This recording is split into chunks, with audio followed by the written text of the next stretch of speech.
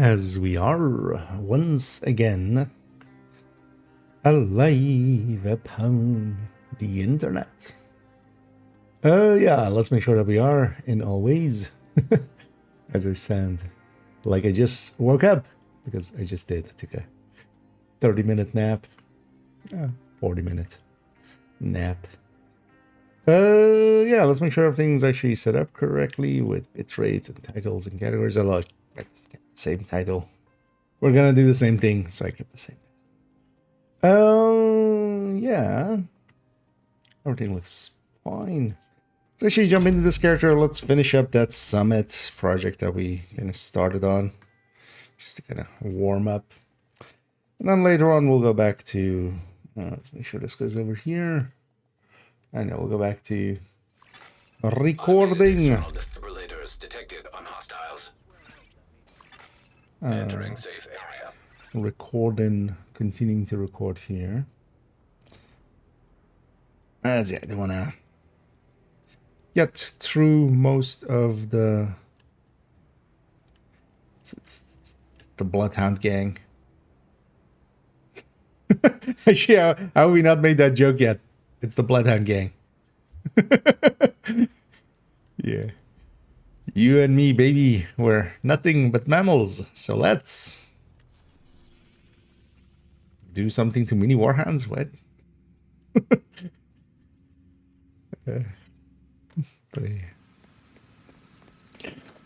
It is in fact the Bloodhound gang, isn't it? Yeah. Automated external defibrillators have been deployed by hostiles. But yeah, let's continue on here. Need to secure a skyscraper. This may take a while. Hope you cleared your 70, but we just did basically a lot of the project here. Well, let's just keep going with that. I'm enjoying how easy it is, actually. At least Legendary gives a little bit of a challenge still here and there. Sometimes enemies just still catch you out.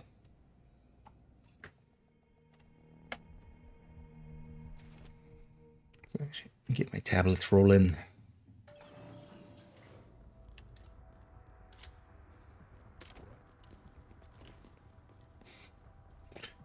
Yeah. All right, we're in it now. True Sun Man now realizing that. He's not getting up. Actually, it's decently effective. Experimental AEDs detected. Oh no. Why is the Artificer sounds playing infinitely? Shut up. Went away.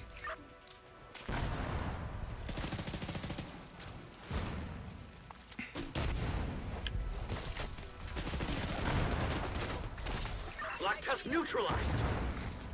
This guy's actually pretty good. I'm taking away too much fire.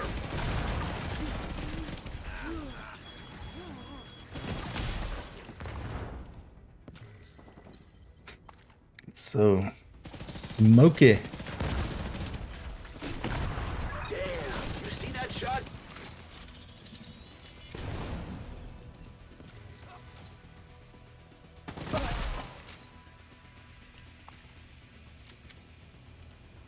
Mm-hmm.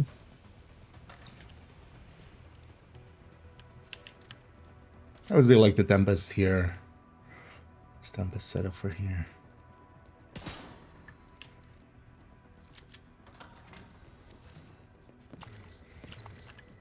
I never minded the old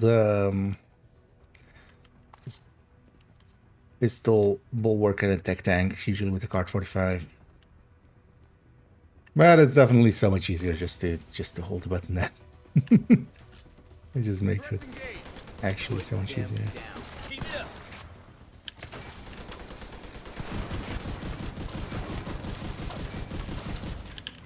Do some stacking. Because one of the things that's happening here is actually it's kind of hard to get stacks going for most of it because I'm just because of reanimated Nailed the bastard. Everything dies a little bit too fast. Mother! Grenade!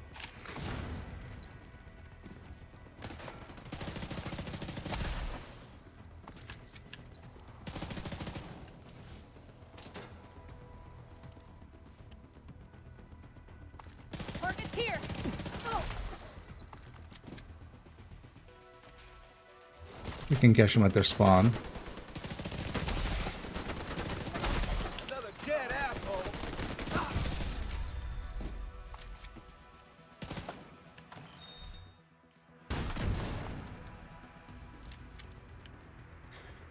Should actually look at what the challenges were again. Oh yeah, a lot of burning. Maybe get some of that burning in. I was thinking as well, we maybe jump into... It's also Cassie and Danny and stuff is available. Maybe later on we jump into third account. I haven't been there in forever. I just want to see how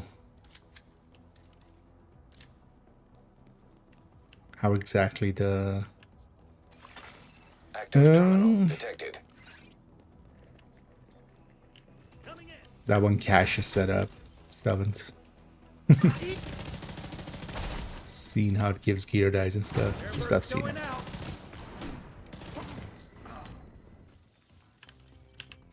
That almost staggered me out of it.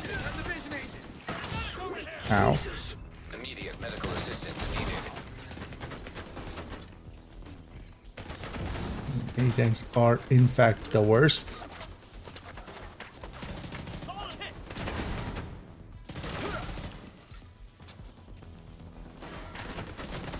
Black test neutralized! The only thing here is also I can't track him. And also his owner is... Oh wow, he almost went through the shield. What? No, what? Agent down. What?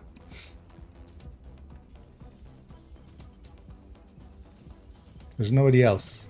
The mini tank was just shooting me through cover. No! I don't have my... I'll actually want this kind of charge. Let's take care of this thing. Just waiting for my shield to be back. Get away from me!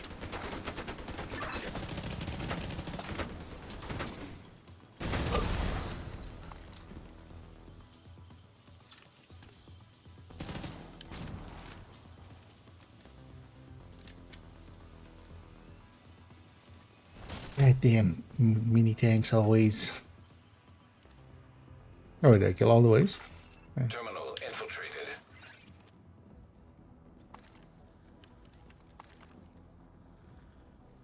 It's one way to beat the room.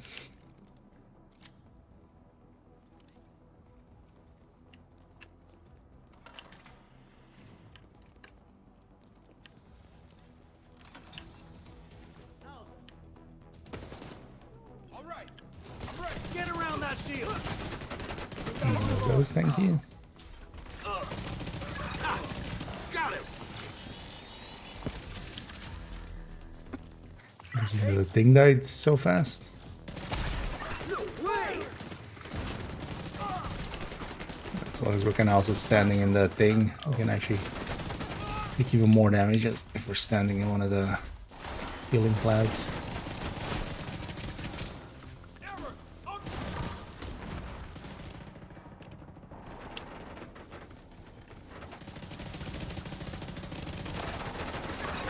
He's not getting up. No! This guy doesn't understood the rules for reanimated yet. That was his flashbang again, wasn't it?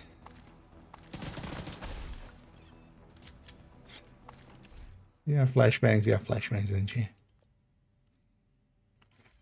Yeah. Yeah, it's flashbangs. Putting them to good use on me. What a dick.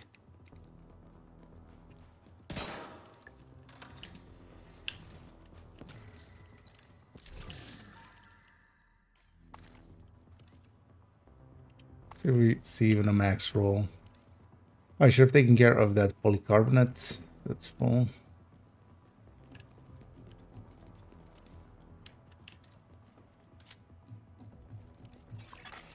Hostile striker drone detected.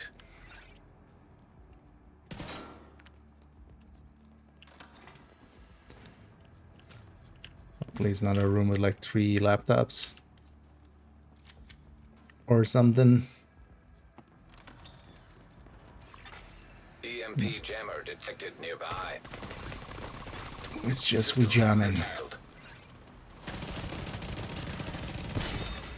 System back online. No! We're just tanking them all.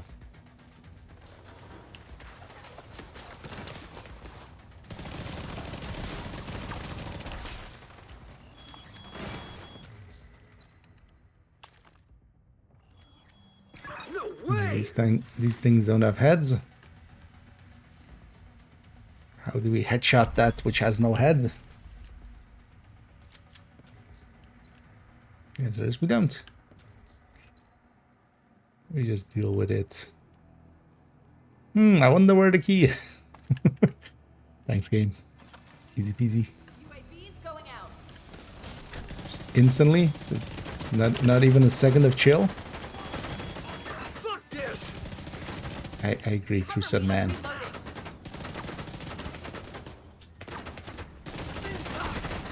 Fuck man!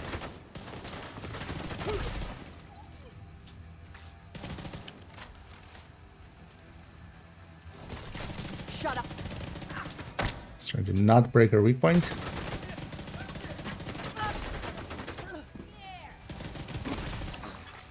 Incoming. High risk hostile. Fine, I'll eat the both of them.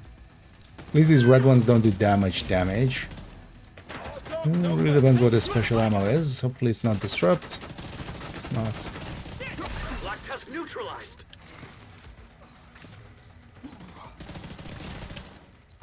When they get disrupt rounds, it is still very dangerous.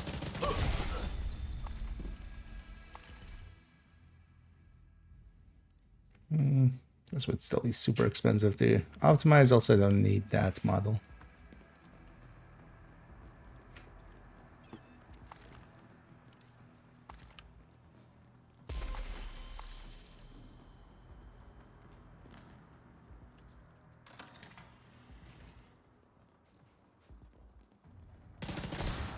Got the key.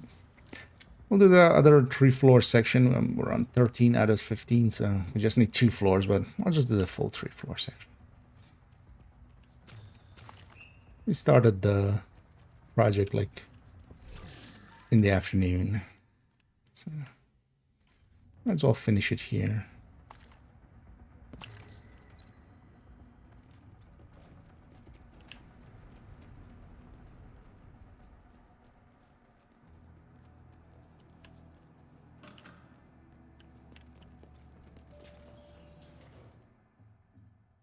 And the guy just disappears into the ether. Yeah, it's like bad decision and start already drinking some caffeine. Oh, and I think you did. So Striker sure. drone detected. Stay tonight. We'll go with stay. Thank you so much, stay.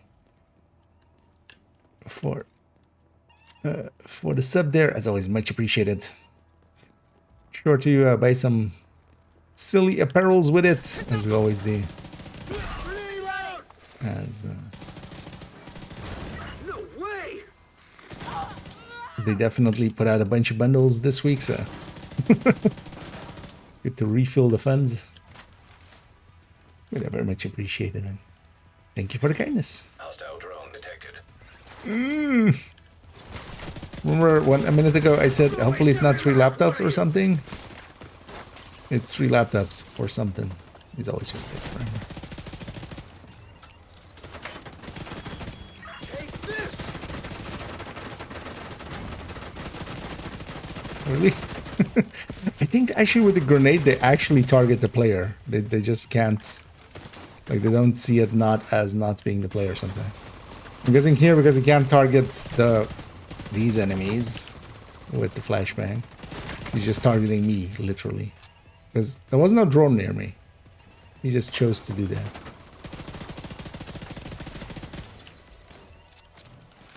Eat this! At least this room isn't that bad.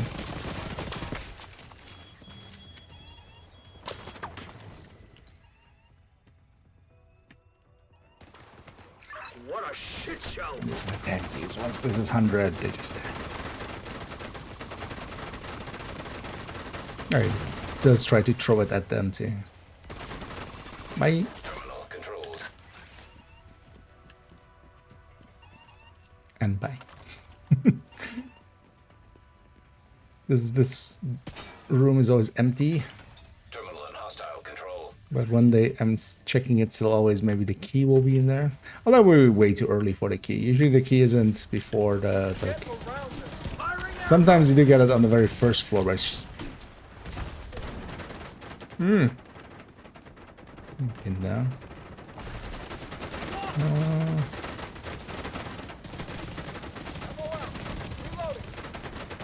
Let's get that.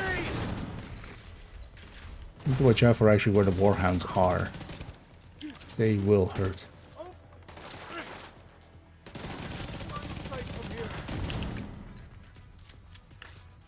What I need to do is good for stacking up some striker stacks.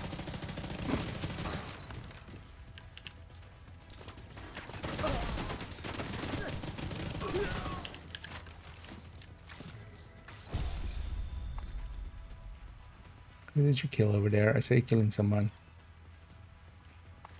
Did they get back up? Yeah.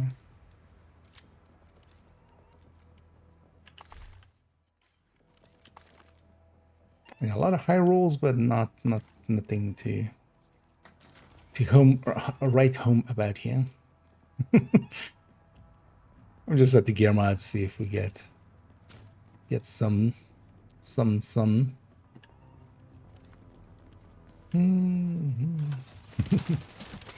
Yeah, enjoy the lurking. Always appreciate all the lurkers too. But also extra thanks for the sub as well. And yeah, thanks for the kind words especially. Should have tried to get that warhound. Signs critical. That was a little silly of me. These guys hurt quite a lot.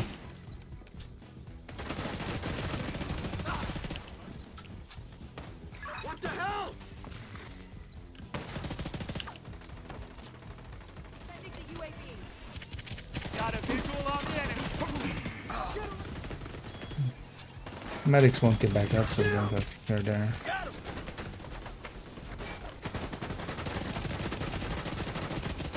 Someone give me another plate. Grenade out.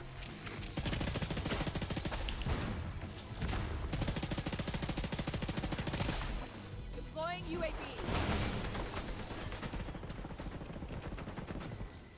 What the hell? Mini tanks are always the worst.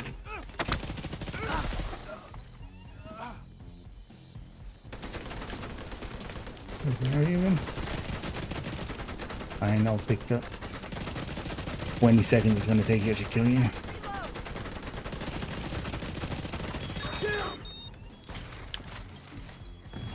Just can't have him shooting me in the back, so. Grenade out. I'm about to be blind again, aren't I? No. Damn. You see that shot? Neutralize all. And we're starting to reach the higher floors. It starts spawning quite a bit nowadays. As you go up in the floors, actually, it does spawn more and more. Very noticeable here with above 70. And he wins there.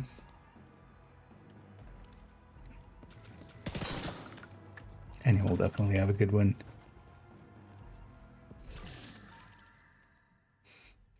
Couldn't be DTAC. I would have likely put it in the stash as a replacement of something.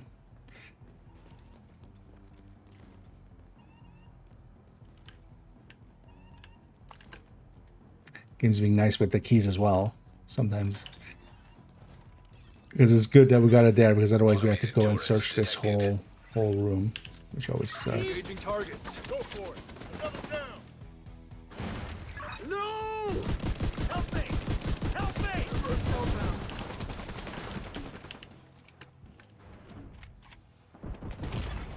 Serious trauma detected. Terminal destroyed. Throw a grenade! Regening a little bit.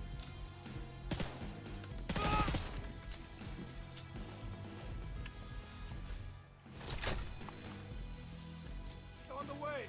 We just wanted to shorten the server so we don't even get a second wave.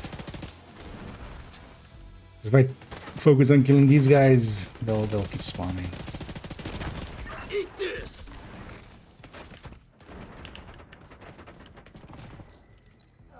He's dead! Yeah, reanimated at so much damage you can go. Very tanky and still have really quick kills. Grenade! Oh, there's our exotic cache. Okay, let's do one more floor so we do complete the 3-floor section.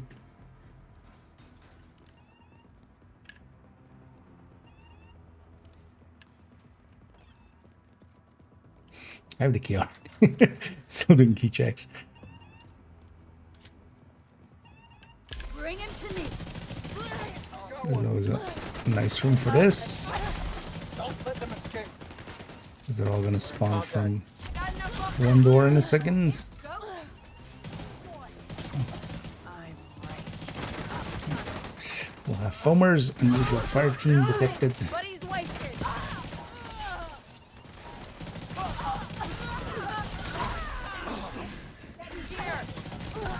Oh wait, on legendary they have flamethrowers, right? Let's remember. Could have totally given these guys purple flames when what unusual fire team would make even lore sense. Move it! If they had done that. I got one right over. We lost one!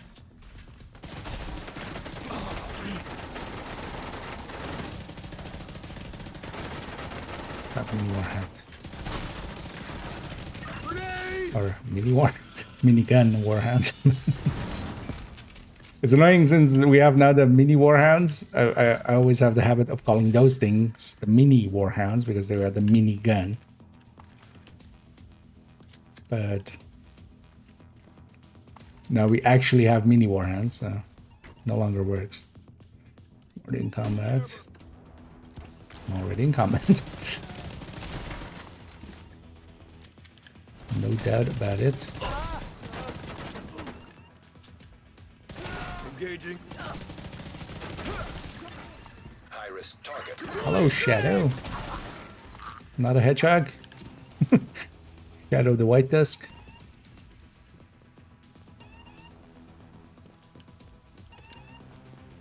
I hit him!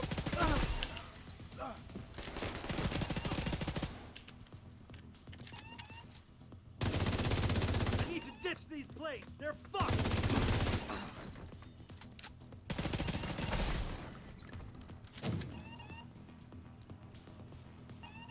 This guy tripped and fell. You think about what you did. That's leaving you there for all the flashbanging you did to my face.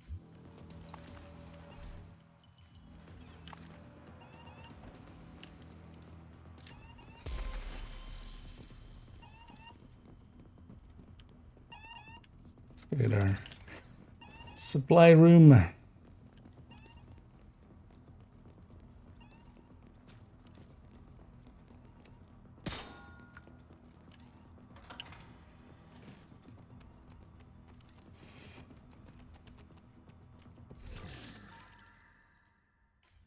I should go and get my go back to Washington DC Let's go get Cassie and Danny. Haven't gotten Danny on this account, I think.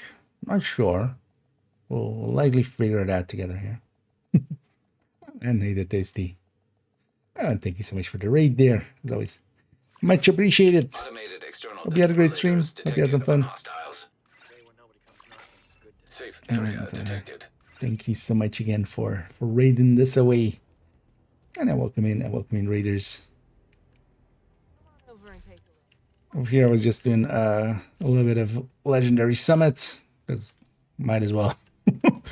The combination of the modifier plus global event is a lot. So.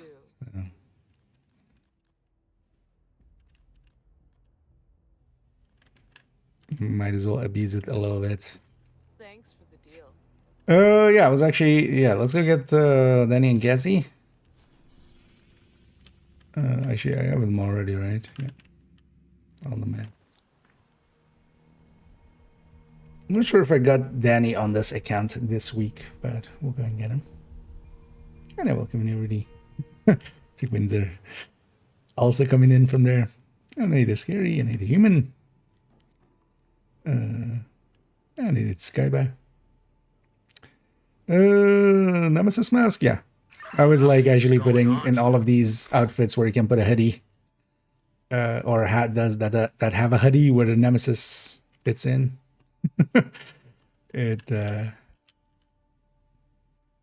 Also, yeah, for those that have ever played Resident Evil 3, we are running reanimated, and what are we hunting? Stars. So it's extra fitting in that way. For those that haven't played Resident Evil 3, they're like, what? Yeah, don't worry about it. But yeah, we're trying to get some stars. Let me see if I missed anything else. Nice. Looking forward to seeing that. Nice. Good to see we've been a good influence on them. Make all the guides. Guide it up. Yeah, soon as that. Yep. Yeah, that IKEA dude. Just always yapping. Yep. That's always I always enjoyed that mask. Although you can go with a bunch of masks in this. I like everything better than the main mask they give us. Okay. So annoyingly, this won't be ever available again, most likely, because the Resident Evil was apparel event, but they've already, for instance, it was still available to buy here and there, but it seems the licensing deal is done, so they'll likely never sell it again, which I realize actually it's kind of dick move of wearing it, but yeah, there was a Resident Evil crossover event, kind of in the same way that more recently we've had Payday and Assassin's Creed and Rainbow Six and stuff like that. But while they are sometimes rerunning those, they likely won't do this one. They even took it out of the store.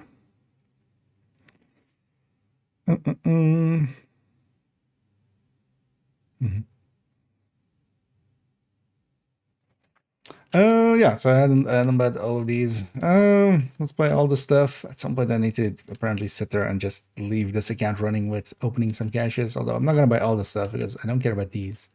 So I'm gonna buy these. I don't remember what the exotic chance on them was, but seeing as I could use any and all exotic caches or exotics.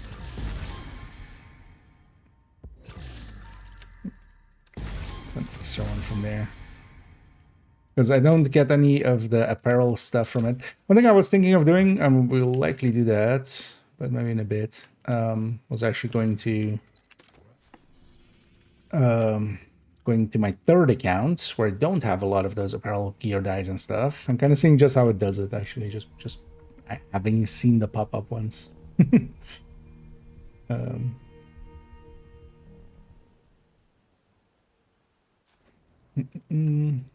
Requiem. I was at I haven't been keeping track of some of the newer ones. That's the Resi one, right? But likely, yeah, their licensing deal or like their collaboration deal has already expired. So maybe they'll do something in the future with, but they seem to be kind of set on doing things either with just somewhat smaller companies like the Payday and the other box smaller, but you know, not like reaching out to EA or something. Should we maybe do that? Jump to third account and go after that. Then maybe we do some season stuff there. Well, maybe before we do that, let's actually reset because I remember. Oh no, yours is fine. Oh, was that character 4 then? That was character 4 then. Let's actually reset theirs real quick. Their priority objective.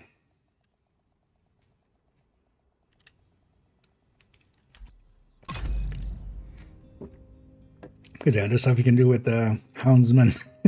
It's like this. I was always like this one. Just sticking the Payday mask in there.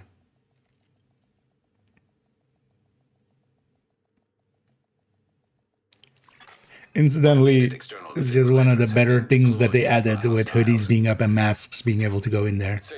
Because this wasn't the case like until start of this season? Or was it like somewhere in last season? Because yeah, you couldn't have it was basically whenever Houndsman came in, so it was around Halloween. But yeah, before you couldn't have masks in here.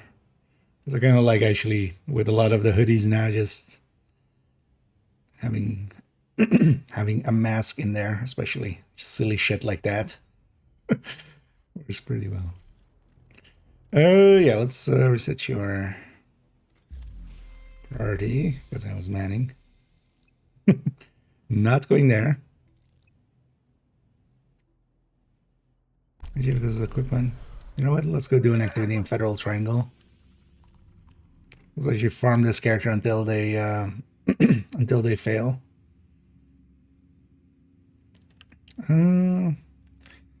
This is likely fast. Oh, I was gonna say this is likely faster, but I'll likely aggro this control point. I likely won't.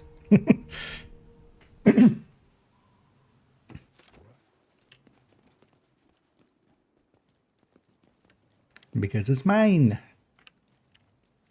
What are we running here? Heartbreaker tech tank. Heartbroken tech tank. Hostage situation nearby. Access key detected. No visual from here. Incoming hostiles detected.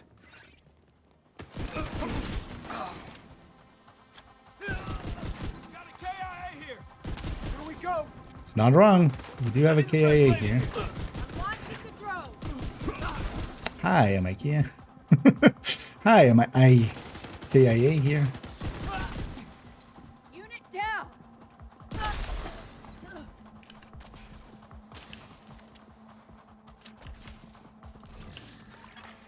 Detected.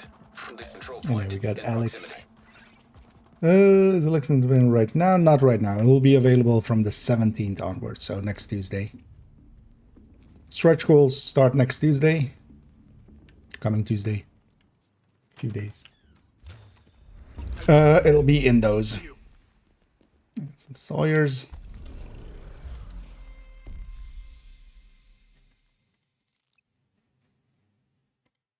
We ran out of rerolls. So you just pick this. Maybe in the future we'll do a capital. At least we can fix that there. Yeah. That's a corrupt set as well. Term tech, I mean, it's not a dumb, it's not a noob question at all. It's the style of build that kind of this is. I helped kind of popularize it. It's basically a memento, technician, artificer, and a shield, and then like some blue cores to make the shield.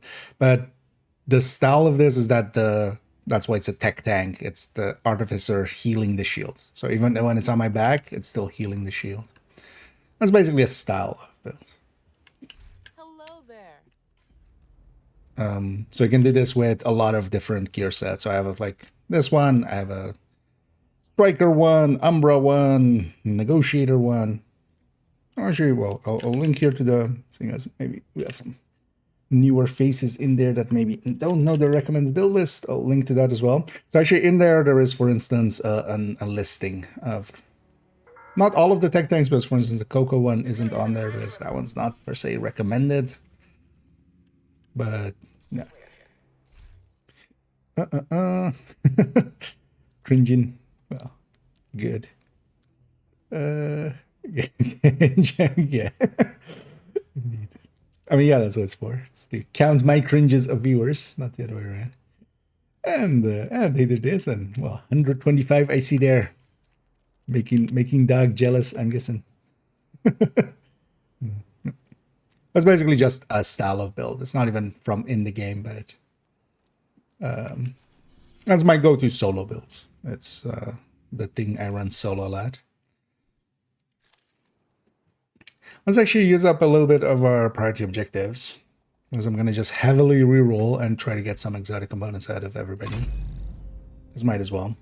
And then what we'll do is actually jump to 30 count maybe, and then kind of just want to see Danny and Cassie, how that works. But I might also grind out a little bit of the season on them. At 5 times season XP, I might as well kind of just use it. And so my 30 count has basically been on the back burner. I haven't been in there for quite a while, I think. I don't think actually this entire season yet. Partially because it's just, yeah, it's too much. There's a thing that's too many accounts. Oh, you have a federal. Oh, you have the same federal. You don't want to do that one? Well, actually, maybe I do want to do that one. That one's not that. We can actually easily mess with it. I need a wreck. For the regular skin, I'm missing 2 parts. The donate mask and the knee pad. It's high end. Could I find them in countdown? You can target any parts of those. Yeah. The only part you need the blueprint for, it's still set to be needing.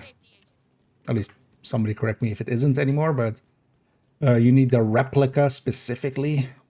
So you can't have a 586 is what it asks for, right? The 586 replica, or is it the 686? It's a 686, isn't it? So you do need to have that blueprint, but yeah, the gear you can just target farm. You target farm at overall the brand would be the better way to go.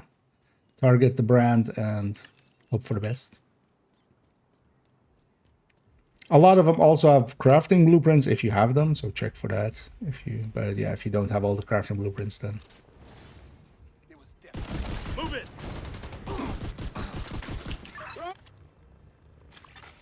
Detecting additional hostile contacts. My eyes.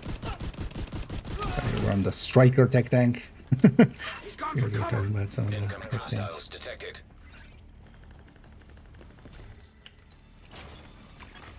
Supply drop claimed. Detecting additional hostile contacts. Can I just sneak this out? No. Yeah, stop hitting me. Maybe.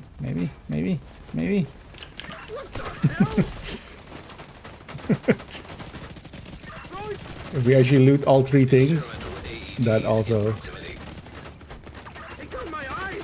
Incoming hostiles detected. Jammer here. Also, yeah, these things are AED with a D. Detecting additional hostile contacts.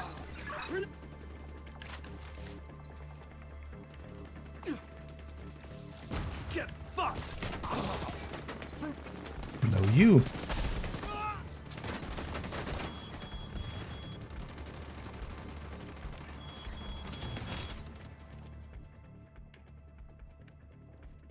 army here. You're covered.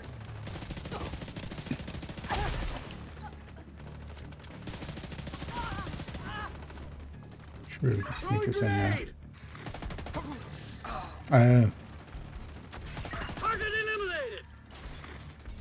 There's a medic on the field. That was close. Well, actually, this one's still set up for the Tempest. We're running this in Legendary Summit.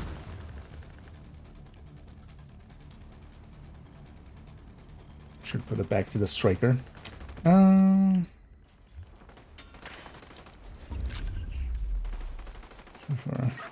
Third of the year, indeed. Supply drop claimed. All crates are now empty. Indeed. Supplies Been, dropped successfully. Damn, you see that shot?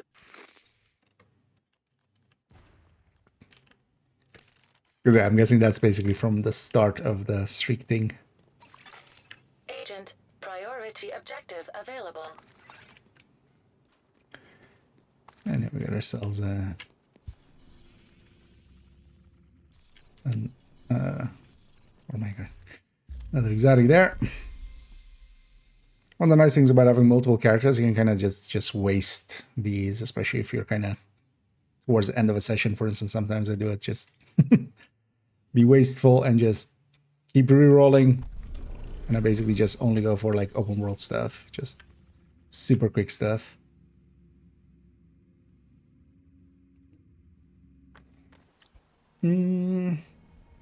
Correct. I'm guessing about 686. Yeah.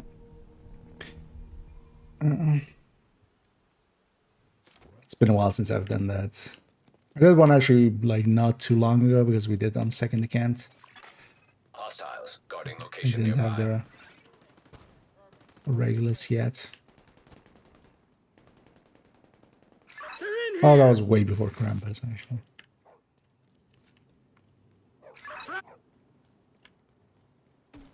This guy making all the sounds. Get out of here, puppy. Wow. Target in Get sight. took a casualty! What the hell? Got you down. Target cover! Also, I realized the worst joke, Incoming hostiles detected. and that's why we'll never run this outfit in a pack of these. Because I'm the bloody houndsman, right? If there's a whole pack of us, We're in it now! what are we then? We're nothing but mammals, because then we're the Bloodhound Gang. How's that joke just not Access key the meme detected. of this event?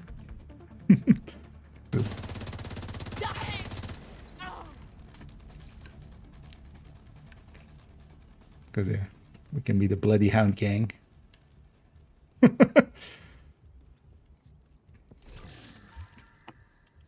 I hope somebody's old enough to get that joke. Although, actually, knowing Division crowd. Some might be even just too old to get that joke even. Yeah.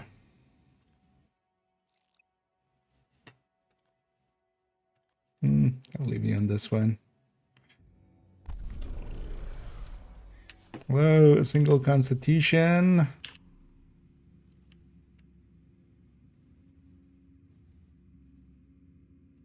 That'll be so fast. So when we get that, just to see if we can bang out another.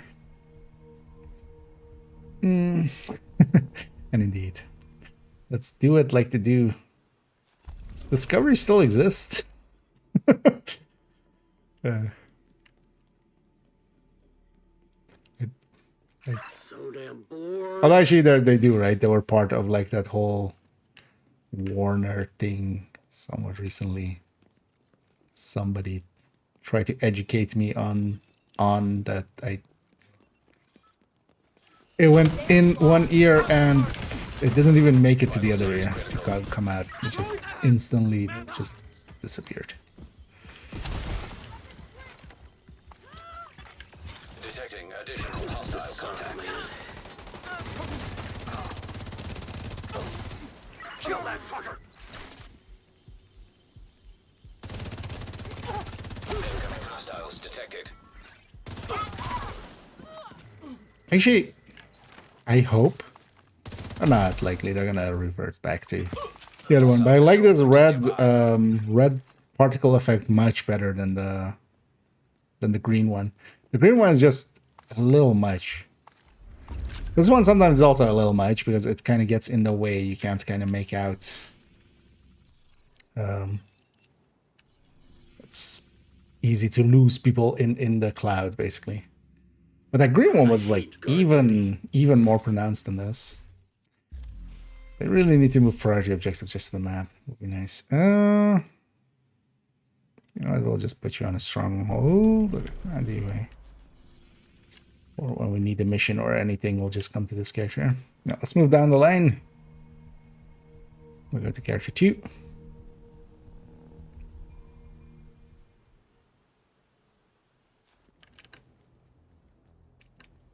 After we clean them up.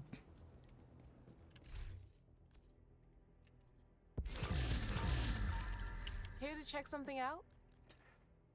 I'm hoping for one of these days to have a decent targeted on Business with you? the Bandicheese zone on Downtown West. And we'll just Bandicheese it up a little bit. To get a few stars.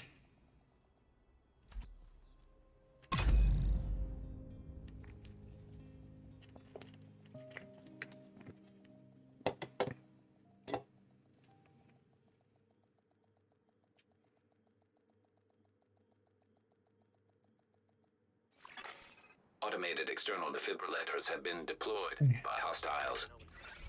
Instead, I'm gonna lovey dovey here. Oh, they want to run actually even.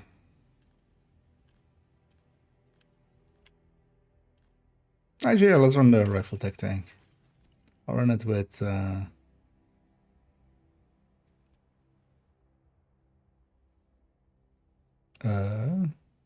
never mind. Where is this? That's how it would determine if we.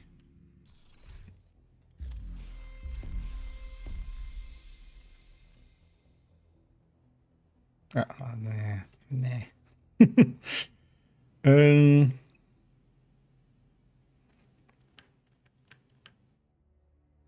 Already used my thingy. Nah. Was a mission maybe. Dual strongholds. Not your. Maybe we do a quick DUA for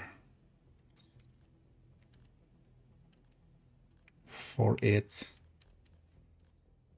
Then I just want to run a red, I think. Looking for something? Or let's run the OD tech tank and we just want to run it with 5 directives and get some XP out of it too.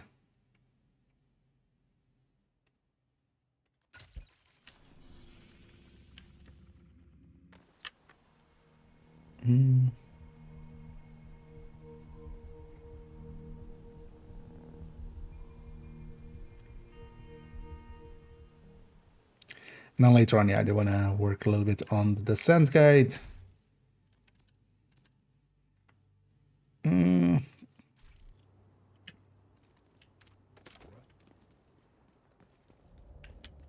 This is a chance to wipe out the hyena leadership in one decisive blow. Get in there and hunt them down. Every last one of them. Are you elite?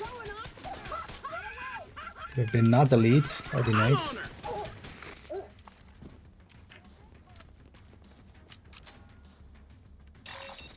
Experimental AEDs detected. What the? Gotta fall back!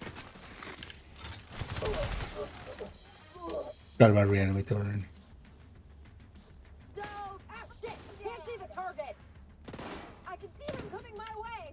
No.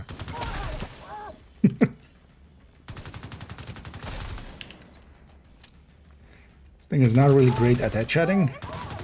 Could actually just replace it with a. Because I don't need the damage per mag of this AUG. That's why we have the AUG.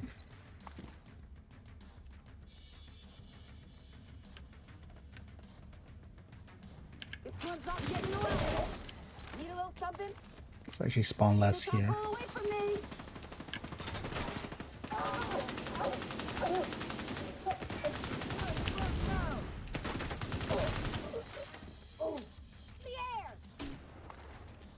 This is a weird spawn manipulation that, like, if you run ahead and then this spawns, it spawns less enemies. I guess it's just a spawn trigger that doesn't activate until you kill those enemies. And if you go beyond that... Actually, wait, I'm curious. I haven't tried this. So maybe that spawn trigger is then active now. All the way back. No. I guess afterwards it's cleared, right? Like here, after it activates this, it's gonna clear everything. My time to shine.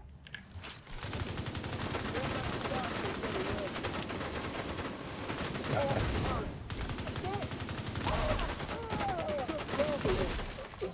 They're on their way. Sweet Jesus. That's about as opposed to sour Jesus.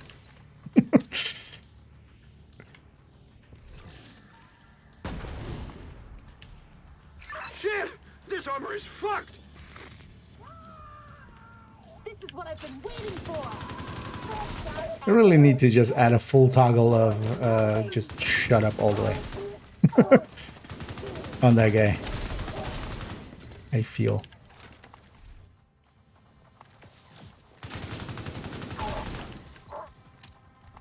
Because I don't mind having him. He's a good decoy.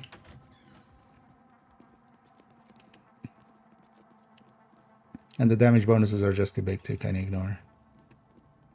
From crossfire and stuff.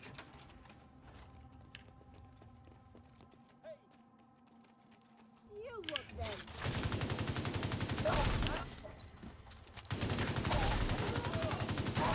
I'm just aiming for the head. Even if I miss like half of the shots, it's still better than aiming for the butt. Just because the headshot does so much. No!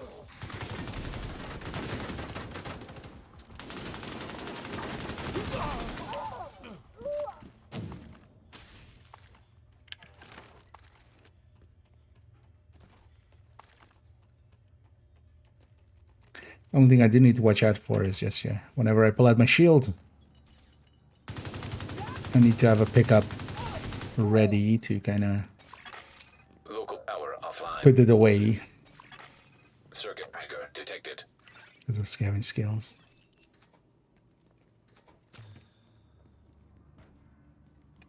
I wonder if they're actually for the anniversary season. You would think it would just act like a... It's going to be weird by itself anyway. I think it would work the same as just a normal season, different directives for it as well, maybe. I wouldn't mind going back to full skills. Maybe no regen instead of fragile.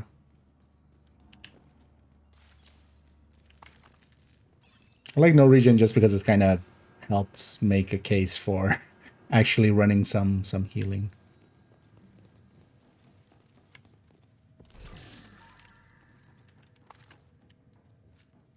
Especially in group settings, just run combat medics. Gives me an excuse to run those.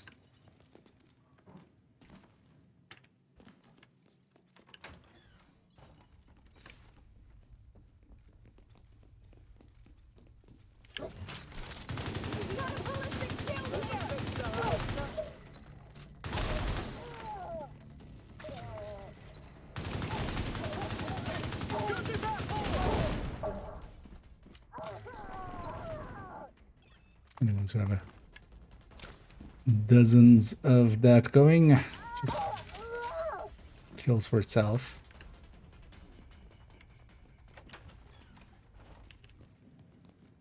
It's not rogues this time. Well, rogues in this room is kind of fine. It's one of the... A dead agent. If he was a good agent, he wouldn't be dead. Aha, I found the flaw in your logic.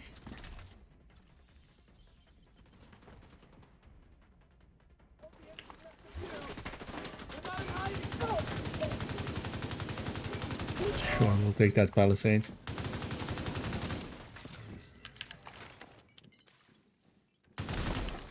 Actually, it wouldn't be too bad of a plug-in with just this, with just instead of chain killer. All the thing is, I already have a vigilance backpack. Another kill. Damn, you see that shot? I have no use for that one. I don't. I'm gonna dump it in the stash, but I don't think it's gonna survive the next cleaning.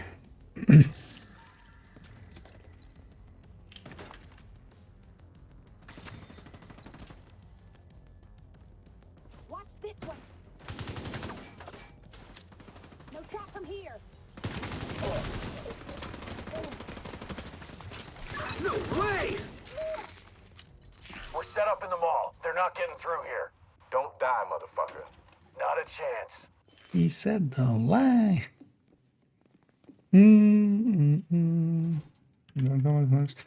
can run them in legendary as long as it's like DOA or something, but you might as well run a foam at that point. Run it sometimes with like 2 damage dealers, that, and then a foam. The thing is, usually nowadays we put the PTSU glove on the foam, right? And we just let it do the healing. But then sometimes the other way, where like the Eclipse then gets to have the Giant Pulse or EMP Sticky. And What now? and even go without BTSU. And then the combat medic is kind of like along for that, but honestly, if you're CCing well, you don't need the healer too much. It is just a little bit more like comfortable, but slower. Because I've even used it, for instance, in raids and stuff as like a second healer in Iron Horse.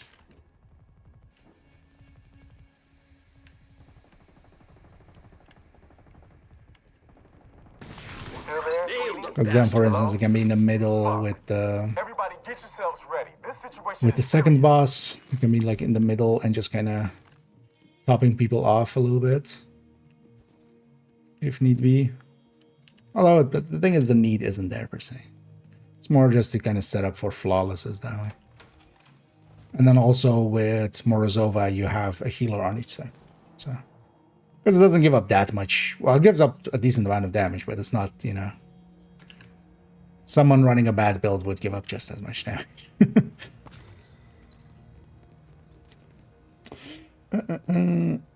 Sure, show me something on Valentine's Day because you've seen one. You've seen one.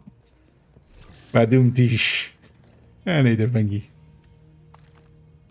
Coming in with the horrendous puns. Buddy. Hope you're having a great day. I hope everybody's having a great Friday so far. Friday the 13th. Is it a full moon too? Just the trifecta?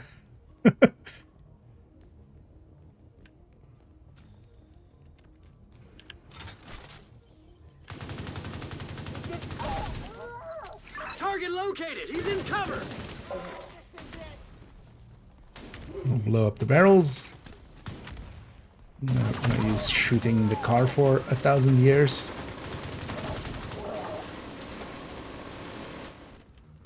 Just gonna clean out all the waves.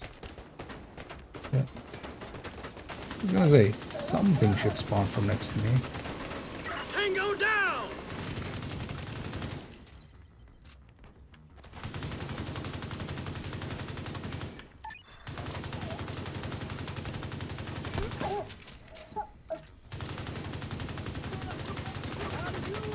I'm just gonna go for the chest.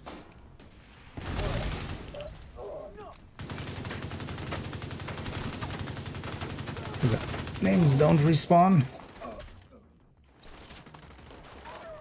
Target eliminated. And also that my guy was shooting him in the chest, so. Diesel, what's going on down there?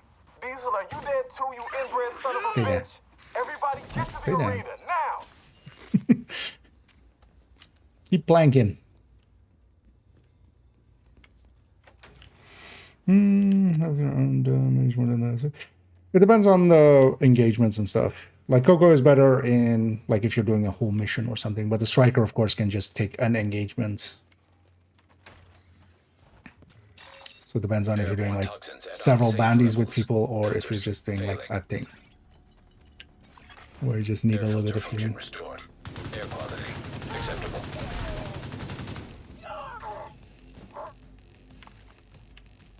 Listen up. Especially if you like play it in groups and such and kind of as a offset for reanimated or no regen. Stand and fight.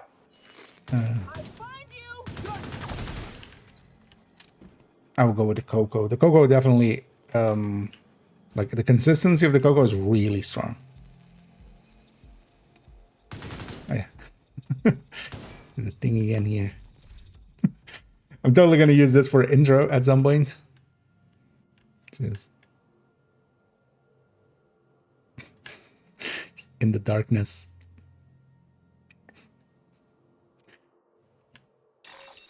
Airborne toxins at unsafe levels. Or just do like this and then. Hi, Mikey.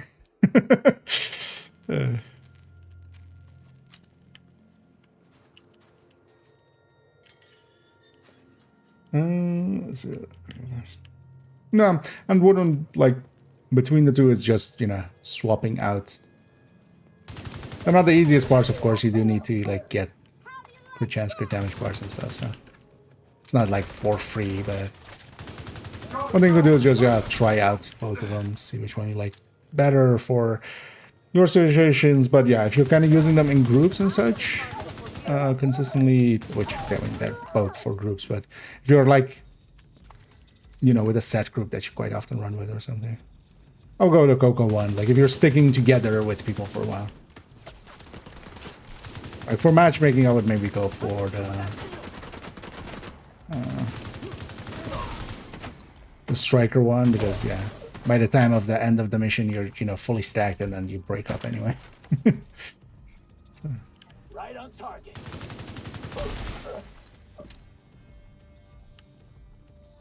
You ever face the high?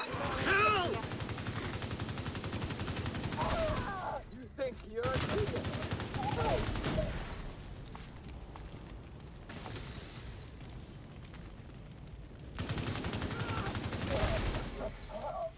Sucks to be him. Agent, we need you to stabilize downtown east.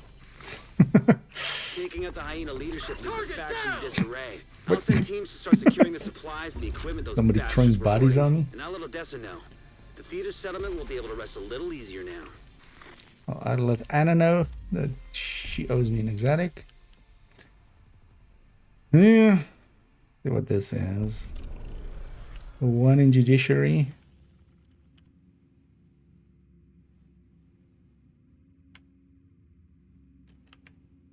Let's go for that one. Shoot them. I mean, they'll always just shoot them anyway.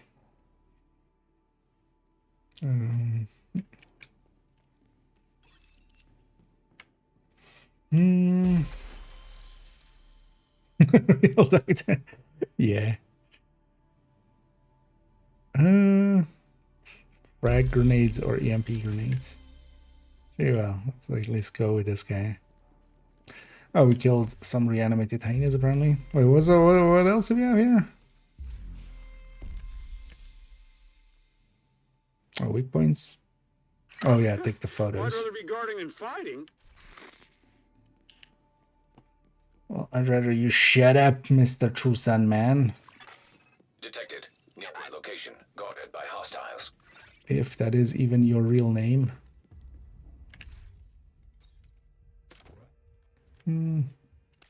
Guys, we're in open world. Let's go with this. Although I should have put on some directives. Let's run it anyway.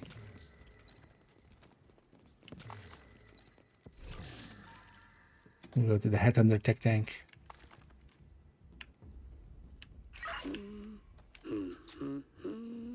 This guy.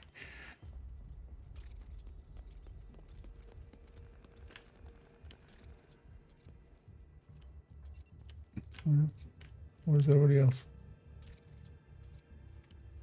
Catch! No. Most of its head still hit the roof.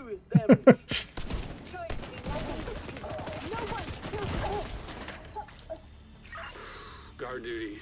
Figures. Detecting additional hostile contacts. Access key detected. Take him down. I'm running the. Oh yeah, let's run with the. Damn it, man. Or they're kind of sick of the terminal. This is just too good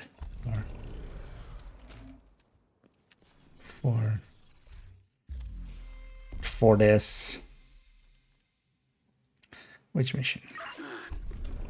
Guard duty's so boring. DCD for an exotic. Sure. I mean, wouldn't it be criminal liability if you're falsifying being a doctor and then also a medical doctor? Where can I get turmoil knee pads? The question isn't where, the question is when, and the answer is the 17th. Yeah, so on Tuesday, stretch goals will start. The stretch goal caches will have Lexington, turmoil, caretaker for if you care. Nobody cares. Nobody cares about caretaker. Yeah, let's take 5 directives. Looks like they're coming from the DCD complex. Whatever's happening over there, we need to shut it down. I always love that line. Whatever's happening there, we need to shut it down. But Manny, they're just feeding orphans. Shut it down. Manny, they're petting kittens. Shut it down. Fucking system.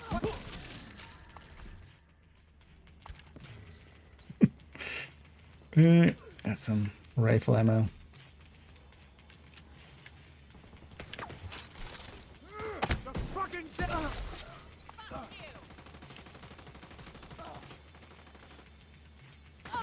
Tango down!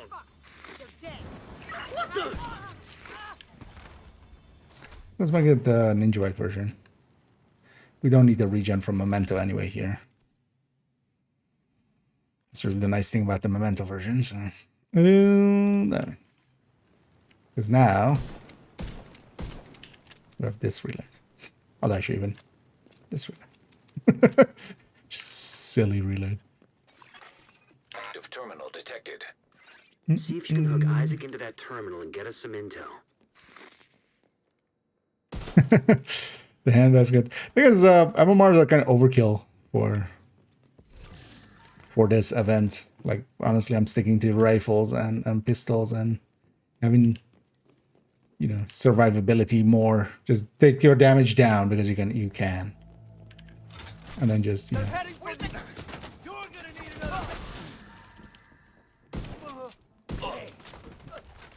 Fine, don't get headshot.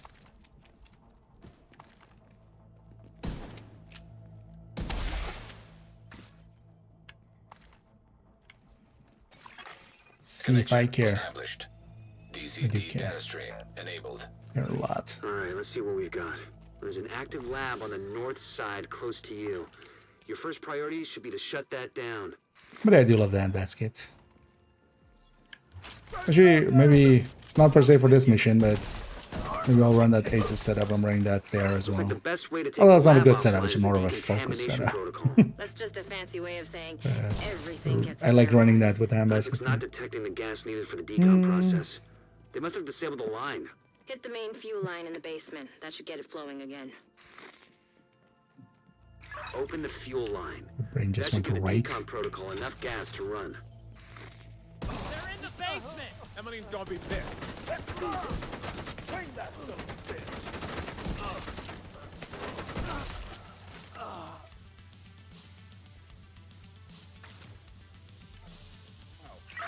Help!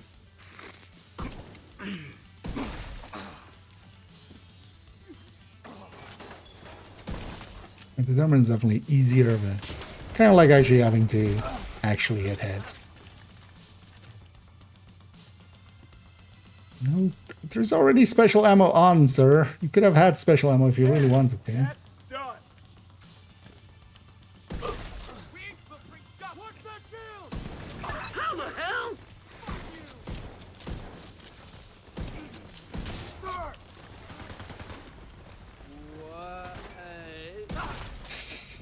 I can't. Target down!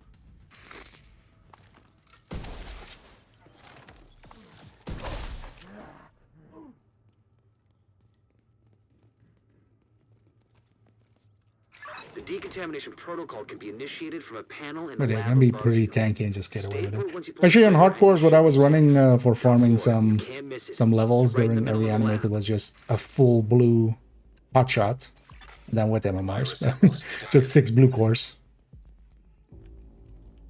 Because why not? And then I'm gonna All burn that clean. double tick. Oh, do you have to drop loot? We got the revenge. Well, that's a 13 BFE we'll never pick up. If you're ever wondering where all the 13 BFEs go, they go there. That was a good revenge on that guy. Bring light to the darkness. Bring dark to the lightness. The division are. You should be able to Killers, access yeah. the morgue at the far end of the West Wing construction Don't site. disagree. If they haven't been disposing of the corpses properly, we could have another outbreak. Actually, I'm not running killer. There's a different talent. The division are determined. Should totally make that as a callback as well. Oh, the build for the Chatterbox. Chatterbox doesn't need per se its own build. You either put it on Strikers or Hunter's Fury. You could put it on a lot of stuff. Even Negotiator if you really wanted to. Would make too much sense for Negotiator actually, man. Especially Strikers and Hunter's Fury make a lot of sense with it. What you want, especially with Chatterbox, it's really good when you're running solo, and it's really good if you're doing stuff that, you know, doesn't have big ass enemies. So if you're doing missions and activities and stuff, it's kind of fine. Because I want to get enough damage going that just a screen shake from getting shot by getting in my way. Where is your medical assistance needed. no, don't finish. Agent incapacitated. Because I'm getting that loot. Agent That's what I get for trying to talk more than playing. That's fine. deceased. Does it reset my ammo here? No. I get to even keep my ammo. You know what? Just for that, I'm gonna go determined on your asses.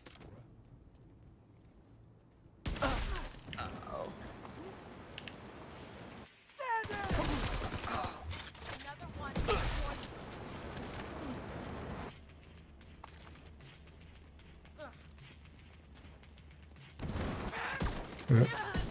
Target down!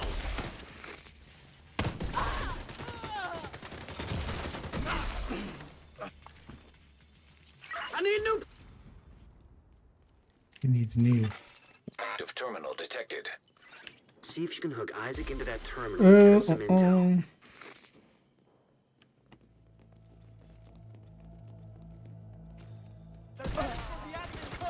Stop them! But a lot of the guns are just a gun, basically. As in, they don't need their own build, they don't need like a setup for it. It's just basically any build that can run SMG will work well with Active lab on Chatterbox. the north side, close to you. Your first priority should be to shut that down. If you're looking for kind of some templates, was for instance, oh, Prize for you! Thought that was a headshot. I'll link to the recommended build list in the chats there. And for instance, just taking the Hunter's Fury, the SMG Hunter's Fury, or just the Striker from there. Looks like the best way to take the Some lab striker. offline is the decontamination. And then you just put a protocol. Chatterbox in That's there. just a fancy way of saying everything gets sterilized. Isaac's not detecting the gas needed for the decom process. They must have disabled the line. Get the main fuel line in the basement. That should get it flowing again. Open the Yeah. fuel line. Oh, yeah, you can get away with that kind of here. I think I was even running Bloodsucker on the backpack even, and still like I think with running Bloodsucker, you can then start on an elite. But even with the full blue, you could kind of, I'm pretty sure you could start on elite.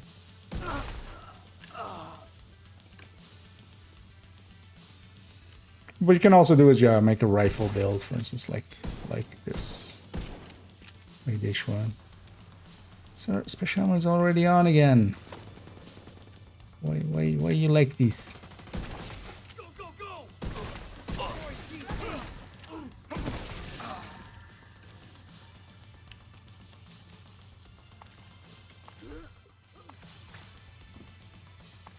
Wanted special ammo, just directives on, you can just have it. Target down! The decontamination protocol can be initiated from a panel in the lab above you. Stay put once you pull the trigger and you should be safe. Top floor, you can't miss it. It's right in the middle of the lab.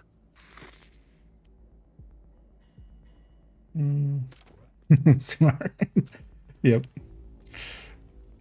Important indeed not to get wife aggro or girlfriend aggro or husband aggro. They're in the building! Get them! Let's put some bodies on the ground. Gonna need to keep my head down. Gotta keep them happy.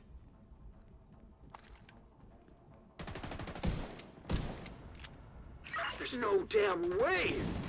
How are you still in the fire team? What? The other side of it is dead. And I definitely wiped just to get that item. That's all I wanted. It's on purpose. I guess you could call that clean.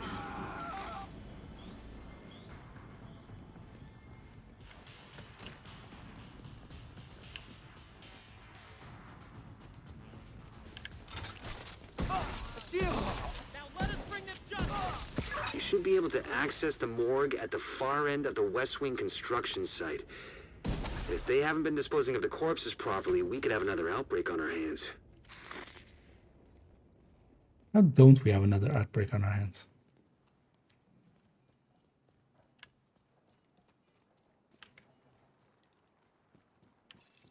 Looking forward to seeing exactly what the climax mission is going to be. We already know it's going to be an Iron Horse on the Iron Horse map.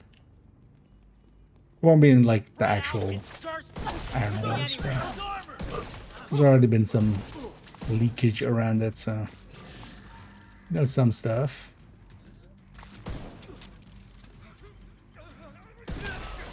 Also, I don't want to be too spoilery, but that information is out there for those interested in blood from knowing. an asymptomatic carrier. Someone who's infected but doesn't show symptoms. But also we'll see I'm it. right. They're weaponizing green poison and turning it loose on the We'll city. see it Destroy anything that Tuesday. might be contaminated. I guess there's not going to be any maintenance or anything Tuesday, and it's just going to be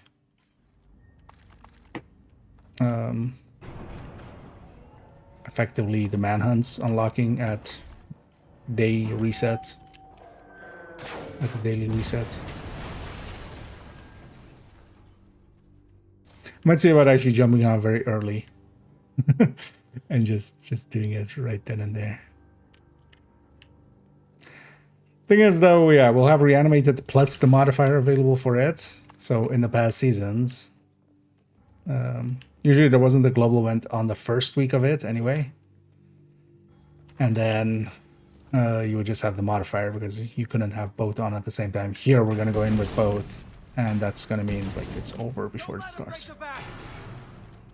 Oh, those vats do give Headhunter stack. I guess I just never run Headhunter here. This guy's Commander, which is super annoying. But actually, if you have that, let me just go with this. Would have been nice if my guy shot him once, because I would remove Commander for 8 seconds. But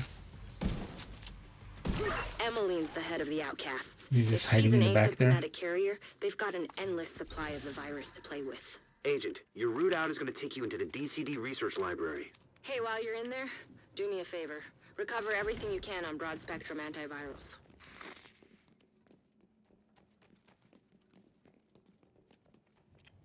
Antivirals in abroad? I mean, it's kind of insensitive to just call some woman some broad.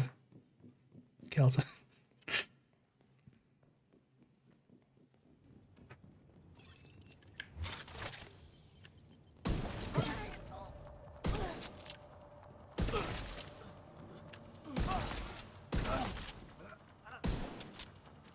I was gonna make the climax mission kind of anticlimactic. Ha! Got him! Because Reanimated is inherently one of the stronger global events anyway.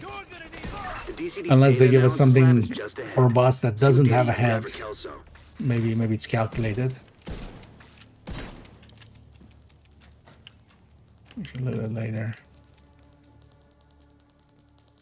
That's gonna be a cakewalk, most likely. Data transfer initiated. Which kind of sucks. Like, they really should watch out with how they deal with their climax missions. Like, give us a week without Reanimated or, you know, a global event there first. And then, you know, hopefully your modifier is also not super OP. And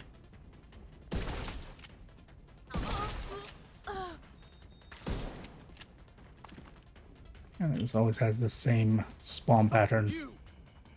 At least on heroic.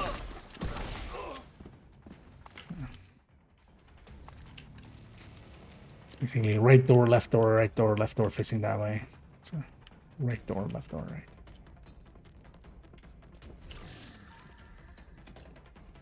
Weirdly enough, on hard and below, it's right door, left door, or right door, middle door, left door.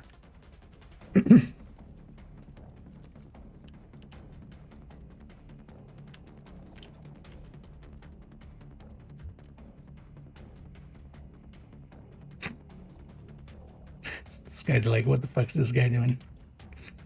He's like, I'm your companion, but I'm not that kind of companion. Fine. Data transfer completed. You're clear to get out of there. The lab and samples. I feel I should have that emote actually on every character, just to sometimes just, you know, Thanks for getting me that data to play with. when we make people cringe that we can just pull out Suggest an egress through the courtyard to avoid getting boxed in. Here they come. Be self-punch. careful.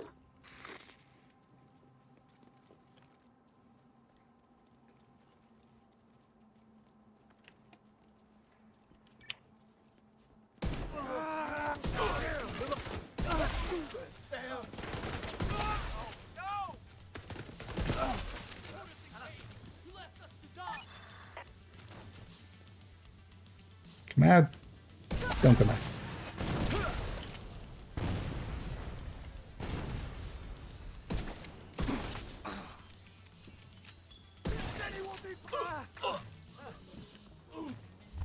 The city will be something.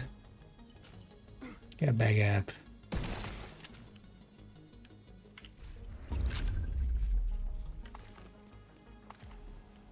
All that for Dr. Home. Although all that for an exotic component is the actual answer. Oh, you aren't. Oh, does this guy also spawn inside of the mission downstairs?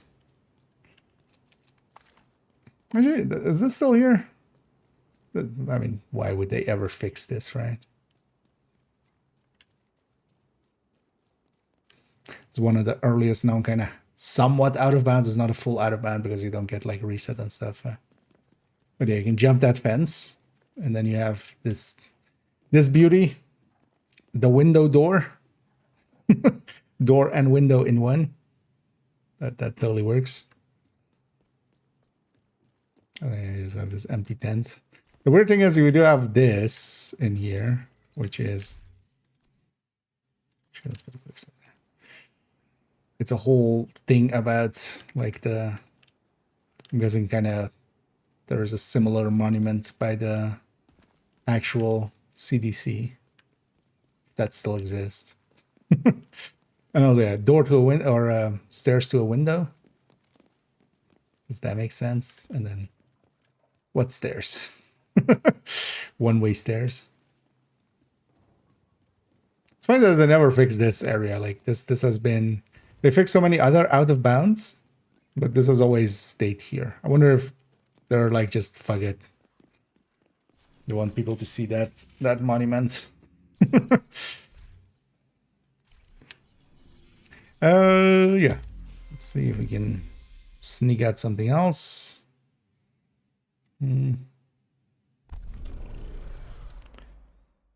Financial district, you say? Oh, let's run a rifle build. You know what? Let's go do that. Financial district.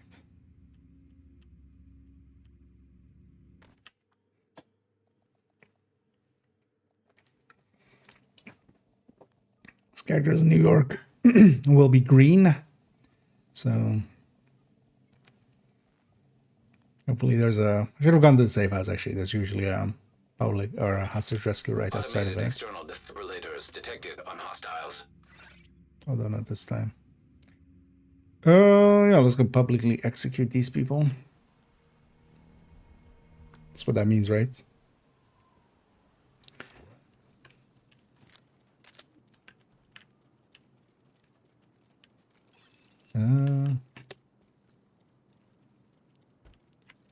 Where did the mark go? I was gonna say.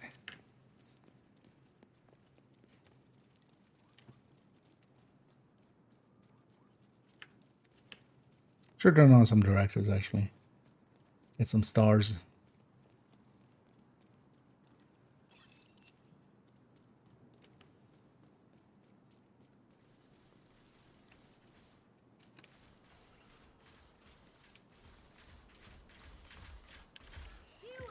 On your feet. Keep your head down. Go for it.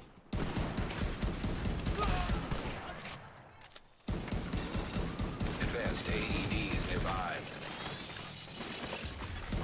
System malfunction. Target down.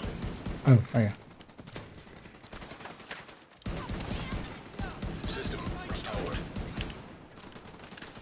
I got something Incoming here. hostiles detected.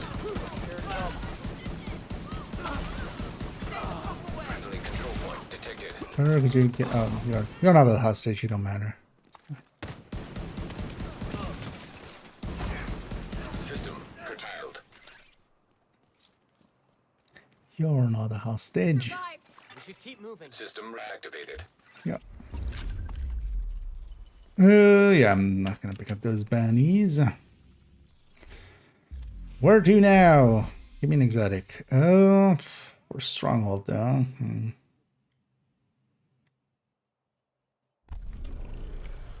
Capitole. Yeah, we'll leave that for a different time. We'll just leave that on this character. Let's go to character 1. We still have that one. Let's see if we can sneak out a few more exotics.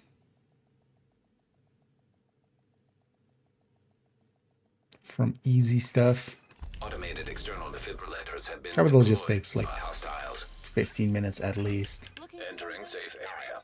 Just because of the boss fight. It's not even max rolled on the blue core. Because yeah, well, it could become headhunter and then keep the blue core, but I have no use for that. Thanks for the business. Mostly because I do have this, right? But then I have this. So I already have a headshot, weapon handling, vigilance, palisade backpack that's already been recorded, so let's not keep junk too much. Although that somewhat useful. Actually, it would have been useful for instance, here. To get a palisade piece in, but I already have that other option. Because for this as well, just running, for instance, any of the headhunters with just like some palisade in there. Kind of makes a lot of sense. So this character on this. Yeah, let's go to character 1. Oh yeah, I just remembered that they're in the Mohawk. They're in Mohawk mode.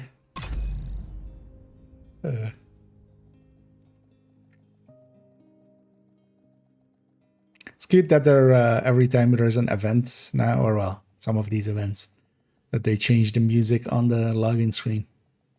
I'll let character select. Automated external defibrillators detected on hostiles. And now we're going full Mad Max. Safe area entered. We're maxing to the min. Min-maxing. Mad min-max. Don't want to do that for thingy. No thank you. A mission for an exotic component. Lincoln for a quick exotic. Or I think it's also even this daily, right? Oh no, it's part of this daily. Maybe we did the daily. Alongside of it. Let's do Lincoln first because we might get a priority for just like doing a control point or something. I have actually a control point to donate to. Even, so we can just do activities. We don't even need to capture a control point. He's gone for cover.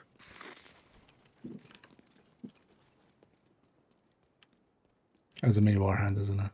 Black Tusk has taken over the memorial to control access to the bridge. Nobody Get them likes out of there. you, whoever you are. Oh, it must be Heather. Damn it, Heather. Go away.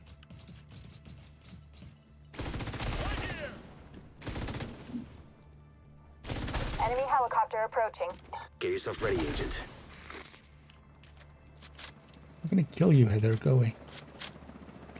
I don't even want extra bounties and stuff. So, for experienced players, this event is... At least with Krampus, there was a bunch of apparel and stuff. I'm kind of actually... On the one hand, sure, fine, it's nice and quick. Because they basically put... You do one bounty, and you get... AEDs detected. all of the apparel that gives, and then you have to do reanimated to... No need to kill Heather.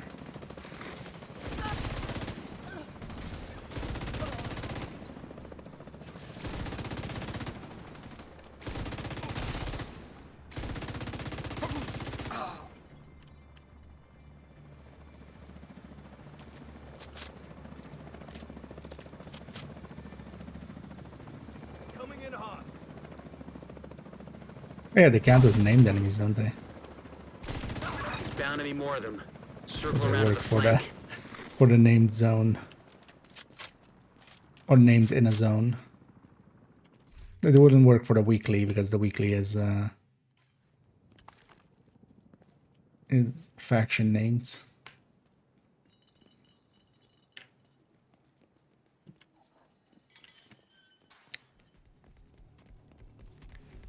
I hope if they bring companions again. If I was them, I would just do like companions every other season. Make it companions and then different factions, and then you know you play around with the modifiers and stuff, and just improve on it every time, of course, as well. But it would be cool actually to have them like an obvious place. Although the thing is, it would be for a temporary thing, right? So they couldn't likely charge for it. They would have to make it free, otherwise it's kind of sucky. But yeah, giving apparel or something.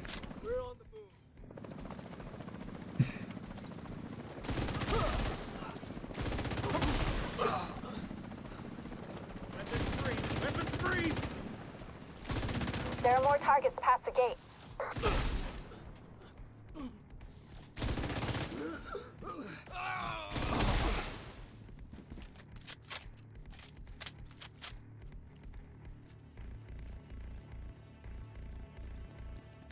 Stuff all, these guys should be susceptible to maybe disabling the revive.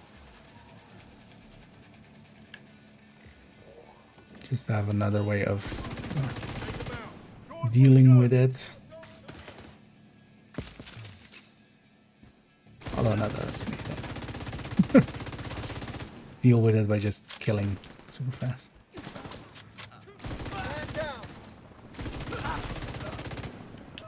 Damn it!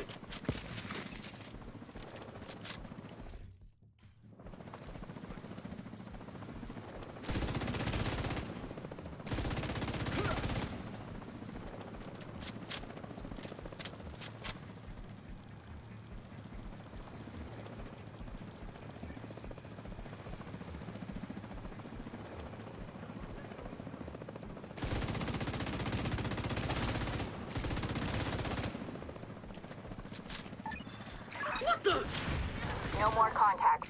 Sometimes I think it works if you kind of set it up. I made him come sit there just to do that. Just so it would be in position to like insta rocket it.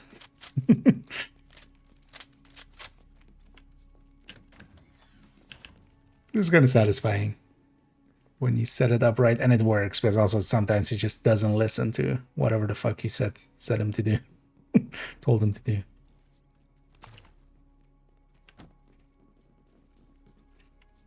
Sometimes he has a mind of his own, which he shouldn't have. You're my slave. I mean, companion. Give me a reload bonus. Thank you. Did you not give me a reload bonus? Oh, no, you did.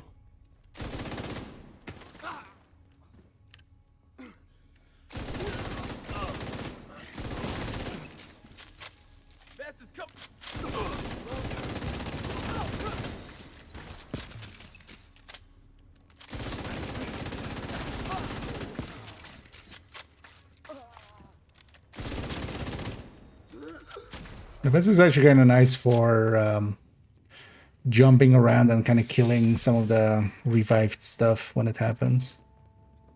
I'm still full up on polycarbonate. I keep forgetting to spend that.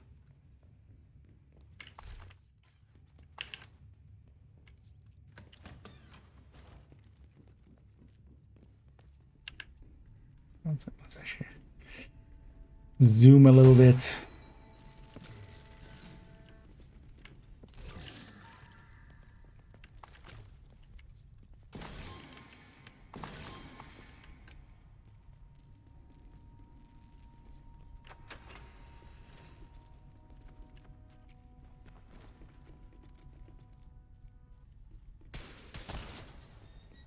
Shot.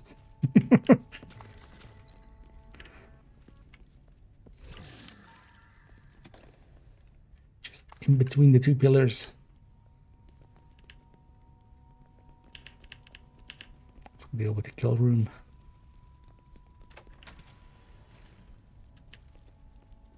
I feel this room is always a good indicator, especially with 4-man scaling and stuff. The first wave is always all elite here. And this is actually a dangerous-ish room. Not nowadays, but it used to be when we didn't have grade 30 and we didn't have, you know, super OP strikers and Coco and tipping skills and Umbra and all that shit.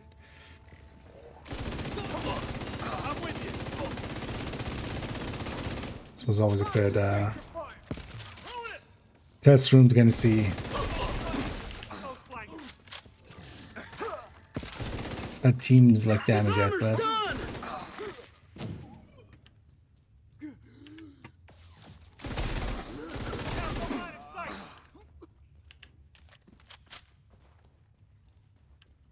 Right here. Serious trauma detected. as a medic, he's not going to get back up.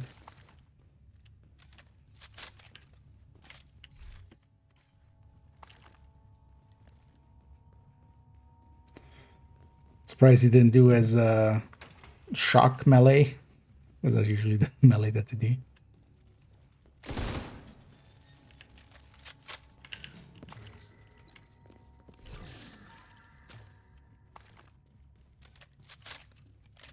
Oh, actually, we're missing the most important thing. That's why this thing is on our back. I feel like it's super fitting to just, yeah, you know, full mohawk and the skull and the exterior, and then animu. Just pure animu.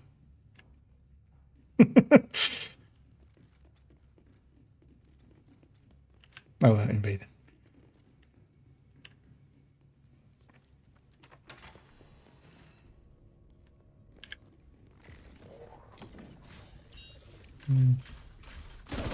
Fuck her up. I'll be dead. Target eliminated!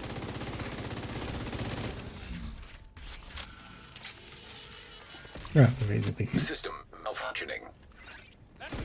Getting all the spawns. System back online. Put him down. Tango down!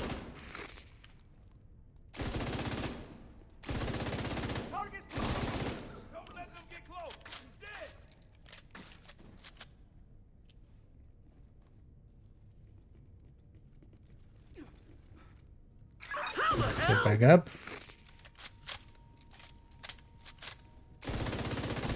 For once, this guy's call out are actually kind of correct. That would be my reaction as well. Somebody just resurrected from the dead after being shot a bunch.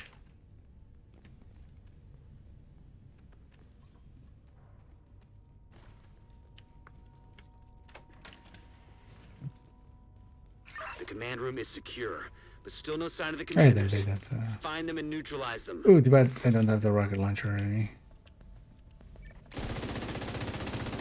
This would have been a good spot for him to use it. Immediate medical assistance needed.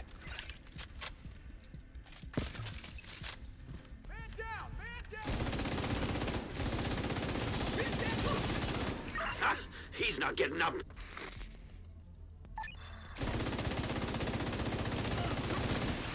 No.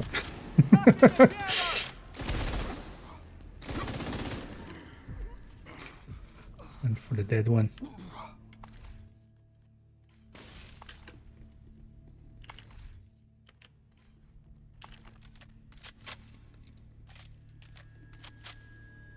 And yeah, let's go get our exotic componente. This was the last place they could hide. Time to get topside. So we should finish up that weekly. We can do the, or daily. We can do donating and just doing tree Back under activities our here. control. Well done.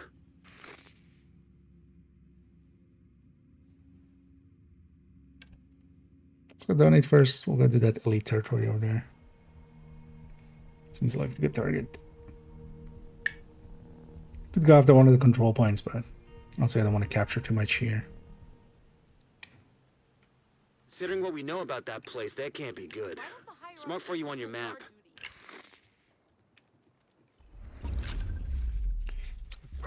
Different priority objective as well.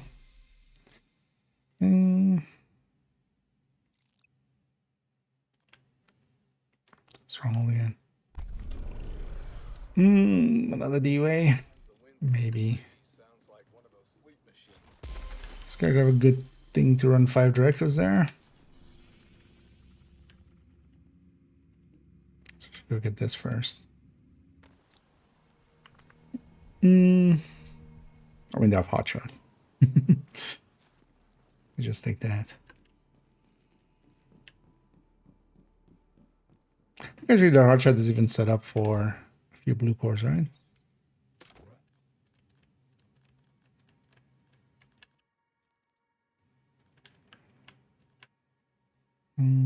This could also go blue core. This could have 2 blue cores. So damn bored. Plus that palisade piece. Friendly control point nearby. I forgot to donate. That's why we fast traveled over there. Got to do the thing that we explicitly went there for.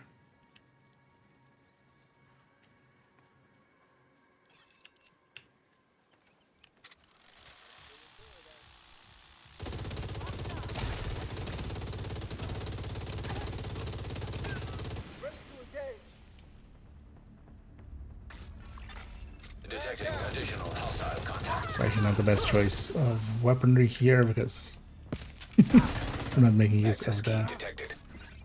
LMG bonuses we have.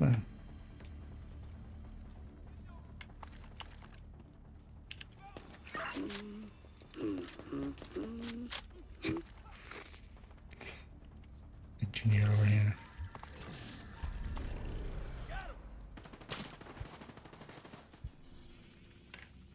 Yeah, let's go back and actually donate. GR9 conversion mark for 6. Generally I think the GR9 is just too low damage to kind of really be a contender, except for if you're using it with Frenzy. Because of course their max size matters. That's where the line was going. With the supplies out of the way, let's look at some other challenges. We're all full up.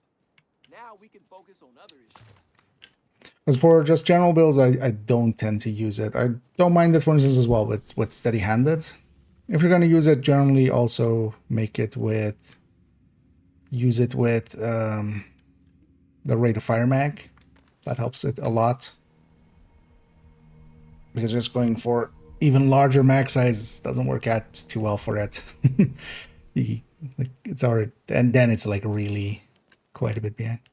It's still ahead of the sonar, so it has that going for it. But yeah, I don't mind it with steady-handed, but I don't tend to use it much. Let's do this. There is some trickery you can do. We'll see maybe if next season is, might make a short on it, but if it's They're coming right at me. Enemy out of cover. what is it called? The other one, ammo hoarders instead of pistolero. With ammo hoarders, if you like start a reload, so if I were to like start this reload and then swap weapon, it would drop the mag, and then when I go back to it, it would, you know, be empty. It would be 0 rounds in it, just because of how ammo hoarders work. You lose the mag the second you start the reload, but then frenzy doesn't trigger until the end of the reload. So because of that, you can just kind of like do that, swap back to it, and then it will reload, because if ammo hoarders is on, it's empty then. And that way you can trigger like the frenzy on GR9 pretty consistently, and then it's really good. But yeah, you kind of need ammo hoarders for that. Because outside of that, unless you're doing like prepping it and stuff, yeah. And steady-handed. Like steady-handed is decent with it. Just because it also basically guarantees that you'll get it, because you have 200 rounds at least. But you should also just make it 200 rounds, because going for the 250 is costs too much.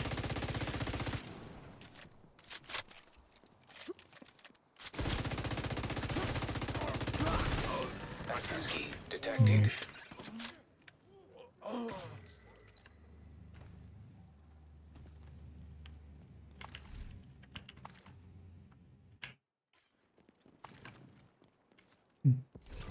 Anyways, and I always feel free to ask stuff. I enjoy answering, and also sometimes, you know, if I don't have an answer yet, those are the most fun ones. Because then we need to go figure out an answer.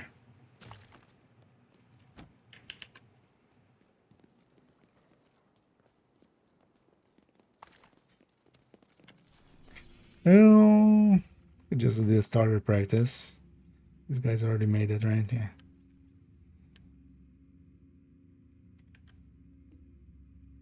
Let's go to that territory on the building. Actually, am I 2 out of 3 or am I?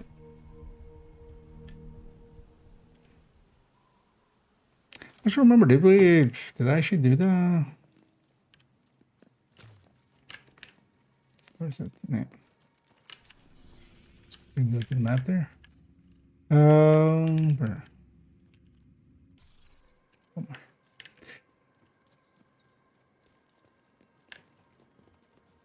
Actually, if you have character 4 needed. Civilians in distress. They're weekly still.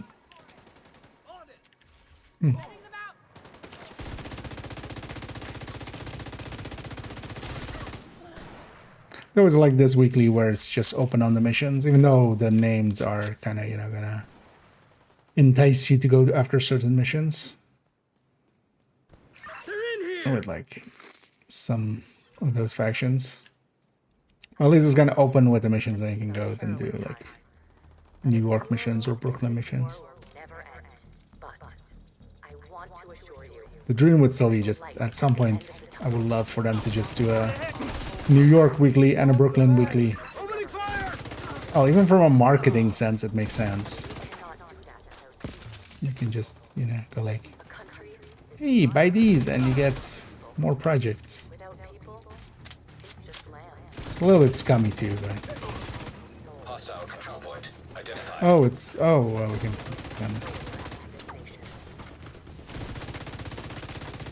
Can't even see this guy.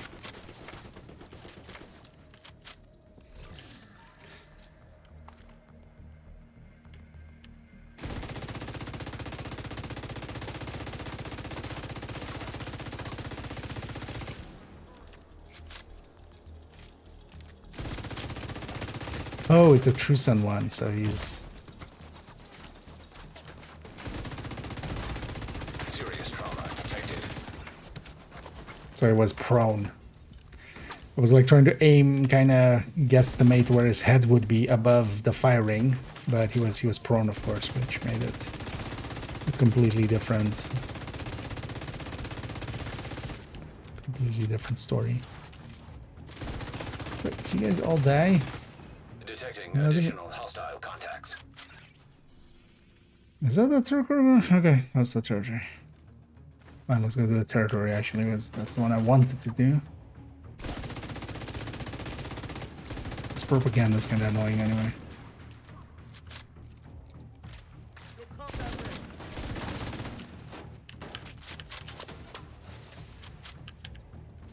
Medic? No medicing. Immediate medical assistance needed. Access key detected.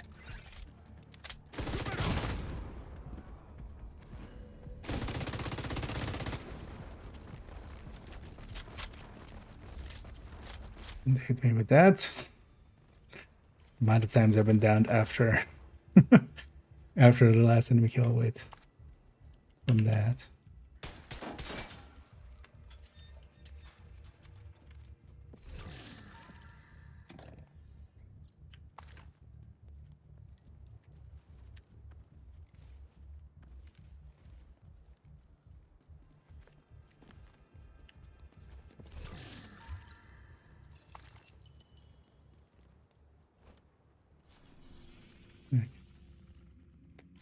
Let's finish that, and then yeah, there already was kind of set, right? Yeah, D-Wave and a different day. Where did that bounty go?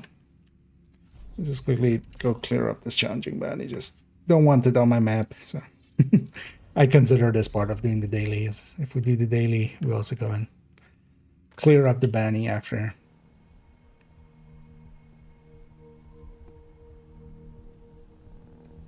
And yeah, let's jump to character 4 real quick and see.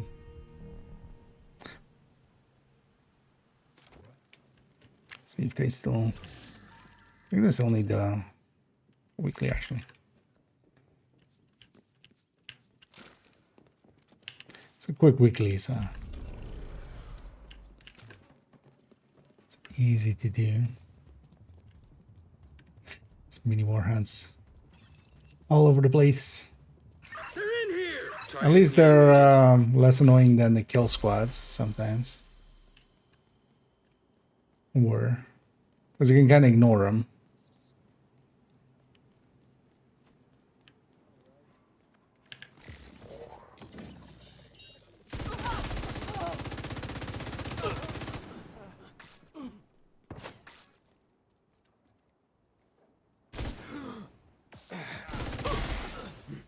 Should kill everybody again. It's funny how white they made that that effect, especially if you compare it to like the original reanimated, and like the circle on that was like tiny for. Because I went back and actually looked at footage, like I remember looking it up when they changed reanimated. Everybody's like, oh, they broke it because now it like deals damage to friendlies. But no, it turned out it always dealt damage to friendlies.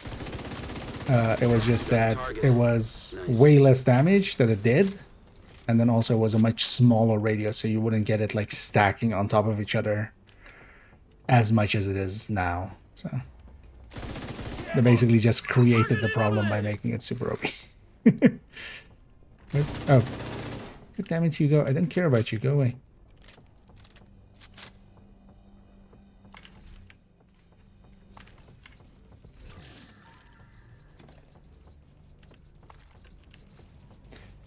Fine. I'm gonna kill you just so to get out of combat.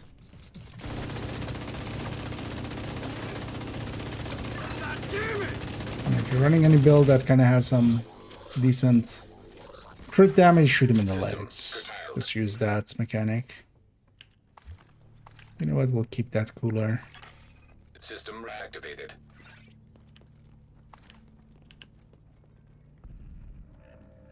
Actually, they're gonna become this character's cooler. I've been meaning to grab one for this character to have on them at all times. Because I wanted the stash, but I don't have that extra. So that'll be a good enough one. Oh, swap speed. Right. Well, what else did I put here? Yeah, swap speed. Just to swap off it faster. Or just for tipping skills sometimes to use. It was actually kind of in group settings. It's less annoying than just firing your gun for other people. That's your target. That kind of convinced me to start using it. Oh, too bad. So when the pesty tick would jump upstairs and already start killing the next waves.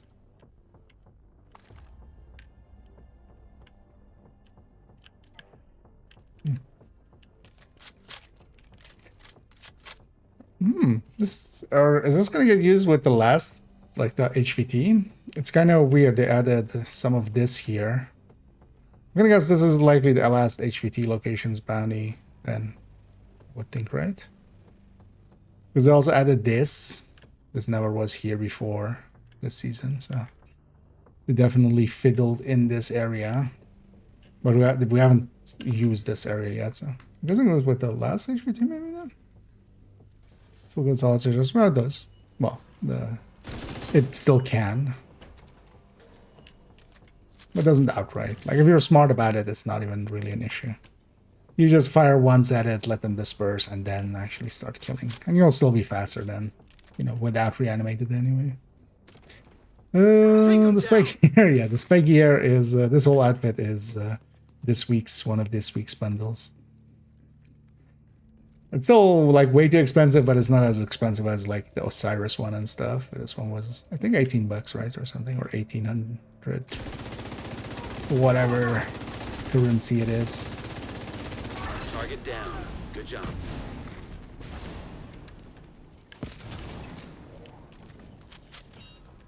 UB coins. Thank you for keeping us safe, Agent. Oh, that was a name. That's why they didn't get back up. Yeah, let's take this back to base. Let's get this one cleaned up for a sec. I need the buttons.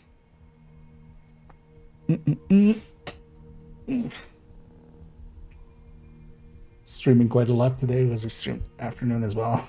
Kind of sitting.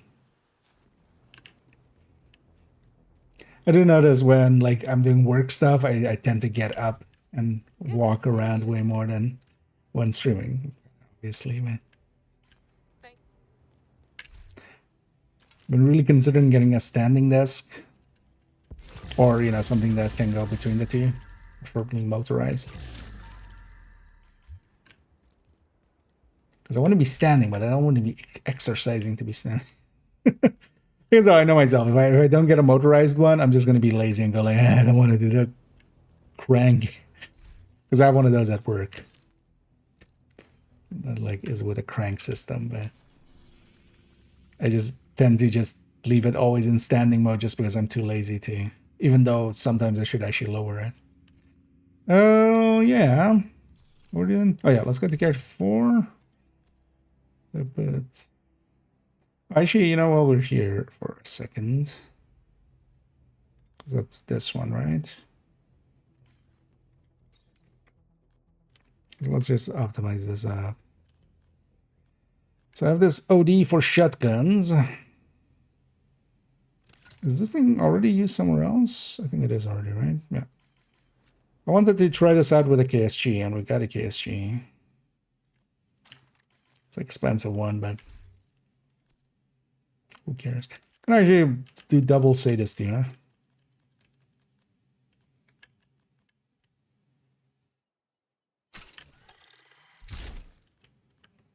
And then we'll see.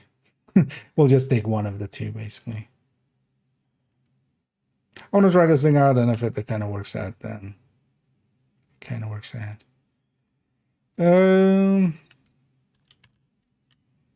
Other one I might do is just make this brazen for the time being. we don't have to think about it when I load the build.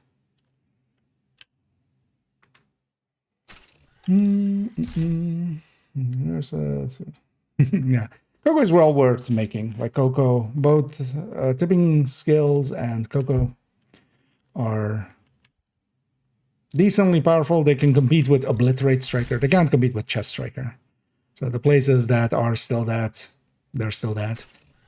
Coco can definitely compete, especially in a group setting. It's actually, I would say, in a group setting, especially if you're kind of sticking around and just like doing a thing in a session for a while, like if you're with a group that you're gonna just go play for hours. I might even rate it higher than Obliterate Striker. Thing is though that Obliterate Striker still has like just the consistency of it and just doesn't need anything too much extra. Yeah, that was expensive, but it's fine. Secret chance, secret chance.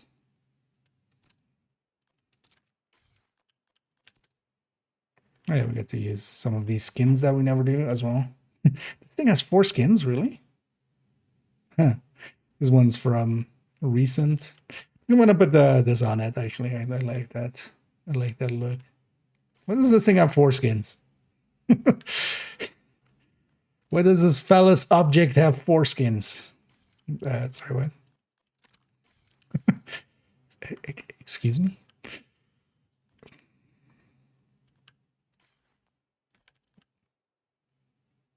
$4.99.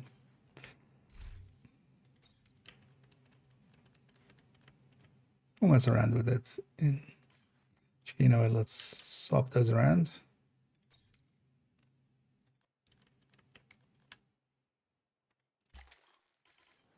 Because the damage per mag for this from this is just too low. So having just more rounds with higher base really should hopefully help.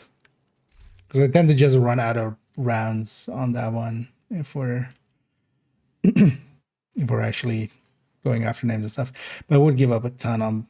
I should actually do the burst DPS calculation. We're giving up effectively. Well, it's gonna be in that same ballpark of like on Hunter's Fury. Yeah, let's go to character 4 for a second.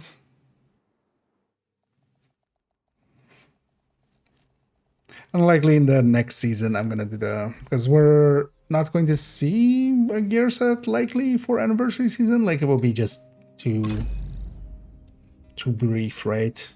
We're likely gonna the next gear set and brand set is likely gonna be year 8 season 1. Likely in the anniversary season I'll do the Coco. I usually wait till the end of the season. Automated external defibrillators have been deployed by I always find it hostiles. funny. There's so often so many kind of comments and like, no, you should just do it at the start of the season and just capitalize on like it being popular. It's just like, yeah, no, but that then also I don't know, like I don't know till I've run it for like a month or 2. Plus usually as well in a season it'll get a patch or 2. Oh no, so even this character has completed their weekly, so all of them have done it. Yeah, let's maybe actually jump into recording some more Descent, because I need to do that too. Let's do that for an hour and a bit or something, and then we'll continue on. I'll just take this character into there. I just want the background, the background, or a background there. I do want lab Shape tech specifically. prohibited. Access denied. I get it. Deactivating shade protocols. Entering combat simulation program. But yeah, we're just coming in here to have a Safe background, area correct? detected. Let me already check that this all Combat goes simulation activated. to the right spot.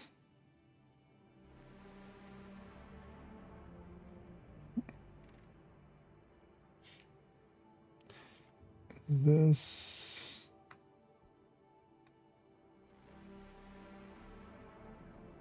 We'll likely make a copy and resize it and then go back to this version for the skill side.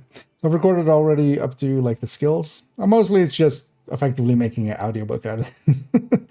That's all we're doing there. Also, let me already move myself a little bit that way. How we do so. quite literally. Just move the camera. Of course, I hit the focus.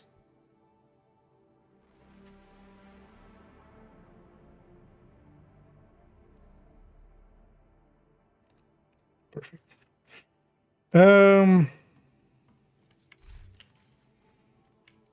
So I should pick this.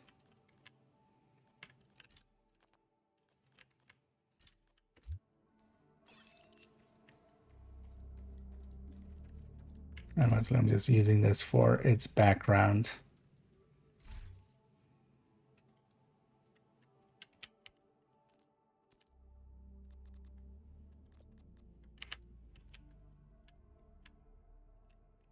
This is already what we kind of had in the afternoon recordings. Not that you see much of it, but just have it match. Yeah. Well, let me catch up here for a second. Listen, that's on the new season event. You mean the Huntsman thing?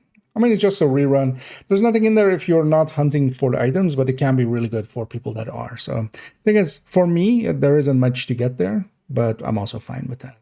There is a lot to get for a lot of, like, getting a lot of the DZ items, getting quick step, getting, hand basket, harvest, all of those things. Just grabbing all those items as well, all those names, and just donating them to expertise. Like, that's going to be a really big boost to a lot of people's proficiency and expertise. So, but yeah, it is a rerun of an event, but it's not too much worse than just, for instance, having Hoarder again or something. That would be like even more, basic, right? So at least they give us an okay-ish event. It's kind of weird that we don't get a new weapon for it, but also I can kind of understand. We just had the bell ringer, so, or weapon, not per se weapon, but seasonal item. But hopefully we'll see more of those in the. Although it kind of depends as well, because sometimes they are, like the bell ringer, not really. I feel we could have done without it. Same for the bat VFX. Yeah, so let's continue. Let's go to the recordings folder. This descent guide has been done for a while. I'm just now kind of turning it into an actual video.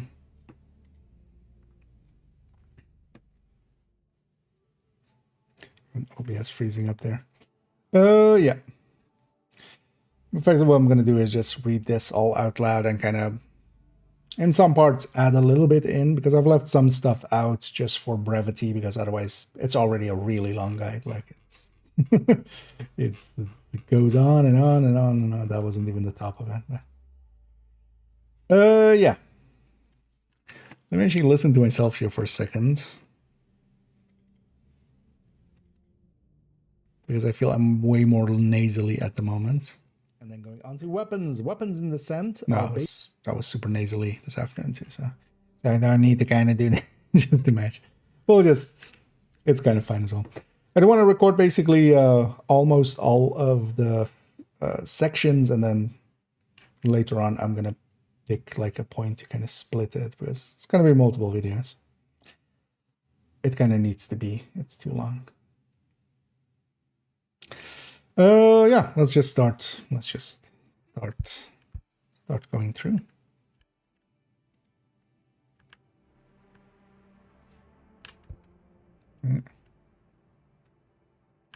Well, let go of my mouse. Game just didn't want to give up focus there. Yeah.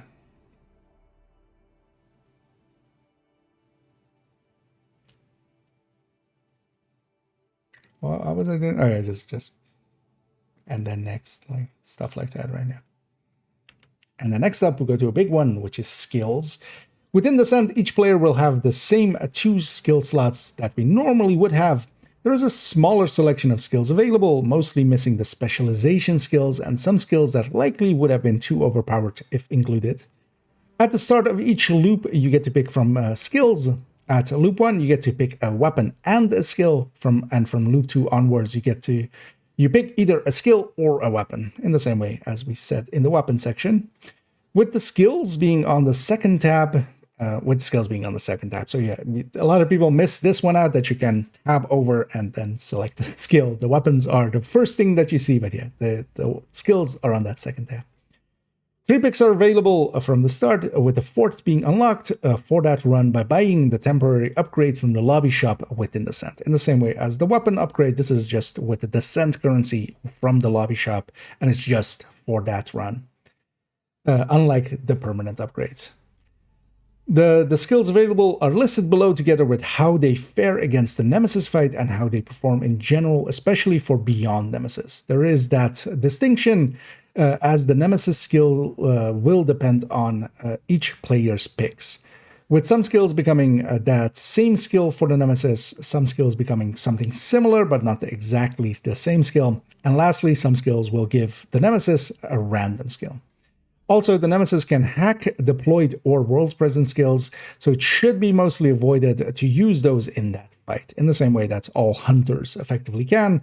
So also things world presence, meaning things like the drone, or for instance a Firefly, that isn't per se deployed. It won't count as a deployed skill, but yeah, it has a world presence. That's why we name him that. In general, it is advisable to pick any skill, any sticky bombs, fireflies, or the fire or foam chem pre-Nemesis. And that's basically the simple list of this. Sticky bomb, any of the fireflies, or the fire and foam chem. Of those, foam and blind the firefly are very useful against the Nemesis, and fire chem is a great tool for dealing with normal waves. But all these turn into either non-deadly skills or for the Nemesis, or easily avoidable. Especially, for instance, for the stickies and the fire cams and such, and even for the fireflies, there is basically, it will indicate above their head that they're about to use it, so you can kind of avoid it very easily. For instance, all fireflies turn into blinder if picked. Consult the list below for further options and recommendations. The color indicates how useful they are, firstly for Nemesis / pre-Nemesis, and the second section about in general or beyond Nemesis.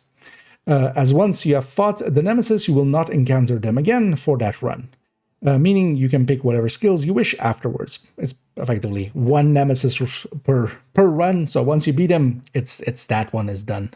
For that run, you won't meet one again, so you don't need to concern yourself with these skills after them, or at which skills you specifically pick to avoid them getting deadly skills. Although for deeper runs, the go-to is to have a Revive Hive together with something that can either crowd control or distract. Then we have a big list, and let's go through that right now. I'm going to cut it there because we're going to resize this. 327.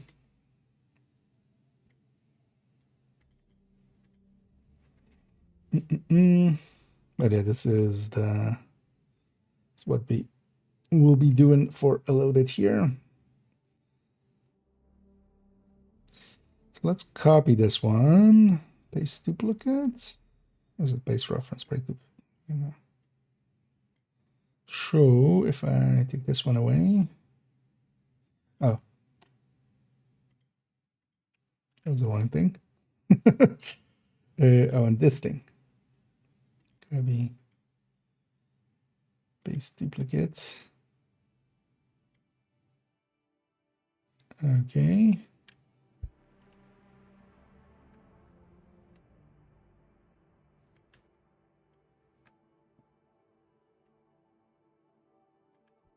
Just for this one, we need a separate version of this.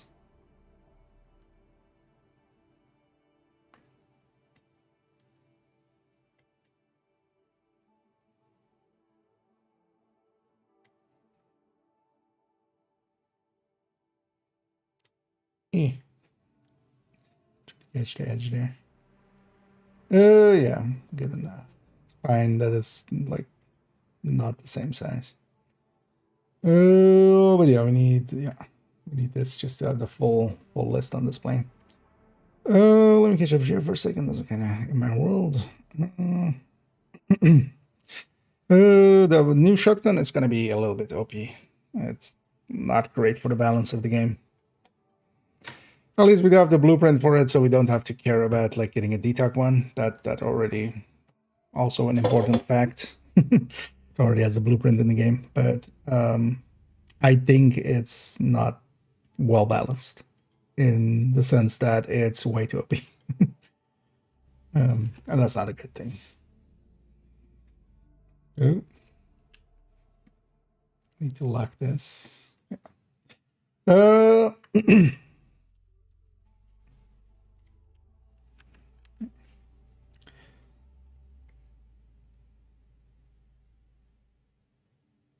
Do we read out everything here?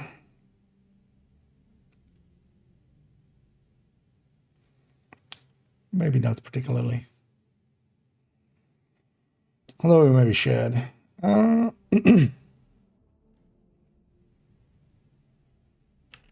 we'll go through the list here. I'll leave it up to you to read through them yourself if you wish to. I'll just highlight the important ones because for a lot of them, it's basically like not very useful to have them. Effectively as well, the left row basically is some of the, well, overall the better picks, at least from the skills. The chems are in there, but then 2 of the chems you shouldn't pick pre-nemesis. And then going more towards the right, the less useful it is for the nemesis. But then there's always 2 colors with each of these after the name. The first is indicating the first sentence is more about nemesis, pre-nemesis, and the nemesis fight itself. And then the second sentence and its coloring is about post-nemesis. And it's the same coloring scheme as I have in the weapons and talents list, where the greener it is, light green is the best, then dark greens, then blues, and then lastly, or anything red is basically not recommended for that part of things. Here for the stickies, as we discussed, all of the stickies, they turn into the same skill for the nemesis, and as we explained there, and they are easy to avoid. And for instance as well, some of these, for instance, like the EMP, even if they somehow sticky you, or for instance, if you're in a 4-man team and somebody isn't paying attention and they get stickied, an EMP, for instance, is non-deadly. So actually that gets a little bit higher distinction. None of these are really that useful, I would say, further on, especially going into deeper loops. You want to get skills that are kind of fire and forget. That's, for instance, the decoy. That is, for instance, some of the turrets or the drones. As post-nemesis, you can pick those, and having something that you don't have to per se pay attention to is kind of useful. These, though, still can be used pretty effectively, especially, for instance, against names and such. And because of that, they are still effective. We have them here listed as blues. The EMP specifically, though, still works against warhounds, and warhounds later on are one of the more dangerous things. You wouldn't want the whole team to have, for instance, a revive 5 on this, but having, for instance, one person have this just to deal sometimes with some of the bigger warhounds that kind of just get loose can make a difference maker. Then we have all of the fireflies. All of the fireflies will turn into the blinder firefly for the nemesis. As we list here. That's non-deadly, making it very useful, but the blinder firefly itself, if you pick that, that is actually useful against some of the enemies, of course, and against the nemesis. It can be used to blind him, and especially if you have eyeless, which is in Wrath and in Envy, you can get some extra damage through that as well. The Burster and the Demolisher, especially the Burster, is basically completely useless. I would basically never pick that one. The Demolisher can actually be used if you use it in the same way as the double tap from the stickies. You can quickly get it out, and there are a lot of enemy types in Descent that will be destroyed by this Demolisher. Picking any of them, though, yeah, for that nemesis, getting a blinder so it doesn't kill you outright is actually a decent pick, and definitely one of the ones I pick quite often. Then with the chems, we need to make the distinction between the fire chem and the foam chem, and then the reinforcer, the healing chem, and the oxy. Because the fire chem and the foam are both really good for the nemesis. The riot foam I would consider actually the best skill against nemesis. It works really well against them, will buy you an opening of a few seconds, and also keep them in place if they are trying to assault you or something. Later on, it can still be good, but just because we have to use it for deeper runs, I wouldn't per se go with this. I would really much prefer a fire and forget kind of tool. The fire cam, of course, can be dangerous in the hands of the Nemesis, but it is easily avoided, and it is one of the better tools, especially for early loops, to go quick. You can just put the fire cam at the edge of a door because it doesn't care about door boundaries as well. It will set everything on fire, and yeah, because of that, it is actually much stronger than, for instance, the fire sticky, which does actually not go over door boundaries. Then for the healing cam, you don't want that outright pre-nemesis, because if you give him a healing skill, he will use it quite often. He or she, actually, because there are both genders are represented there. But it is a very dangerous thing to give them, because if you do some damage and they heal up, you have to do that damage again, and they might heal up again, making for a long fight to the point that you might run out of ammo. Honestly. Later on as well, this isn't very useful. It can be useful if you're using it in a group and using it on other players. Getting actually some yellows in some of the talent pools is actually not too hard, and getting some skill tiers and getting some, for instance, healing from one. But the healing, there's basically never time to heal through this, and we also will get really a lot of blue, for instance, getting preservation, entrench, and clutch going in deeper sides, and that will heal us more than enough. But early on, this can be a tool, and especially if used on others because of that burst healing that it has on allies. The Oxidizer pre-Nemesis should be avoided at all costs. This would be the most dangerous skills. It will be a 1-to-1 to them, and the Nemesis would have an Oxidizer, and that's basically just asking to be wiped. The Oxy will come out of nowhere. It can be, especially in a group setting, just wipe the team very quickly. For deeper runs post-Nemesis, you can take it, actually, and there are some shenanigans you can even do with Lucky Shot and the Oxidizer that don't work outside of the descent, but still do in descent. So you can actually make some use of this, but I find that actually just shooting the enemy tends to be more the way that I go. Moving on to the second column here. Second column. I'm going to cut it there. I've already cut it there. But we'll do it column by column.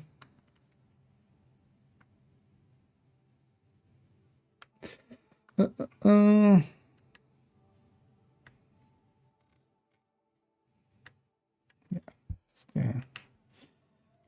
Yeah. Let's keep the background the same.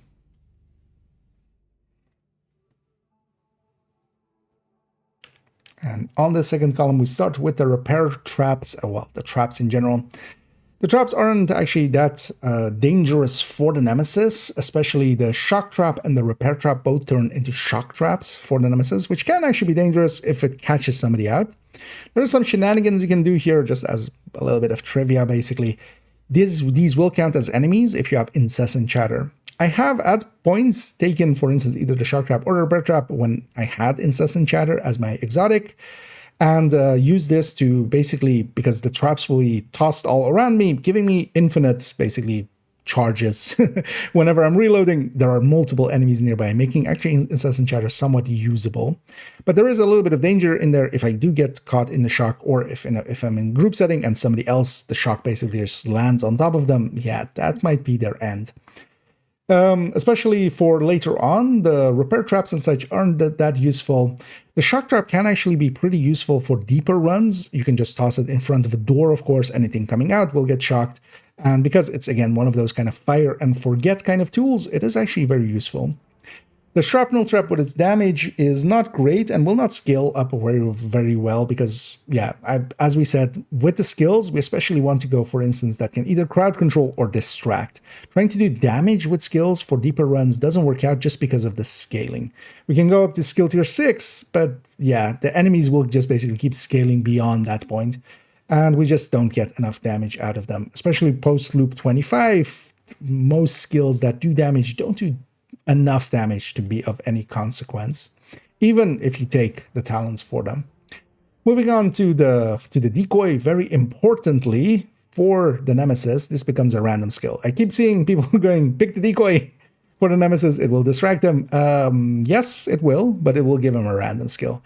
That's basically, unless you really have no other choice, not really worth it. It can still be sometimes, because of the way that the scent is set up, you just have to pick something. If you're leaving the slot empty, or you could pick a decoy, and for instance, next to this is, let's say, an Oxy and a sniper turret, and you are going to leave the slot empty otherwise anyway, yeah, maybe then pick it, because then at least you can toss this out and, you know, it will decoy the nemesis, but giving them a random skill is quite often setting yourself up for a wipe. If they get a Stinger Hive, if they get an Oxy, if they get a Sniper Turret, if they get a Flame Turret, all of those things are basically run enders. They can very easily become run enders. Because of that, never pick this basically before Nemesis unless you really, really have to. But honestly, most of the times I would just pick the skip at that point or pick a weapon. For deeper parts, this can be decently good. I generally go actually with the turret, which kind of has a much longer duration. It isn't as distracting as the decoy can be, but because it lasts way longer, I prefer that. But early on, especially post-Nemesis, getting a decoy can be very useful. You can kind of leave it at a door, especially solo. It can cover one of the doors for a few seconds, buying you enough time to clear out a door and then turn around and deal with that one. Especially all of the pulses, as we get only these two in there, the scanner pulse and the jammer pulse, neither should be picked pre-nemesis. Again, a random skill for the nemesis is what these will become. Because of that, it's not recommended at all for there. For deeper runs, actually, I do, just because I like scanner pulse already a lot, I do like it actually for deeper runs, and I do sometimes take it, especially in 4-man teams where we already have enough coverage, and I'll just take this, especially as it will reveal the enemies and what is behind the door. When the wave spawns, we just pulse. Before the doors even open, people can already start targeting like where the enemies are, and you can know where the heavy is, for instance. If you know, where heavies or rusher or something like that is, you can prioritize them, of course. That information is very useful, but there are, especially once we get past 30, just better picks, especially for instance, the turret that I like quite a lot. The jammer pulse can also be useful against warhounds and such, and in deeper runs can be very useful, but you shouldn't pick it pre-nemesis, again, a random skill. Then we go to all of the hives. Most of the hives should not be picked pre-nemesis at all, because they are very dangerous.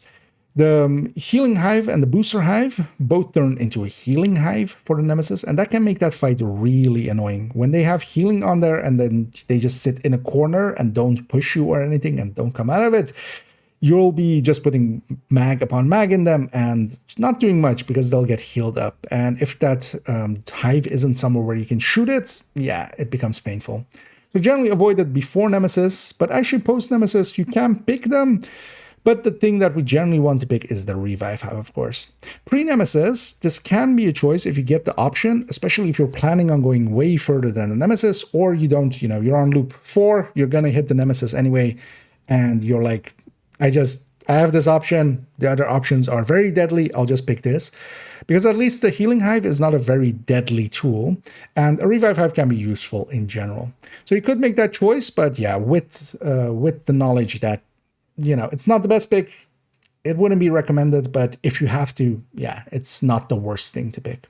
Especially grabbing this and one skill tier so you can revive allies and then still have a charge can be very useful. For deeper runs, of course, the Revive Hive is always basically going to take up one of the slots. It's just too useful. Surviving is one of the most important metrics that we want to go for here, and the Revive Hive can help that by so much that generally for deeper runs, one slot will always be taken up by the Revive Hive. The Stinger Hive should just not be taken in general pre-Nemesis because yeah, it gives them a Stinger Hive as well. That one goes to a 1-to-1. And the Stinger Hive is actually very deadly with its bleed alongside of it. It will eat up your heals quite regularly. Because basically if you get hit by this, even if you destroy it really quickly, you'll likely still get hit by this. You will kind of have to use a med pack. And if that happens more times than you have med packs, then you are dead. So... And then for deeper runs, this can actually be used if you, for instance, before you get to pick Revive Hive. I have sometimes picked the Stinger Hive. You can toss this at a door and then it will kind of CC and damage the enemies as they come out.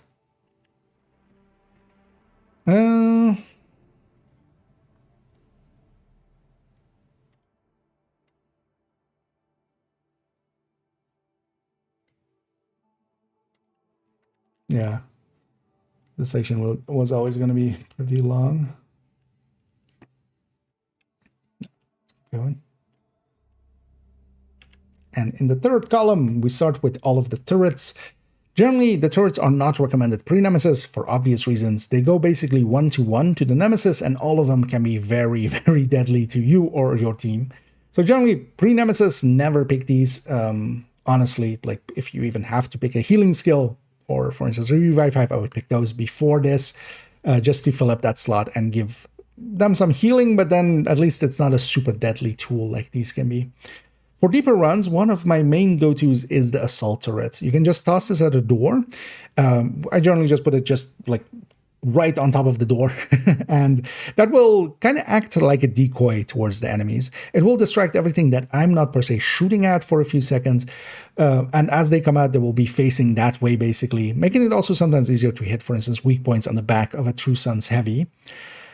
This also lasts way longer than a decoy, so because of that, it becomes my go-to. I generally have a Revive 5 and a turret. That's my pick for when we're basically all of the beyond loop 30s that I've done in recent times. That has been my combo.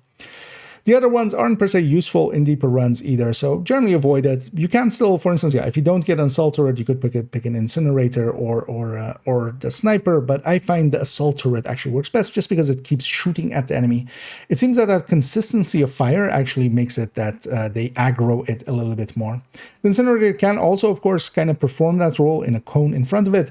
The downside is, though, that visually it just impairs you as well. If you can't see the enemy well, especially in Descent, it's very useful to hit weak points and such on the enemy. If this is blocking your view, which it does very heavily, it isn't that useful then. Also, the incinerator does not go over door boundaries, neither do the assault turret and the sniper turret really. So, but yeah, for instance, in comparison to the fire cam that can hit both sides of the door right away, this doesn't go through door boundaries. Going on to the drones, they should be avoided again as well before Nemesis, because especially the bombardier drone can actually be very deadly in the hands of the NPCs. They don't have to have the same targeting issues that we will have with the bombardier drone. They just get to put it right on top of our heads and destroy us with it. Striker drone isn't too hard to deal with, but yeah, it still can catch you out if you have to deal with both a Nemesis and now a striker drone on top. Neither should also be deployed. Keep in mind that with all of these that are deployables, they can be hacked. The turrets, the world present ones like the drones, even actually the fireflies can be hacked in the air. But the blind firefly, especially solo, usually does reach at least one Nemesis. And even if it gets hacked and sent back towards the team, it's not deadly to the team. It just blinds us for a few seconds. All of the Nemesis also generally have a marker above their head, so even when you're blind, you can still fire at them. You can still know where they are, which makes it a little easier. The drones should basically not be used for that. For deeper runs, the bombardier drone, just because of how its UI kind of works, is actually just too annoying and too clunky to use. The striker drone can also be used actually as a decoy tool. I find the turret to be much more useful, but I've picked the striker drone here and there before that. Then we go to any of the seekers, and yeah, any of the seekers will be in 1-to-1 with the Nemesis, and again, these would be deadly skills coming our way. Just avoid them before the Nemesis, and generally, yeah, don't pick them at all. For deeper runs, I do actually like the airburst sometimes, because the airburst can, if you time it well, you can set a big wave of fire just as the wave spawns and runs out. The big downside is it doesn't go through door boundaries the way that the fire cam does, making the fire cam much more useful for that. But of course, sometimes we don't get that big. I've picked the airburst here and there post Nemesis just to have basically a CC tool. It's not a very strong one, not a very good one. The cooldown is way too long, but if we don't have any other better picks along the way, I've picked that sometimes. The other two I've just basically never used in Descent. Generally, we don't set up for skill damage either to make these kind of maybe do some more damage. And yeah, it's just avoided overall. Then we have the shields. Pre-Nemesis, these turn into just random skills for the Nemesis. Because of that, you should just avoid them. It's not worth it to give that Nemesis this random skill, especially not just for a shield. Also, even having tried sometimes a bulwark shield against the Nemesis, even with that random skill in play, they tear through this in seconds. Even if you take a few yellow cores before you reach the Nemesis, and again, blue cores don't apply in Descent. They don't apply in the same way that they do outside of Descent. So you do need to take skill tiers for this, so you don't even get tankiness on yourself. But even with, I remember one time with a 4-tier bulwark, That was like a burst or two from their SMG, and it was gone. So that's not worth it at all. Giving them a random skill, generally just best avoided. For deeper runs, I have actually here and there sometimes grabbed the Bulwark. It can be decent for deeper runs, and you can use your pistol then as well. That can work, but I wouldn't make it my main tactic. I would just do that maybe for if we're doing something, we want to play something a little bit differently. The Crusader here generally is just too useless to kind of pick there. I would pick something that, yeah, again, either does some crowd control or does some distracting for us. That covers all the skills that are available in here. As we said, none of the specialization skills are in here, nor are some of the healing tools. So for instance, we don't have the healing drone or such in here, nor do we have the remote pulse. I'm guessing all of those things are not in here just because they would be a little bit too OP. If we could have the healing drone actually with some of the healing talents, that would actually be a way too powerful and just kind of hands-off healing way. So I'm guessing because of that, they've left some of those skills out.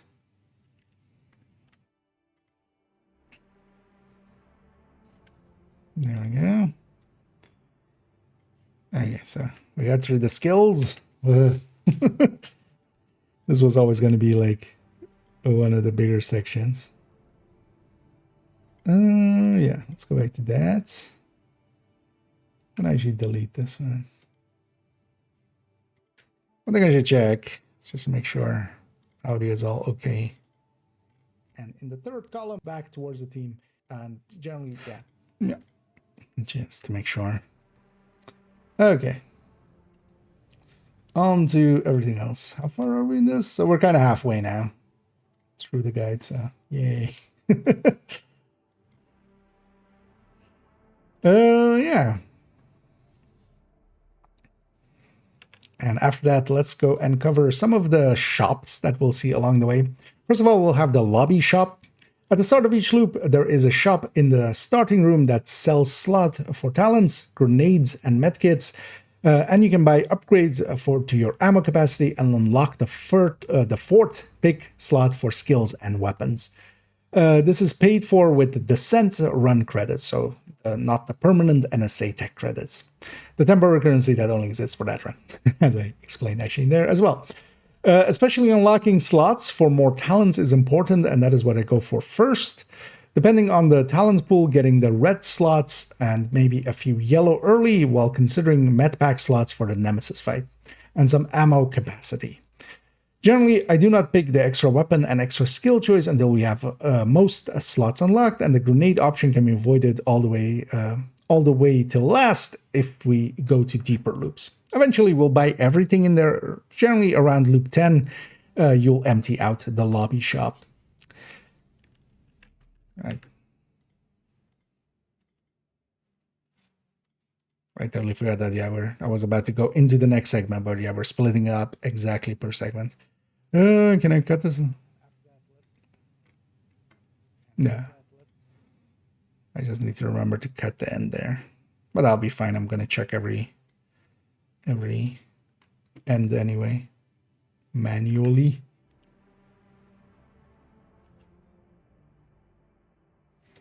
And then we also have the supply station. Actually, no, that won't line up well. And then we also have the supply station. During the loop, randomly at room 2, 3, or 4, the room will have a supply station shop. This will let you refill on ammo, armor kits, grenades, and revive tokens. It will also always have 2 different types of special ammo, and especially later on, we will not have much that we need to spend the Descent credits on. So it is recommended to always buy these special ammos later on. Within the Descent, there is the revive token system for revives that is also used in the raids. This is a very important mechanic, as you or your revive hive cannot revive someone who is completely dead without a revive token. You can always pick up someone that is only downed but not dead, because we have those 2 states, of course, where you just first go down. If you then get shot at some more, you will go to dead state, or if you are in weakened state after being revived, you have a 30-second timer with a red icon on your debuff bar. If you get downed again in that time, you don't just get downed, you go all the way to dead. You receive 1 revive token when entering descent, and if you use up your token, you can refill at these mid-loop supply stations. You cannot see if you are missing your own revive token except when checking the supply station. In groups, you can see the revive tokens on your teammates. That is that little heart icon that you have on your teammates' UI, basically. They have it for you, but you don't have it for yourself, which is kind of annoying. Mostly this is down to this being a raid mechanic, and in the raid, in the same way in Countdown, it will show you yourself as well in the subgroups. So this is just a kind of result of that. But you can always check in the supply stations, of course. For self-revive with the Hive, it is also required to have a revive token that will be consumed if your Hive revives you from dead. This is not consumed if you're only down. So yeah, if we are downed and we don't have a revive token, if we're dead and we don't have a revive token, yeah, even our revive Hive for ourselves won't pick us back up.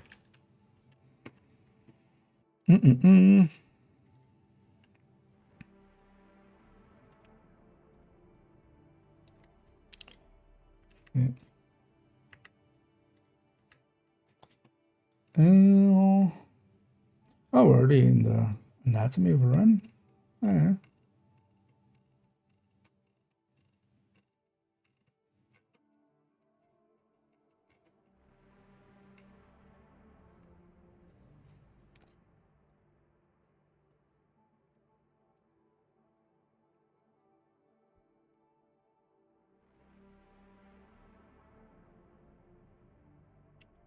And then here to put some of these already into practice, we go into the anatomy of a run.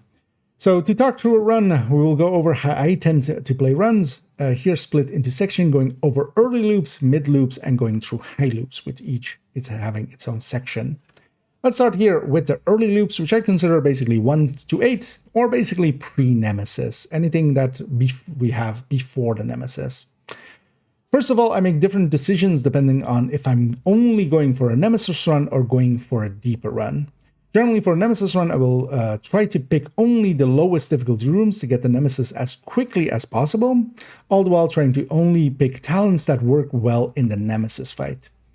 If I'm intending to go for a deeper run, I will not per se try to fight the Nemesis as soon as possible, but make picks that work out better for talents.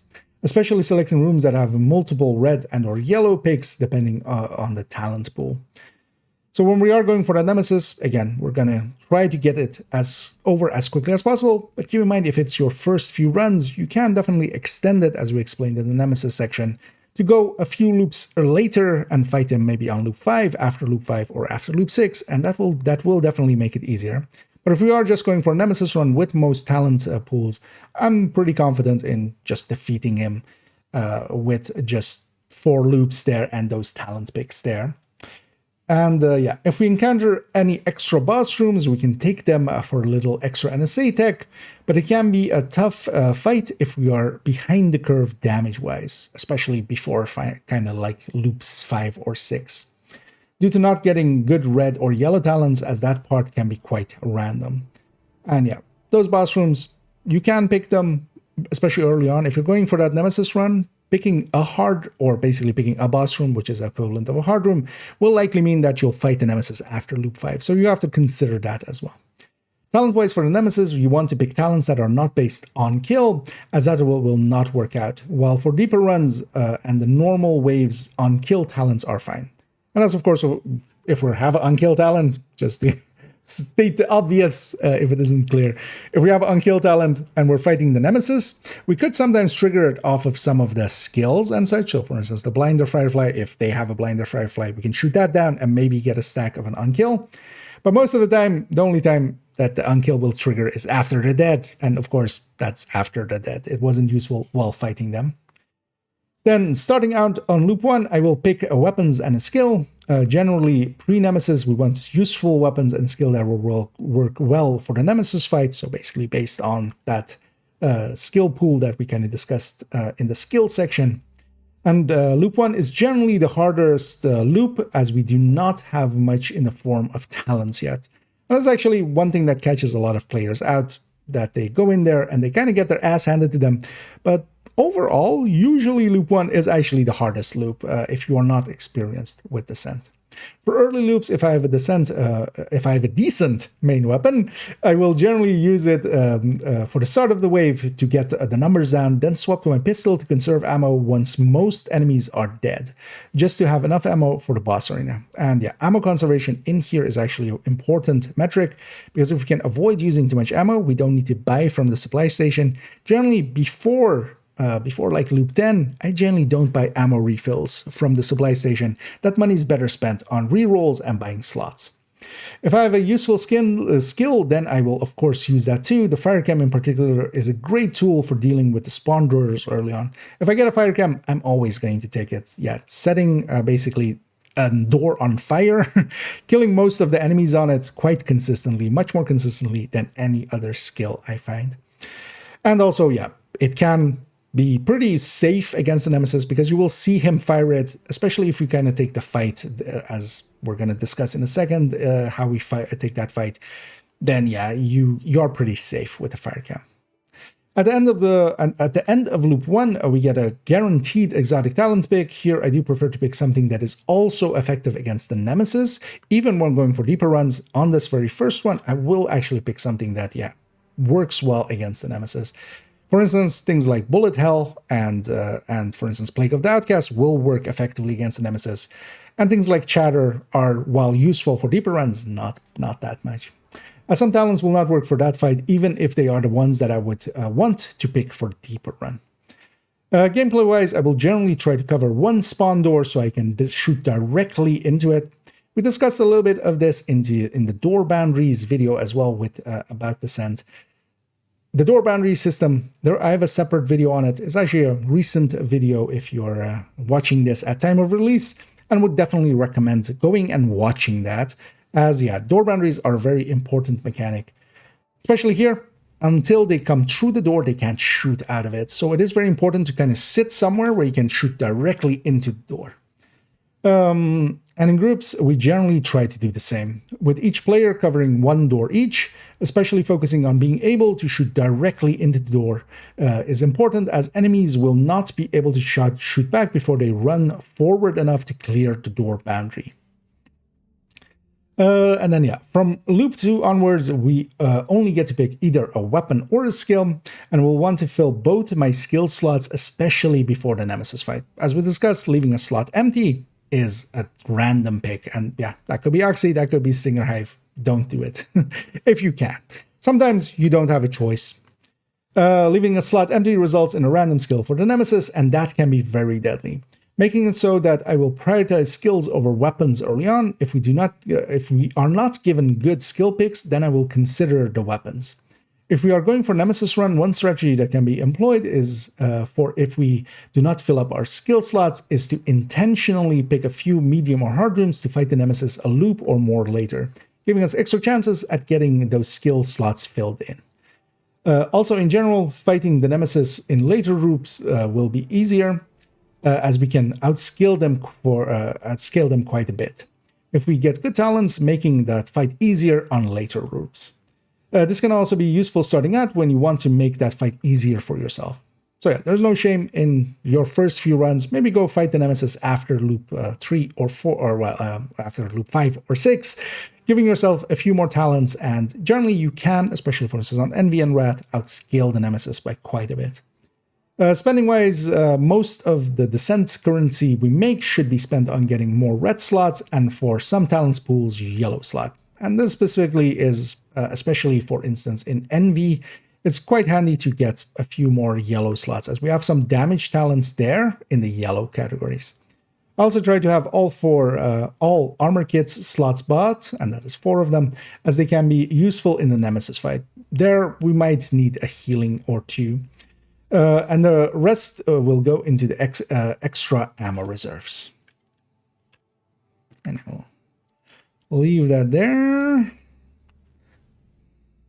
743. a lot of reading, a lot of talking. Oh, look at you here. I need a shaky. And I hope you're doing well. As over here, basically audiobooking the I'm audiobooking the scent guides as we're going through.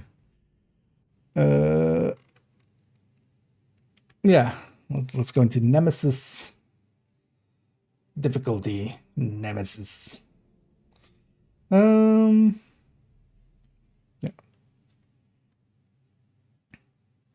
Let's take a sip. Talking so much, I'm actually sweating. That's just the warm. The door, the room is just warm. Yeah, okay. And of course, we will reach the Nemesis. For the Nemesis fight itself, before the actual engagement, we have one last chance at both a lobby shop and a supply station shop. If we are not going deeper, then everything should be spent here on refills and special ammo. Because if you're not going further, just spend everything. It's not going to be useful. Just getting deleted as you exit the run. Especially flame and high velocity rounds are very useful if available. Shock rounds are not useful for the Nemesis as he is immune to shock. For deeper runs, we will also spend towards more slots and other unlocks if we still need some. If you're going deeper, yeah, then make the choices that you would if you were, if you need more slots or such. Yeah, go for that instead of, for instance, buying more ammo capacity if you don't need that yet. When we start the Nemesis fight, generally the recommended way of dealing with it is to run to the left. So yeah, when you spawn in, straight to the left. Left side after loading in and going to the high ground. The way you cannot, that way you cannot easily be surrounded and we are in a corner. In most fights, yeah, if you can have that choice of having your back kind of covered by a wall, yeah, that is, of course, very much the way to go. Then the fight itself depends on what talents and other tools you have available, especially foam and blinder firefly can be very good in this fight. If you have special ammo, that can also buy you an opening. The same is true if you have a trauma as a talent. That's also why Envy and Wrath, that both have trauma, are really good for Nemesis runs.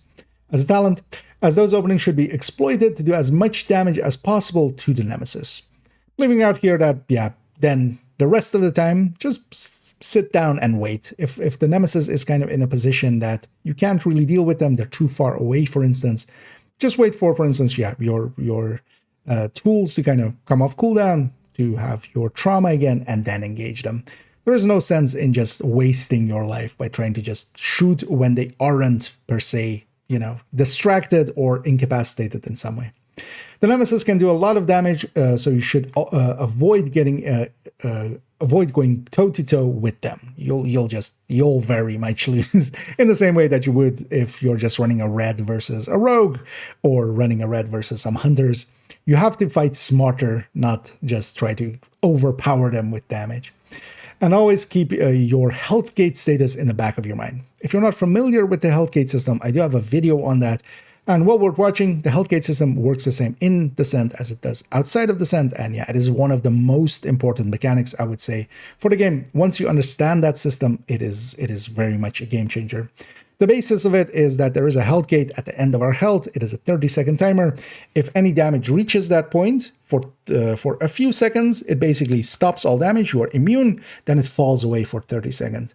Any damage after that point, even if you heal back to full and you get hit again and it goes beyond that health gate is no longer there until the 30-second timer goes up, so you will get that. But every 30 seconds, you basically have a few seconds of invulnerability available at the end of your health. And that is a mechanic that all red builds should always use. If you want a more in-depth look into it, yeah, then go and watch that Only Tips. As that is the only thing saving you here, unless you have teammates. Because if you have decoys, teammates, they of course can also take away a little bit of aggro. In group settings, the scaling can actually make this an even harder fight. And the four-man Nemesis is one of the hardest fights in the game. I would definitely consider, the four-man Nemesis as a very dangerous fight, just because 4 very deadly enemies can come up at you. And there's even cases where, it can just wipe you without really having a recourse. If all 4 Nemesis push at once, the team will generally wipe without much to do against it.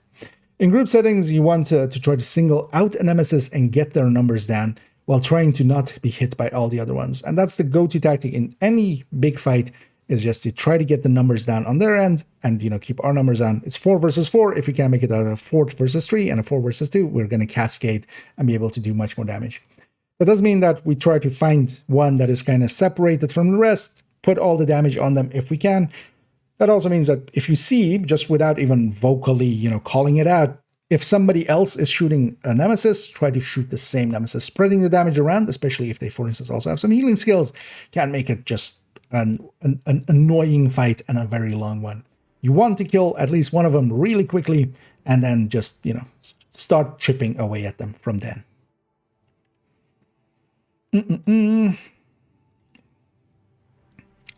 Yeah.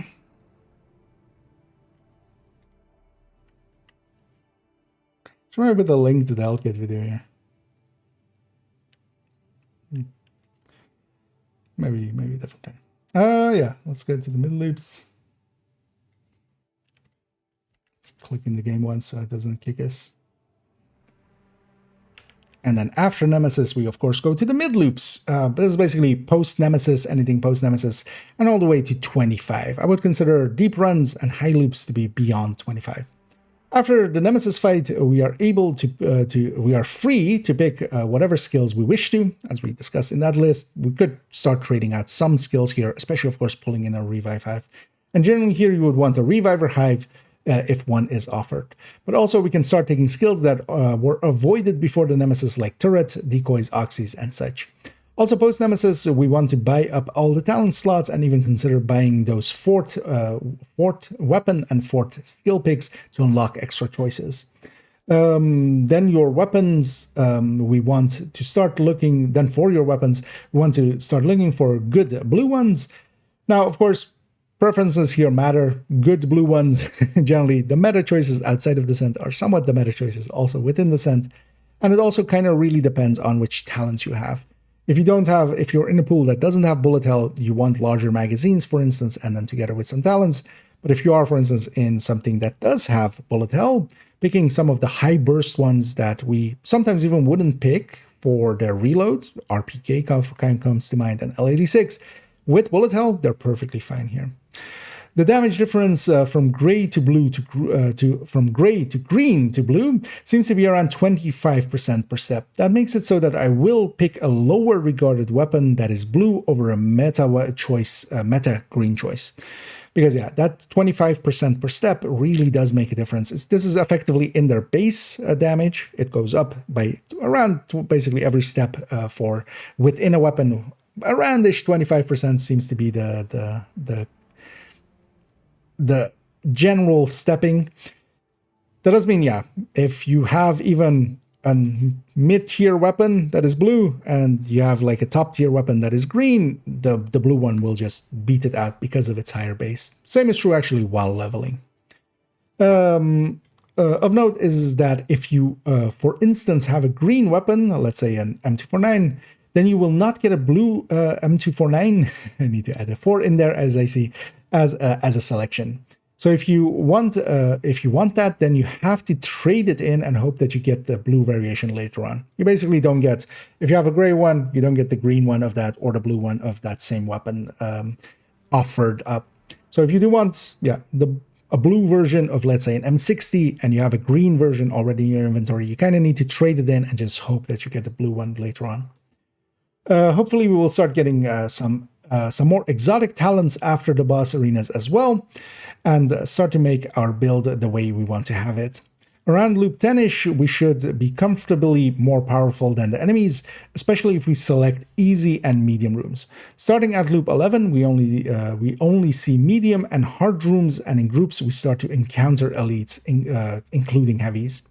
Also from this point on, we generally will go for any extra boss rooms we see, as they will be, as they tend to be faster because they only have a one wave. Effectively, after the Nemesis, basically as well, and after loop 6, when we have 2 waves in a normal room, the 1 wave of a boss room is just going to be faster. And of course, we get the NSA deck on top. If we pick hard rooms after loop 11 in groups, we can start to encounter rogue fights. And solo, that starts at loop 16. Generally, if we intend to go deeper, we will stick to picking medium rooms as they are faster, and we want to reach as high loops as possible, as fast as possible, or as high as possible, as fast as possible. So because we do want to still go fast, we still pick the medium ones, even just to get further and then start to accrue some of the boss rooms. But generally, yeah, we just want to go as fast, as high as possible. That does mean that, yeah, we avoid the harder rooms because we also don't per se need the currency that especially those harder rooms really provide. How did this mistake still? There we go. It's fine. I'm gonna leave that actually in the video. Because M49. Yeah. What's next? Let's get high on loops. And then once we start getting high on loops, yeah, once we reach loop 25, we will no longer be able to pick anything but hard rooms. This makes it so that we actually can choose what rooms we take based on our preferences. Because yeah, if we aren't picking on, for instance, just picking easier rooms, now we can just pick a route. Only really deviating if we get some extra boss rooms. For lab, my preferred line is ventilation, combustion, EMP servers, and the other way if we get that variant of the map. As we discussed in the map section, yeah, that is kind of my go-to, either that way or that way. And these are all rooms where we have positions, basically for every door, where we can be kind of in cover from all the other doors while shooting directly into our door, and then we can help out the other doors. Especially any of the rooms which have big structures in the middle, not letting people help out in group settings can be kind of in the way. And also solo, if you let the enemies get out and they kind of, you know, are protected by a structure in the middle, it kind of gets in the way. That's basically the thinking here. These are all rooms that are kind of open. That does also mean that they can shoot back at you, but there are usually positions that you can take that are kind of safe from the other doors. This especially is the route taken in groups, with rooms where we mostly can set up to take out one door, but also most positions we would set up at are able to assist the other doors, very importantly, so that if somebody else gets into trouble, we can help them out. For the bunker, it becomes cafeteria, server, broadcast, maintenance, and then into the missile silo. And this is a route taken to get missile silo as the boss arena. As that boss arena is much easier than the construction boss arena. With bunker, we might deviate if we get extra boss rooms, as we talked about in the map, and sometimes that will lead to getting the other boss arena. But that's fine if you are interested in the NSA tech currency. As we discussed in that map, if we kind of deviate from some of our choices, we might be locked in to go to the boss room, the construction site boss room. And if you are after NSA currency, doing it once or so, you know, in a run is kind of fine. It's worth it, especially on deeper loops. At loop 31, we will get a decent hump to the enemy health and armor scaling, making it the point that most players / team will start to struggle again with eliminating the enemy quickly. As we discussed in the mid loops, post loop 10, you should be starting to get way more powerful than the enemies. That's actually one of the things I enjoy in the sense. Those mid loops are kind of just, we kind of completely out damage the enemies. But then at loop 31, yeah, it starts to go the other way again, and we have to watch out a little bit. After loop 31, if we are on talent pools that are weaker, we might choose to abandon one person per door as the tactic. And instead set up together on one side of the room and try to take on the enemies that way. All the rooms that are also selected here have that as an option. We could all set up on, for instance, on servers, we could all set up on one side of the room, taking care of some of the doors directly, but being kind of covered by some of the other ones. Same is true, for instance, with ventilation, where we can sit up on one side of the room and not have any doors behind or to the side of us too much. There's one door kind of to our left, but that's then the only one. That's better than sitting in the middle of a room. And that can be definitely an option if you kind of feel weaker, or yeah, that's not a great talent pool, or your teammates are, or you or your teammates are not, you know, that experienced and aren't outputting to the degree that would make it super easy. And yeah, after loop 31, if we are, this is also usually due to rogues after 31 not being that easy to kill. Meaning it is better to try to focus some of them down quickly, which necessitates bunching up to do so. The rogues are definitely kind of the reason for this as well. They are not quick kills after 31, with basically any of any of the talent pools, and because of that, just bunching up so we can kind of focus our fire onto some enemies and get the numbers down really makes that difference and makes it so that you can reach a little further. And that is only true if you really need to, because for instance with Envy we would generally still keep to 1 person per door all the way to 40 and beyond. Then as we go deeper and deeper, it becomes more profitable NSA tech wise, as most boss rooms at deeper loops can be worth more than a Nemesis run just by itself. As at loop 31, for example, each extra boss room will reward 100 NSA tech, and that will continue to increase as we go deeper. For reference, if you're doing a Nemesis run where you're just going up to loop 4 and beating the Nemesis and don't do any extra boss rooms along the way, that's 84 NSA tech. So here, one room that we cleared. Now, of course, we took a while to get up to there. Likely we took 4 or 5 hours to get up to into the 30s. But once we do, if we get an extra boss room by luck, that can be worth more than the entire Nemesis run. That makes it so that if you can go deeper, then that is the better option if you have the available time. As that is, of course, a limiting factor usually. Not all of us have the time to sit there for 6, 7, 8 hours in a row. Understandably, but then, that's then the consideration there. But if you have that option, that is definitely the way to get a lot of NSA tech. For reference, some of my recent runs were around 6 hours to end around the loop 41, usually around 43-ish, and around 7 hours to reach loop 50. None of these were per se timed around reaching a loop. It was more like we reached the 7-hour mark or we reached the 6-hour mark and we kind of rounded it out there. That's kind of my limit personally as well. Around 7 hours is kind of my limit to sit in one session, even with taking breaks. And these were also, with taking some 5-minute breaks every hour at the generally.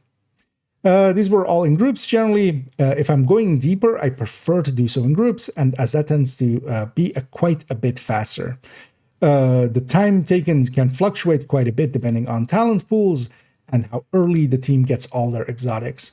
And with the recent overdrive events, those tend to be the best times to go deep, as long as we have decent talent pools, as those overdrives provide their bonuses within the scent too, as we'll elaborate on a little bit further on in the overdrive section. Those overdrives are playing into Descent, especially, for instance, the last 2 overdrives we've had. One of them was overlapping with Envy, one of them was overlapping with Wrath, and those were some of the easier runs that I've ever done, especially the Envy one, where we had that, plus the not the Deadeye, but the Red Line overdrive, which had extra crit chances and such. That was one of the easiest runs I've ever done. It can, of course, be somewhat time-consuming to go deep, but well worth it if you're going for that NSA tech. And doable if you kind of plan for it, of course. But you can, if going solo, you can also take breaks in between, and there are some trickeries you can do there. For instance, running a macro to keep the session alive, because of course, if you step away for 15 minutes, that will be the timeout in Descent in the same way that it is in the main game. So that would kick you out of Descent, but you can work around that, of course.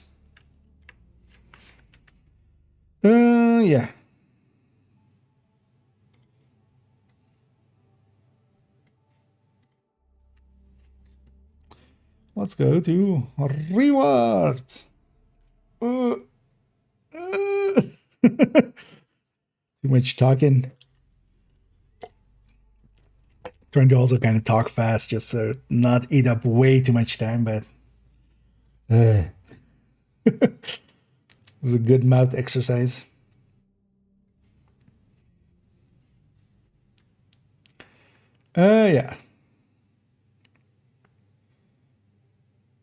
And then, of course, the thing we do it all for is some rewards. There are 3 main rewards from the Descent game mode: reconstructed caches, NSA tech, and apparel patches.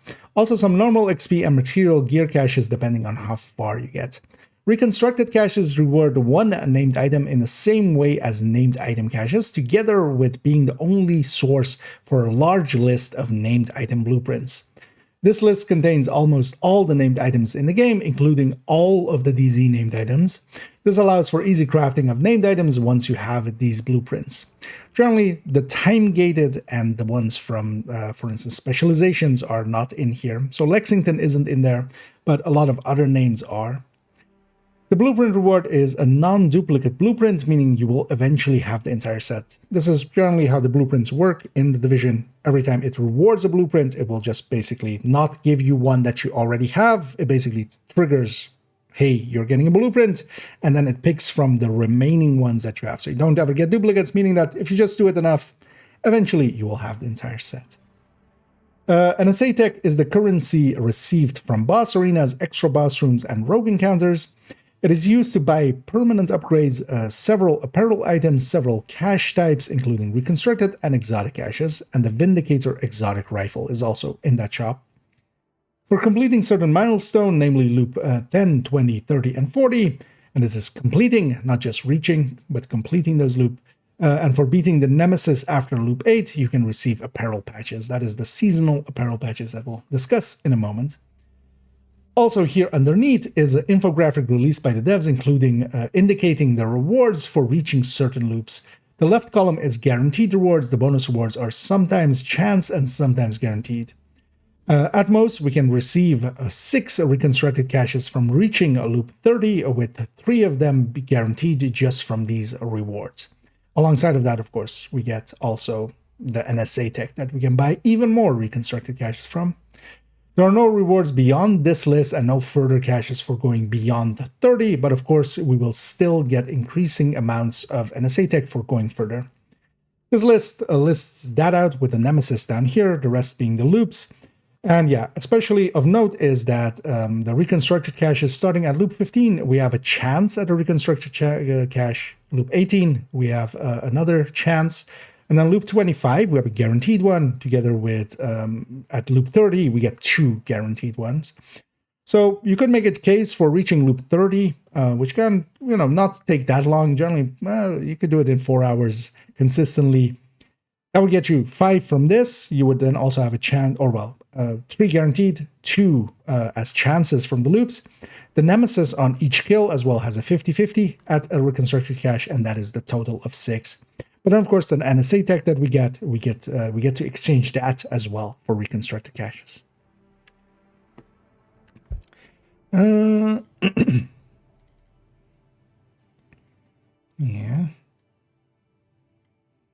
The next section.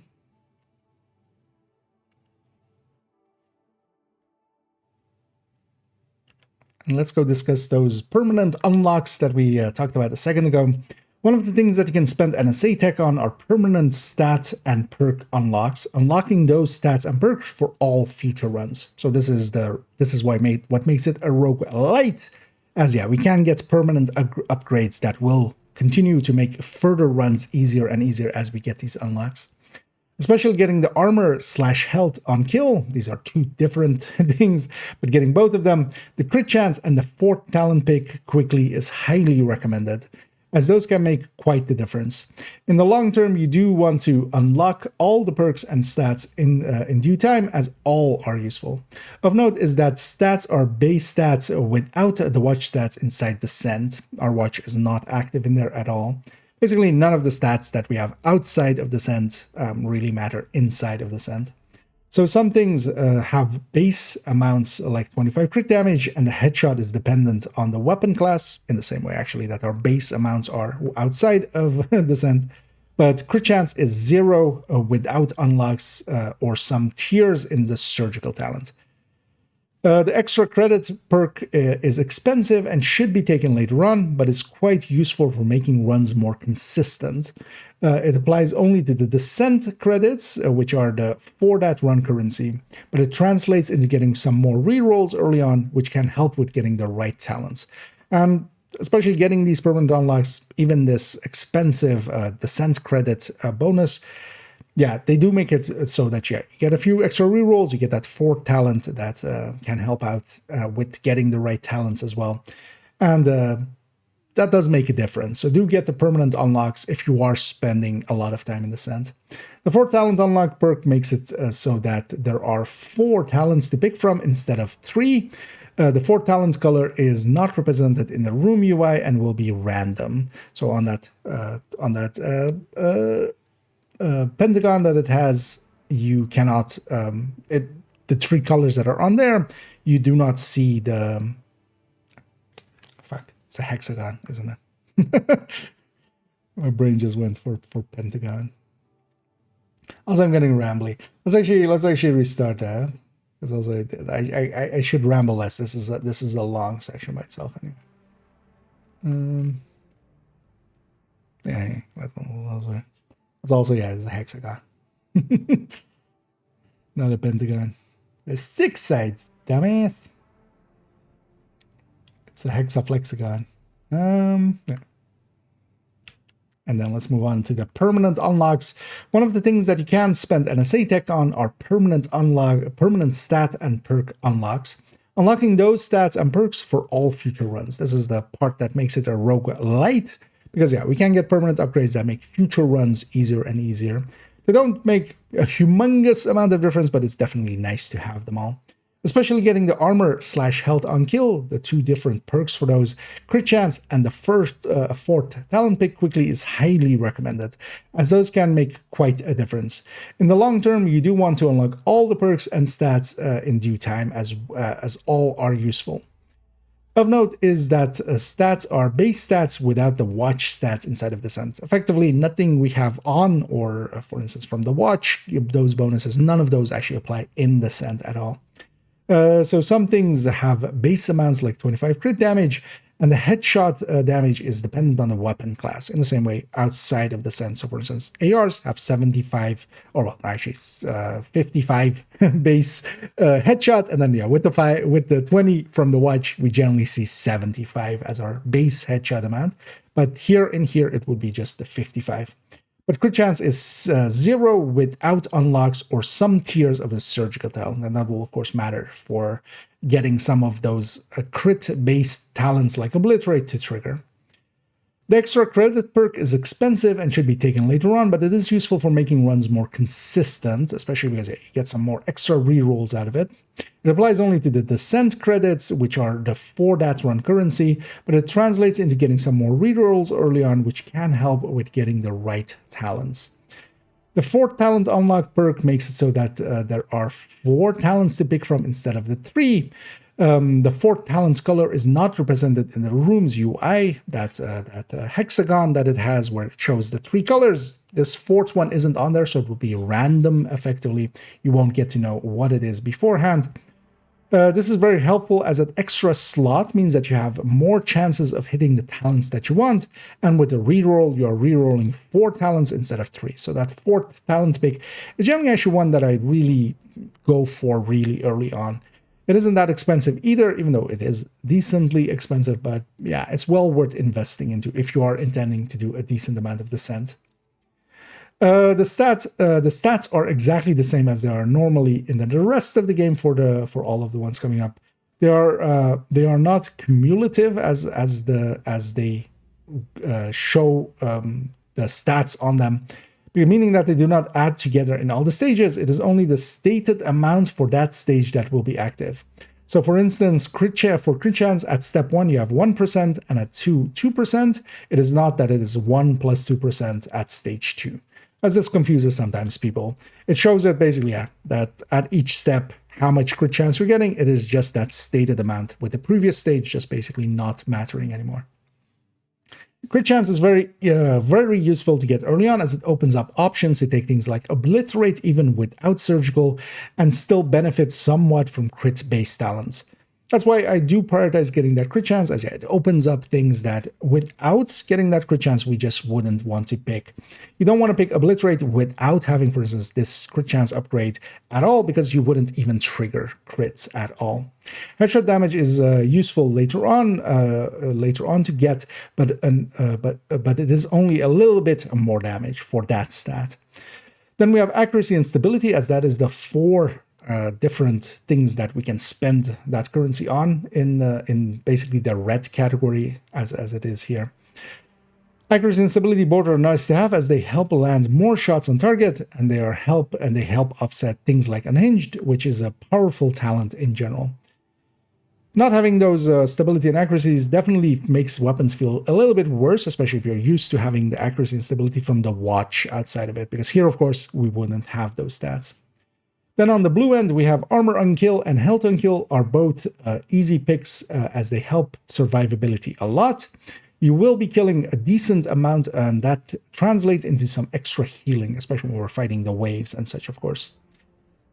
And these help early on as they allow the player to need less talents focused on healing oneself, because, of course, things like preservation that we would generally pick actually going deeper into runs and such, we don't need to pick them as early, because if we have already a little bit armor and health on kill, that helps already offset that, of course. And if we can have them as permanent upgrades, we don't have to need them as early as talents in there, which are, of course, early on in high demand, basically.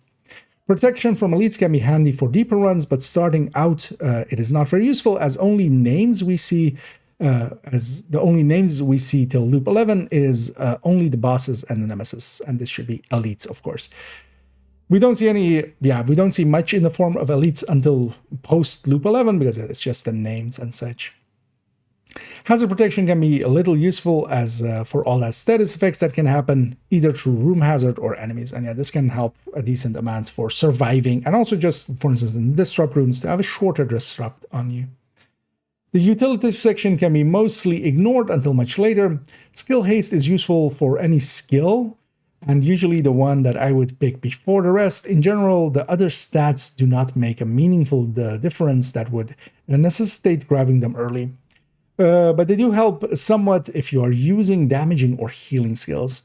Note that in Descent, all mentions of repair are worded skill repair, which is one of the things that kind of confuses people. In here, everything is called a skill repair, but it is a repair skill effectively. It's just a wrong text effectively. But this is actually the same as a repair skill in a normal game, just an oversight and a wrong text. Wait, why is this named? How did I not catch that one? The only elites we see. I'm not gonna redo that section.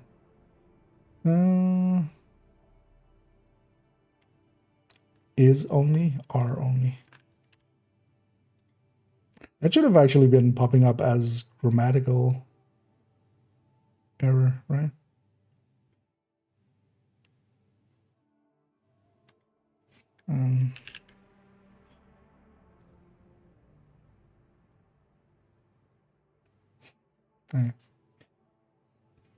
It's fine. There was actually one other thing.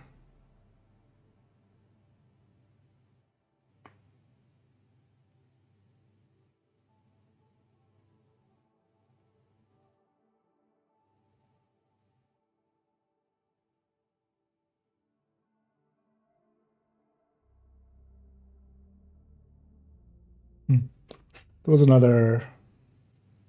I was missing like an S or an A or something. It's fine. Yeah. Let's.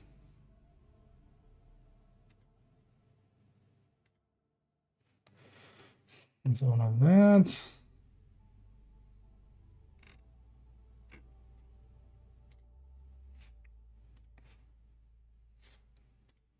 Like that, yeah.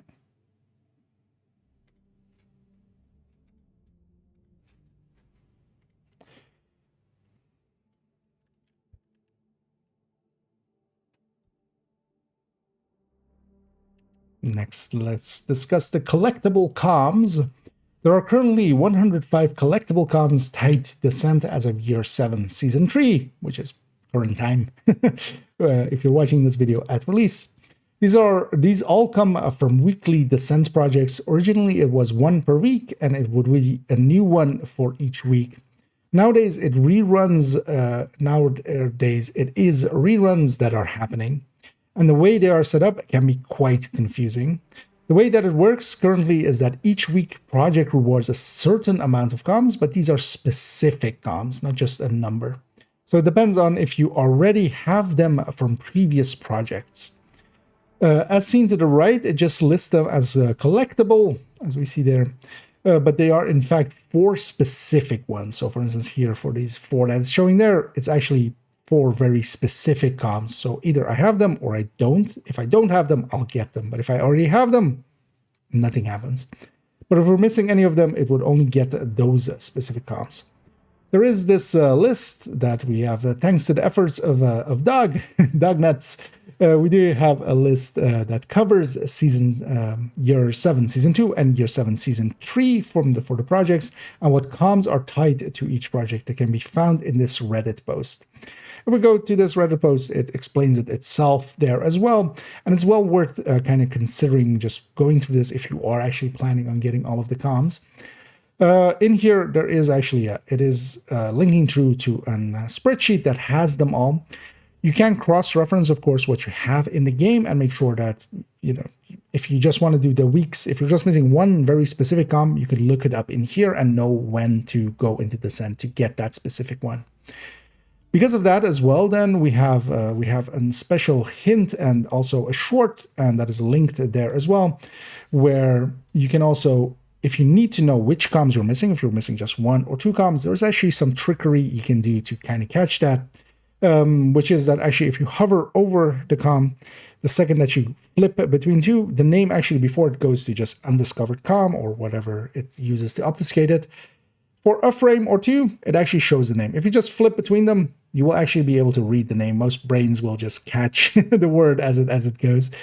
But you could also go frame by frame, of course, and just get the exact name. That is actually one way of knowing which comms you're missing, and it's more explained if you are interested in that in the listed short right there. Linked short, I should have said that.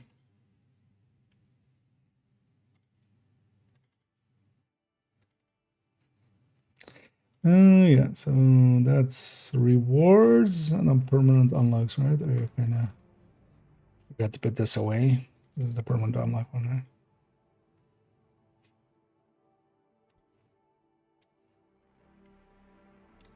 And this one was, that was the one we failed on. And then the comms. Getting there. Are we there yet? Who made this guide? Why is it such a long guide? Just Descent, just go pew pew, pick talents, shoot nemesis. Who needs all?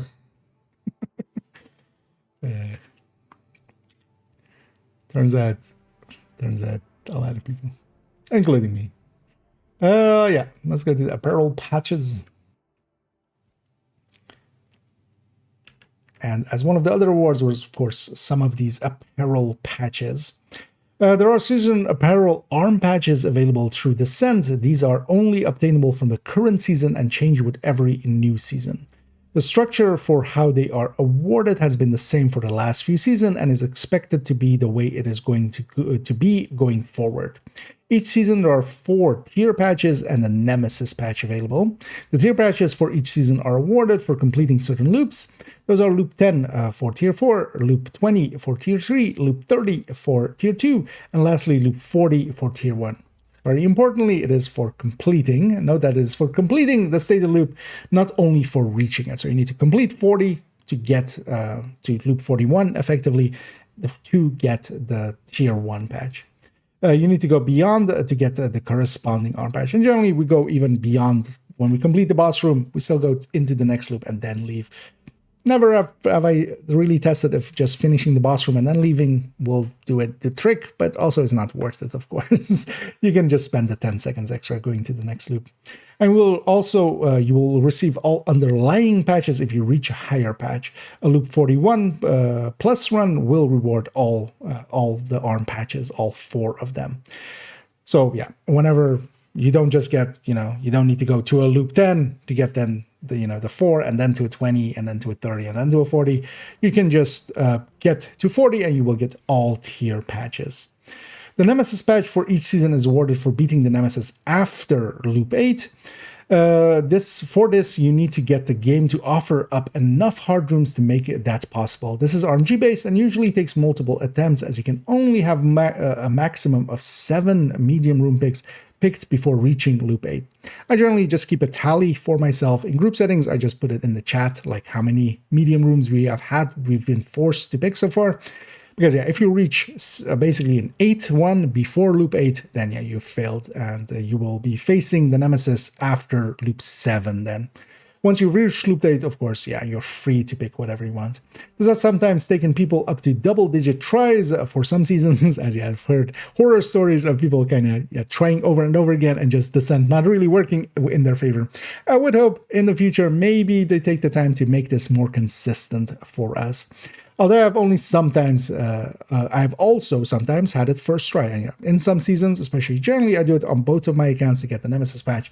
I've sometimes had it first try, but generally not. Generally, it is several tries to get this Nemesis patch just yet, because we need to get enough hard room and not get medium rooms, because in some selections, it will only be an easy and a medium, and of course, then you're kind of not able to pick a hard room. It's just not offered up. These arm patches change per season and thus become become an incentive to get to the Nemesis patch and the Tier 1 patch every season for me personally. They are usually are similar in looks, so with the current season name on there and then what tier they are underneath. And we have some examples of those here to the side. And yeah, getting the Tier 1 patches has become definitely a thing that I want to do every season nowadays. It is well doable. In the past, in the first few seasons, I didn't do it, thinking that it would take too long, hearing horror stories of like 10 hours. I was like, I'm not up for that.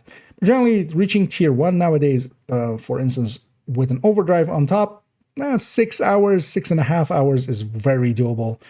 And that's doable for myself. The Nemesis patch, I definitely do try to get it every season as well, just to have the full set.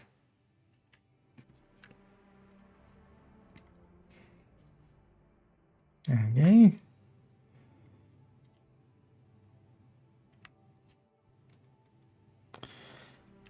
Commendations.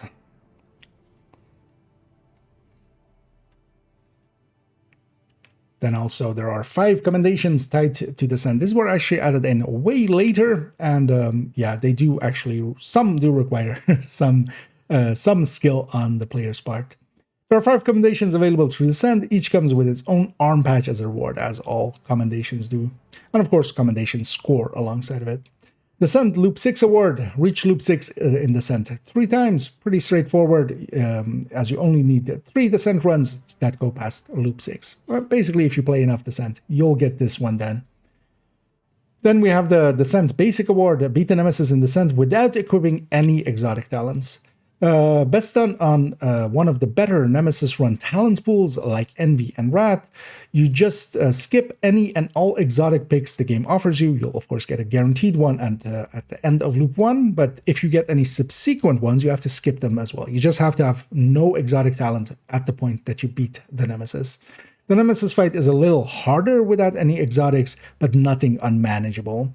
You can also extend which loop you fight the Nemesis on if you really want an easier fight. As we discussed, if we fight the Nemesis on loop beyond, for instance, after Loop 5 or after Loop 6, likely it will be an easier fight. So in the case of this, where we're giving up quite a bit of our damage, exotics generally are, yeah, it's worth it to maybe take it a little bit deeper if you just want to get it done. Then we have the Descent 50 awards. Complete 50 loops in Descent. Again, pretty straightforward. All you need to do is complete 50 loops. They do not need to be a single run, as this was the scare when we first read, a Descent 50 award being in there of like, oh, we have to reach loop 40. No, it is just a cumulative count, and it will count up how many loops you have done in any and all runs so far. And are cumulative across all your attempts. This is one that you will eventually achieve by having played enough Descent. Then we have the Descent High Roller. Reroll talents 15 times in Descent, awarded for rerolling talents a total of 15 times in Descent. Does not need to be a single run, so this is just over all your runs. And because of that, it will just happen. So pretty easy to get just by playing Descent a little bit.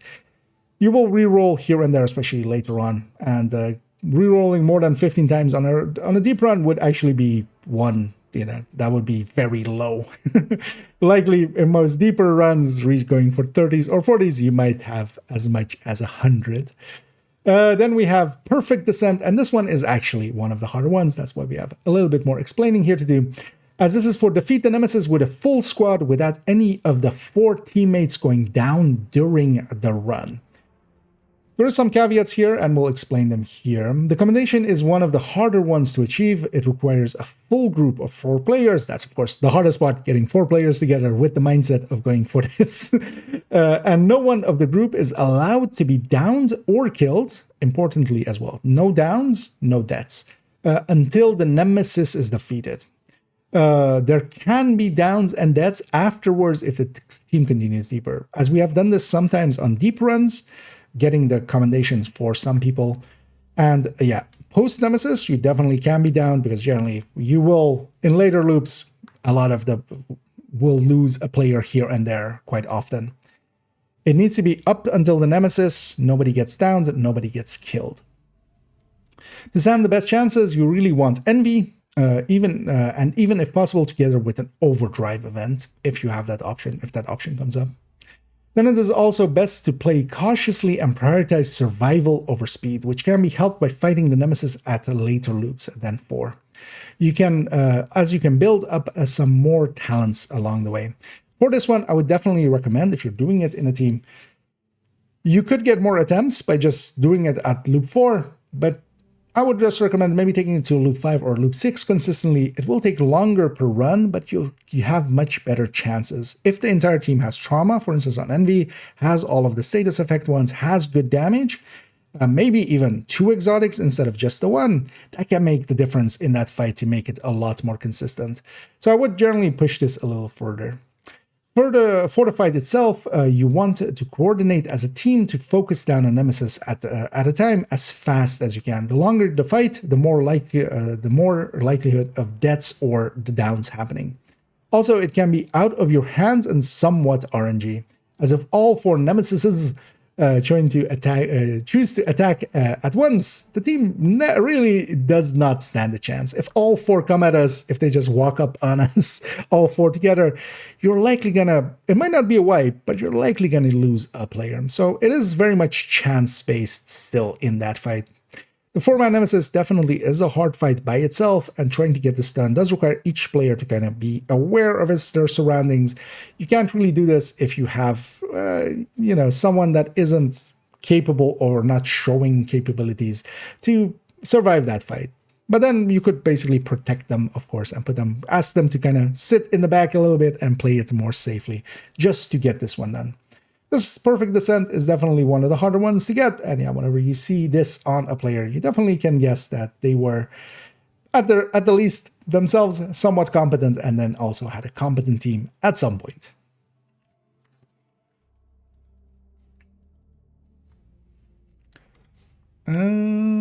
Yeah. Okay, so overdrives, and then we have the deep runs. Okay, so we just have overdrives here, and then we're gonna rounded that for recordings today, because of these deep runs, that's definitely gonna be its own part. So yeah, for now, this is the last one. It's last one. I can still speak. Yeah. Let's go. Let's click in the game once. And of course, a recent addition that does work in Descent, very importantly, the overdrives work basically everywhere. A more recent event type that has been introduced are overdrives and surge events. These are weekend-long damage increases for overdrives, while surges generally affect resource gained. The interesting thing about overdrives is that they are always active everywhere, and that does include Descent. How does this not have a T on the end of it? How is that not an error? That's, like, the Sen? God damn it. And then, of course, we have, lastly here, overdrives. A more recent event type that has been introduced are overdrive and surge events. These are weekend-long damage increases for overdrives, while surges are generally affect resources gained. The interesting thing about overdrives is that they are always active everywhere, and that does include descent, and even PvP, and even raids, and even incursion. With some of the recent overdrives, we have had pretty good damage and handling bonuses to take into descent. Because they're only usually available from Friday till the end of Monday, we will have 2 talent pool rotations during them. Because yeah, it covers 4 days, each talent pool will be 3 days, so we'll always have 2 rotations in there. Of course, talent pools do tend to matter just as much, but if you have a good overdrive and a good talent pool, then that is the best time to do some descending. And that's also been my recent examples. As we said here, as an example, with both the Redline overdrive and the more recent Deadeye overdrive, was when I did my deep runs to get the arm patches for those seasons. With the extra damage from the overdrives and having had respectively Envy and Wrath during the overdrive weekends, they were some of the easiest deep runs I have had. The extra stats really help out, especially early on, to go much faster, but once we have picked all our talents and are maxed out on talent tiers, then our cap is still significantly higher than we would be able to achieve. Because of course, once we reach deep enough into run, we run actually out of picking talents, they all go to 10. Once we have all our slots to 10, that will be our peak, right? And then here, of course, with overdrives, it adds in a little bit on top, making especially that, yeah, early parts a lot easier. The mid parts were already always easy, but even easier with this, of course. And then once we reach basically the cap, which would generally happen around loop 40-ish and such, and then, of course, into loop 50, we would just be on that cap already. Especially things like Deadeye, especially things like Redline, really made a big difference there.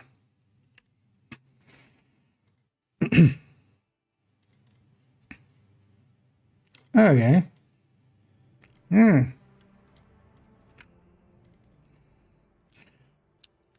What is the total if we just put all of this in a playlist? 2 hours flat. And yeah, I'm gonna split this up into 2 sections. Oh, where's the midpoint here, Gaina? I think I'm gonna go all the way up to like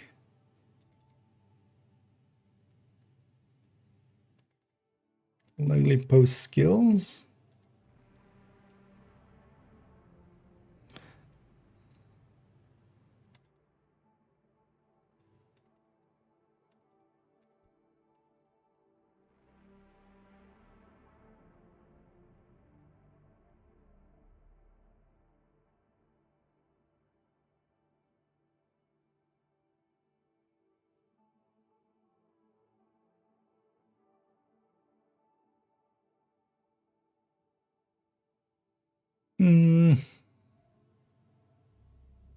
Yeah, I mean, once I put it in the, actually, if I put it in the editor, it's going to be so easy to see what like 30 minutes is going to be. All I need now is like an outro, so let's get that. So we'll need an outro. So let's get you a little closer.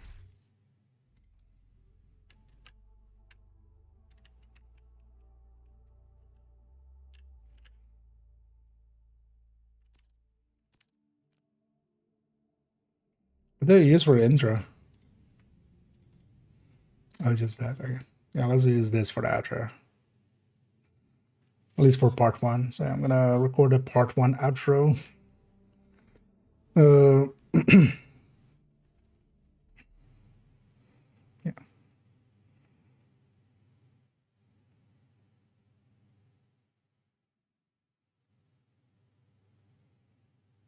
Yeah.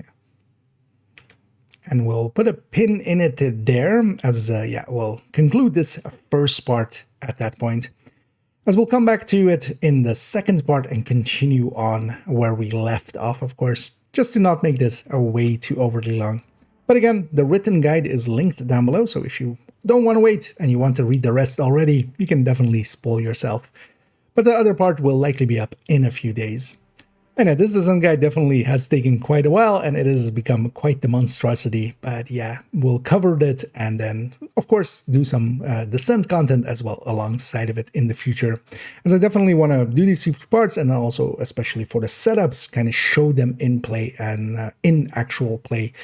As we'll likely do some deep runs or maybe just a Nemesis run with Envy and Rat and cover those as well. In the future, yeah, we're going to go into those videos, although between these 2 parts, I likely will do a video on discussing kind of metrics, and seeing as a lot of people really pay attention to just burst DPS, I want to show, especially with unit alloys, where that can be kind of a mistake sometimes. It's not a big mistake, but definitely one we kind of need to discuss. So yeah, we'll likely go into that, then into the second part, and of course the full healer build showcase will likely be around these parts as well. So yeah, I hope you join me for those. But for now, if you did enjoy this video and found it informative, please do any and all of the algorithm things down below. It does help out, so I'll do that little bit of chilling here. I hope to see you in the future, and as always, have a good night. There we go. One take wonder. It's kind of rambled in the middle a little bit, but it's fine.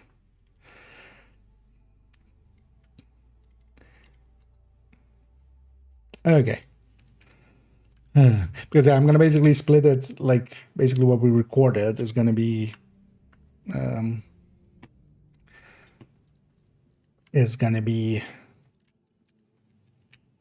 we actually do a Nemesis run, maybe? Oh. What? Why does... Oh. That's odd. I think my B button is breaking, or no, it's working all the time. Okay, maybe my B button is just breaking. The inventory wouldn't come up every time, but it might be also just kind of half broken. Because yeah, we just have Envy now. Yeah, let's do a Nemesis run while we're in here. Entering new location. Difficulty rating. It's just for the why not. Hostile construction initiated. Constructing hostile combatant. As well as our foam. I have a P416. I should have grabbed ammo, which I didn't.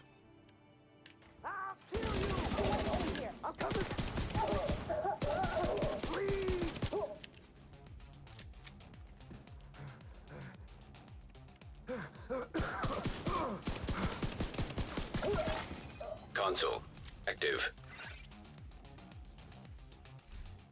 There's also from a recording sense, then we still have like the Envy setup and the Rat setup. That's each going to be its own video, likely.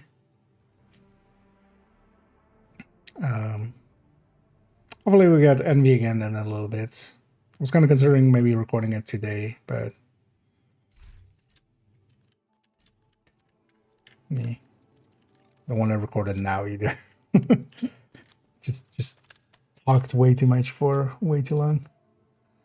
So I should put myself a little bit. It's also way too high. It's the other way.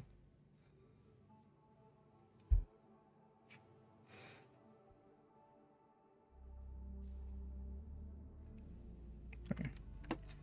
Good enough. Yeah.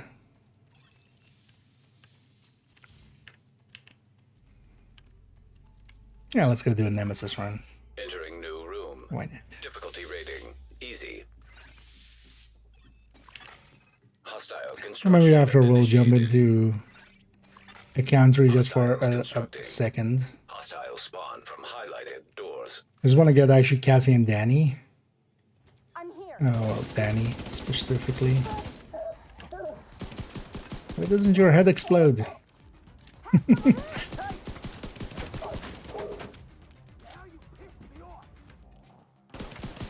Look at all these non-exploding heads. What's wrong with you people?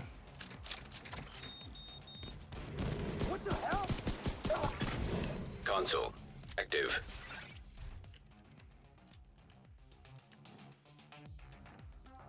It's the gobbly.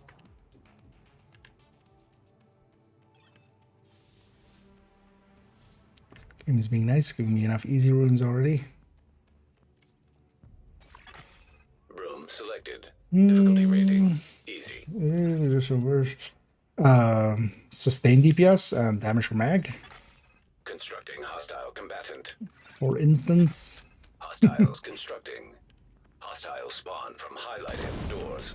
Also, that video is more also for instance. I want to make a thing kind of looking even more so in the cumulative damage. We already made like DPS at second intervals for tipping skill, but kind of looking at, for instance, as well, just the video is going to start with, hey, the first big mistake that a lot of people do is just look at crit. Like the amount of times, especially when tipping skill came out, like, but I'm hitting for this much crit. It must be better than Striker.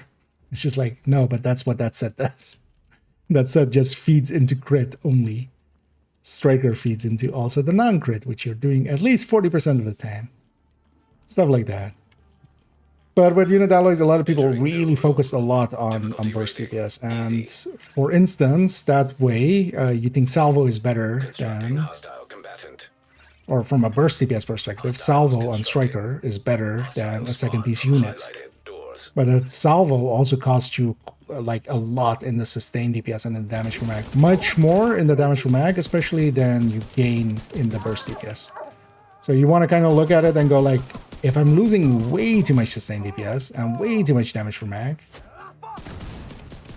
then it's actually not worth it. That's also why I generally, for instance, even for that ninja setup, I wouldn't go Salvo on Striker. I would go unit. Because the burst is around the same, but you just lose so much more on the sustained DPS and the damage per mag. Supply station activated. Same, for instance, why I prefer Cheska as on a chest striker over any unit piece, like Cheska overdogs instead of unit overdogs, or Salvo overdogs. Entering new location. Difficulty rating. High value target. That video is also going to be about that, and then also, for instance, looking at overdogs with like percentages in there as well. For instance, just, hey, don't take this as always 100% active. At least look at the number full, number empty. Same for Vigilance. It's also the Striker backpack thing. Because the Vigi backpack kind of popped up again with unit, and just like, oh, it's 1% more damage when Vigi's up. But yeah, it's also 15% less when Vigi's down.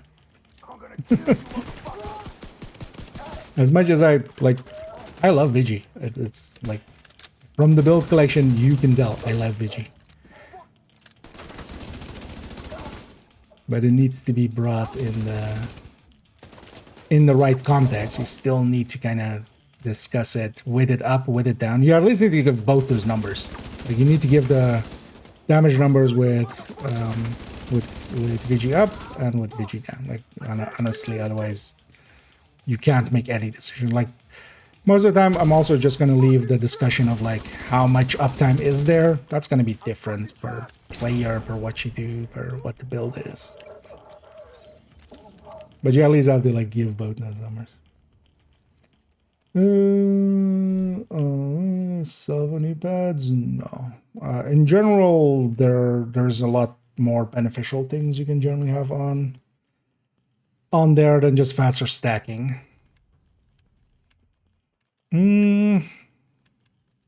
Just gonna take bullet hell actually.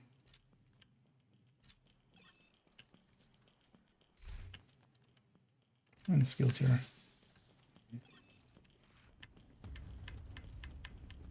Because for instance, depending on what the setup is, you would, if it's for instance Striker, you would either go Sacrifice plus Overdogs, because Overdogs also applies.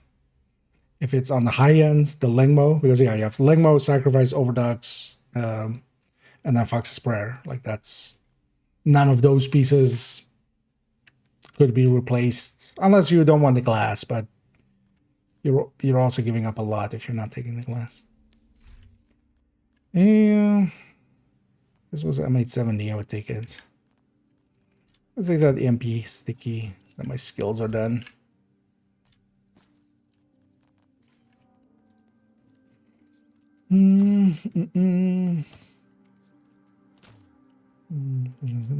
Yeah. It's also just always an equation from the build itself, because yeah, you do stack up a little bit faster, 5%. Because also the Pestilence itself has 10% rate of fire already. Hostile combatant. And the thing to remember, you do get, you know, anything that already exists. When you add two things into a pool together, you will get diminishing returns effectively. So that 5%, or well, the 10% rate of fire is adding to another 10% rate of fire, and now it's like 9 something. It's not a big loss, because you're not pushing those numbers super far yet.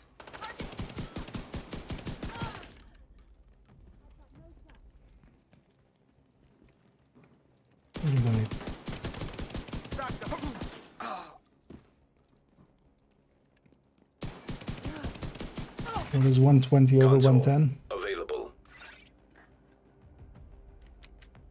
Because yeah, 120 over 110 is 9% already. Although, well, it would be 120 over 115 because you could still take the unit by itself. So even that, if you were to just pick unit instead with the crit chance crit damage, the rate of fire from that is just a 4.3% versus 6 crit chance, especially on the damage mag would likely win there. But you would yeah, apply more marks a little bit more quickly, but that's not worth it either. Oh yeah, but although there's something to be like, if overdogs didn't exist, definitely 2-piece unit would be a lot more common, I would say. if overdogs didn't exist, because a 2-piece unit is really strong for ARs. Entering new location. Difficulty rating medium.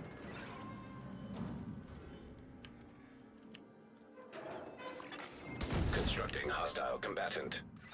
But yeah, for instance, even for chest striker, I would still generally, because also we're pushing the crit down and stuff by quite a lot there. Oh, what am I? I'm thinking that thinking. That goal wasn't even marked.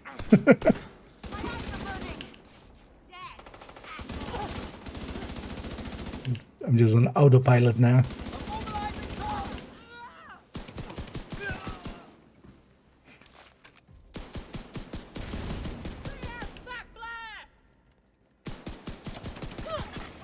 Console active.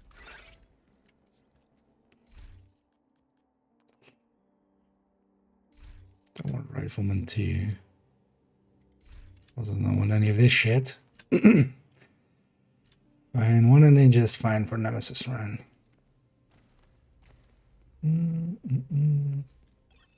What's wrong? This one. The thing is, glass has its own values. Selected. Difficulty rating medium. And a lot of builds I would, I tend to go equalizer as well. There are some builds I just prefer, like really benefit more from glass, where equalizer just wouldn't make the same deal. For instance, bestie is actually, for instance, the high-end bestie. I would definitely go glass with that. Hostiles constructing. Hostiles spawn from highlighted doors. Brain not braining.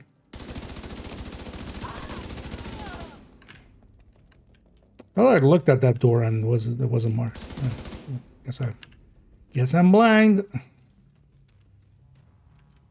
Which? Hell yeah, I am. Can't shoot if I can't see. Moving.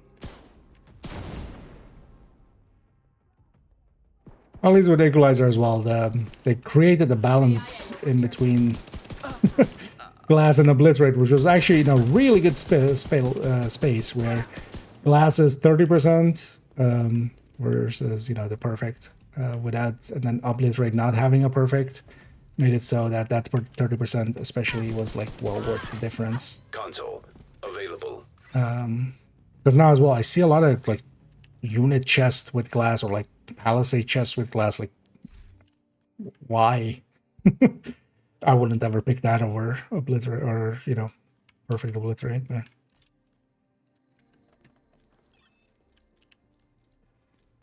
was normal glass being 25 versus equalizer's 24 with some stacking. New location. Difficulty rating. And then not the downside. Like, yeah, that makes a lot of sense, man. Sacrifice at least still has a little bit of edge. And the edge in glass is especially that it just is always on. you don't need to stack it up. Constructing hostile combatant. You do lose quite a bit, actually. More than most people realize in that stacking up. Locking the enemy down. And then for instance, what Pest is also that you can have two different, effectively, pools. Because if you were to have Obliterate together with Unstoppable, Perfect Unstoppable Force with the Backbone, you're feeding both into total weapon damage. But Glass goes into a separate multiplier, so it actually, you know, makes quite the difference. I don't want to replace anything here now. Did 3 rerolls this loop, that's not great. It's Entering new location. Difficulty rating. No. High value target.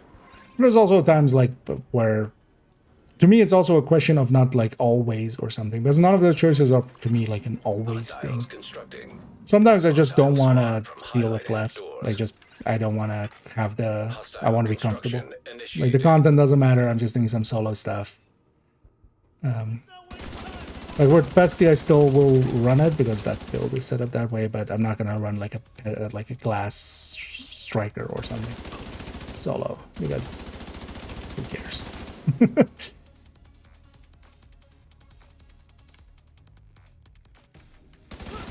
I'll just run a tech tank, actually. At least as long as I'm not like trying to like level a lot or something, or just try hard.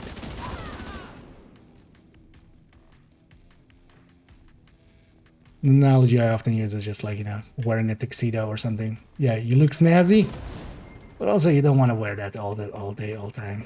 Like, sometimes you just want some pajamas.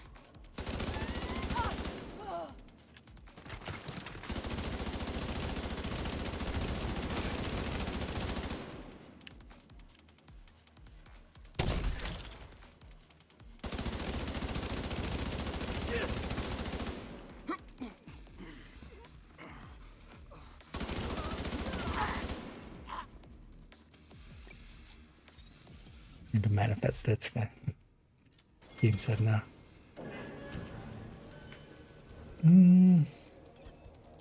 Only got 610. Once you don't get any more blueprints, also it will show it on it.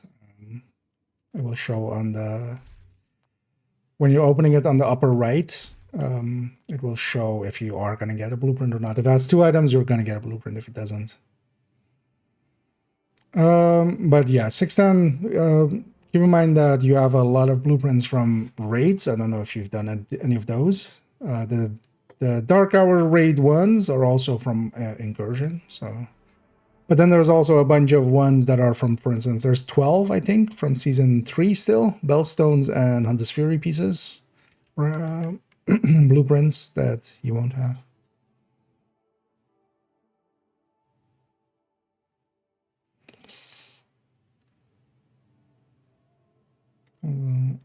And then even if you get max, it's like 6. It's 4 less than the max. Was it this? No, that was. Yeah, I'll link to that. I'll put it in the chance. That is Doug's blueprint guide. That basically lists all the blueprints, so you can kind of cross-reference to that. It also lists where you get the blueprints from. So.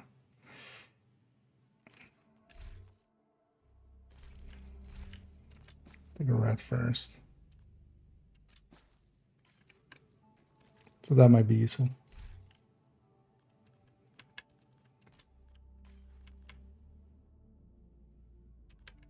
Although Mark 17 is also nice with bullet hell.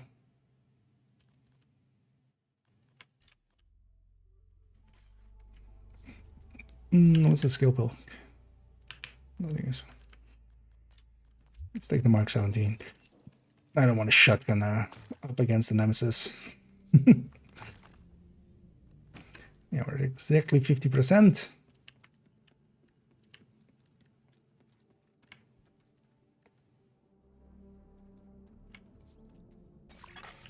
Room selected. Difficulty rating easy. If it's set or not. Sorry, what do you mean? Or if I answered the question there, I'd go to that guy. You're missing a bunch, yeah. There's still some from the raids. There are some that can be from the research, the field research and stuff. But those are a few. And then, yeah, Season 3 ones. Bellstone and this Fury are not available currently, for instance. But that should just be 12. Online. And also, yeah, the Dark Hours ones are also in Incursion. So.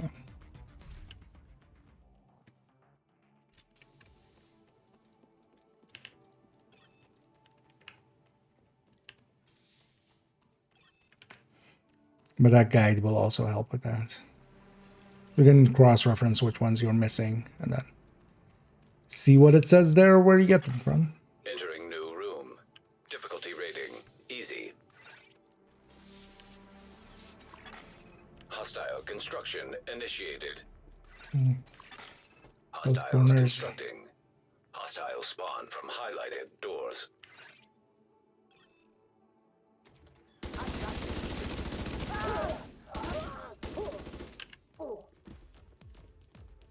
Keep getting reload. Even though it does nothing.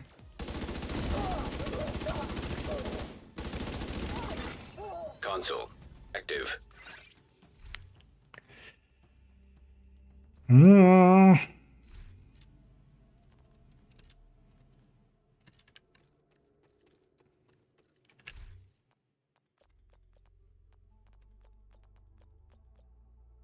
A surgical restraint. Actually, strain is also not a bad one. I'd have a bullet hell. Let's take the shortest route. Curious to see actually what the end time on this will be, because we were standing on that, you know, this is that same run we were recording it. Difficulty rating easy. Yeah, super long Nemesis run. Hostiles constructing. Hostile spawn from highlighted doors. Hostile construction initiated.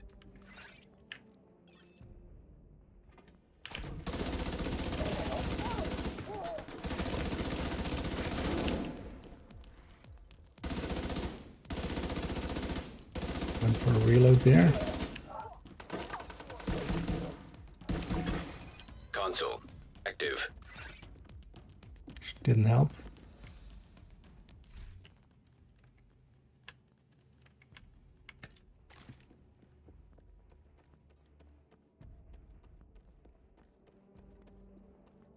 Should have taken a leg rush. But not surgical yet. 78, so we just need one hard room. Or one hard room. One easy room in the next one.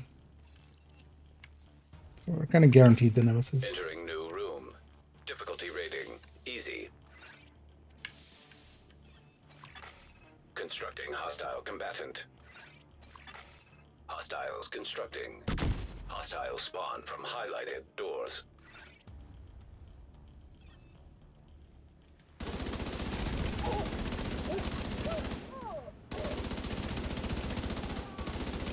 He staggers Console reds and purple, so online. just buys me a few seconds there by Supply just station online. using the sticky like that. Have a slot for anything new anyway. Let's just take that rifleman too. It's not a good pick, but I don't want to waste too much currency.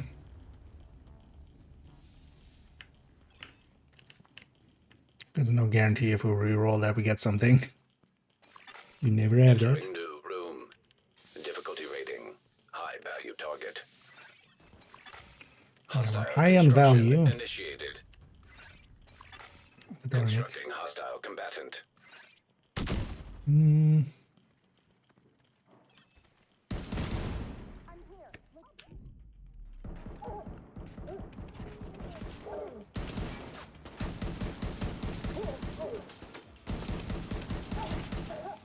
Even that one unhinged. Getting in my way.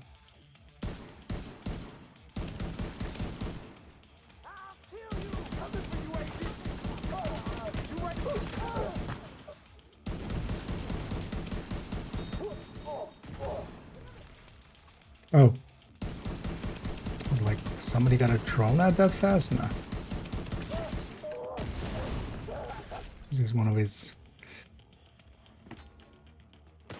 What? Oh, it's the one that's RC thingies. That works.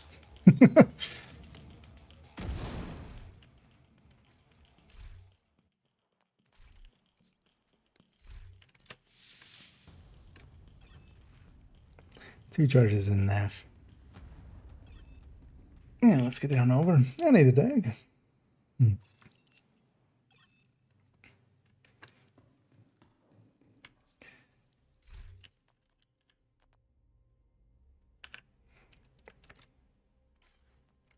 You're not taking it, let's take the RPK.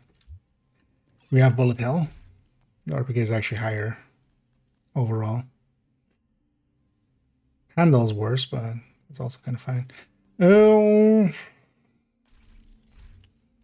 yeah.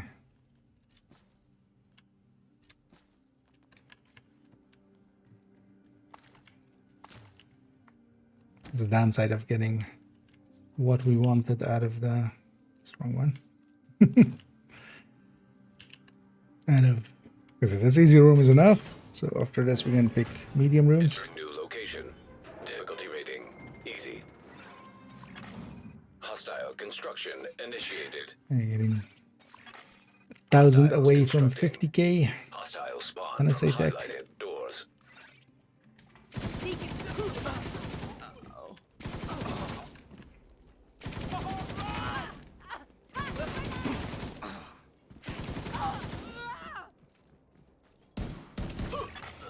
Console available. Now a slat.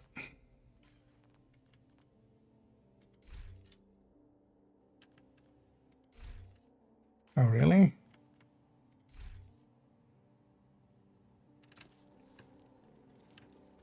Just gonna skip the choice. Not worth putting that pommel in there. Room selected. Should get more Difficulty credits to rating, medium. reroll.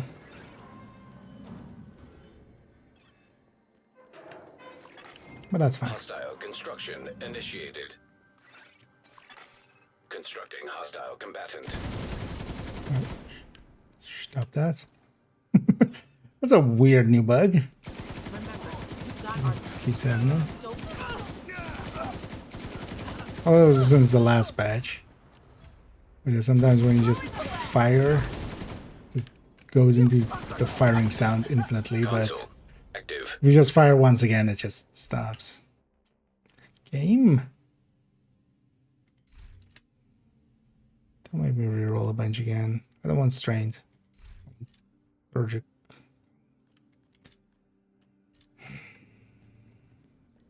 Fine.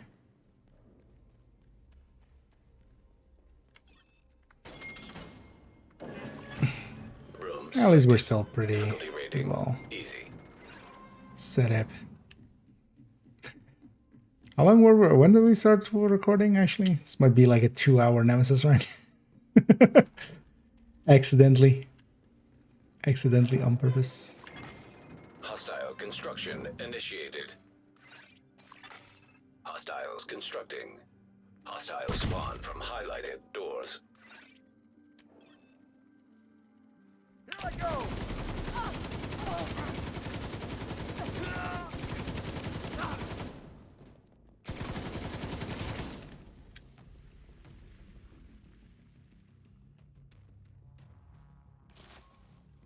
Oh, just stop there.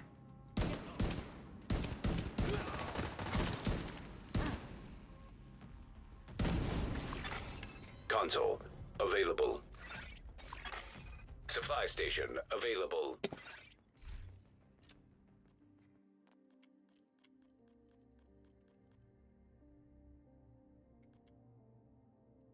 One more unhinged. Don't. We have enough damage. Let's see what do I want to share. That's not how that works. I've been playing for a long time. I'm not gonna do it, man. Only way to share an item is if it is gotten while you're in the group together. Hostiles constructing. So while people could share in some ways when Krampus was up and stuff, We can't just go like, hey, I have this item, I'll give it to you. You would have to been there when the item was gotten, and then also only for half an hour. So it needs to have been recent. What you can do is, if you do want the Eagle Bearer, well, stretch goals are coming up, but that's very unlikely to happen. If you want it, it's actually not too hard. Like, it's one of the easier ones, exotic-wise, to get of those exotics, because it is from Dark Hours. Dark Hours is relatively easy and gets ran quite often because of that. So you could see about, for instance, depending on what system you're on, signing up with communities that do carry runs, what some games kind of like call Sherpa runs, stuff like that, where you can sign up. There's a team of, you know, other players that already knows the content well, and they just each time take one person through and try to help out. Also, the thing with those is that, yeah, most of them will already have all the items in there because they run it consistently. So if any of them gets it, you also get it, basically. They'll give it to you, and then they can share it, because you were in the group with them together. Hostile spawn from highlighted doors. But it's just outright, yeah, we can't share items in general.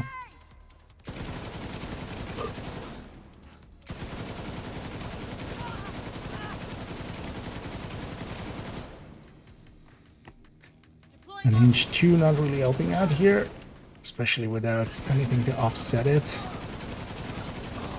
At least it's still doable on LMGs because of the way that they work with their accuracy and stuff. Stop that. Don't even have Preservation 1.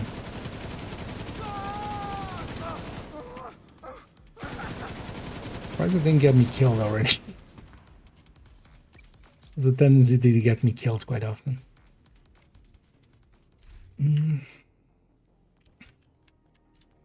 Yeah, let's go fight a Nemesis. Nemesis. He's amongst us.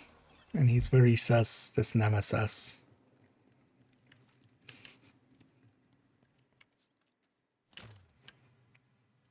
And let's go deal with Nemadad.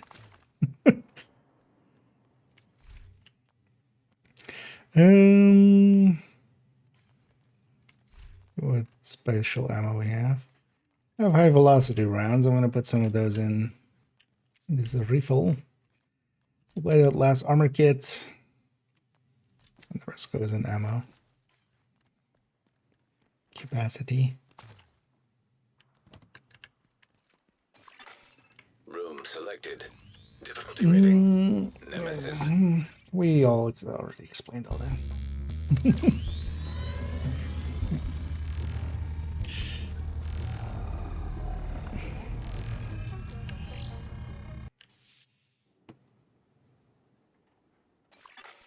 Difficulty increased.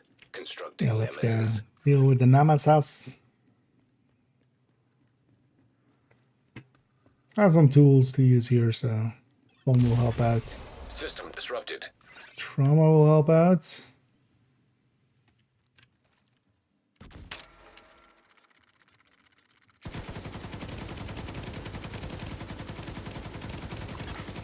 System restored.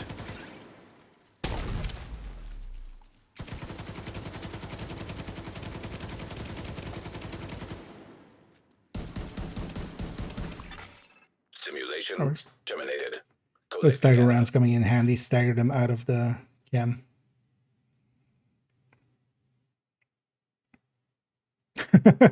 Two hours, 14 minutes to reach loop 4. That's a quickie, right? Well, yeah, that was just, we were sitting in the sun to have a background for the recordings, man. It was a 2-hour Nemesis run.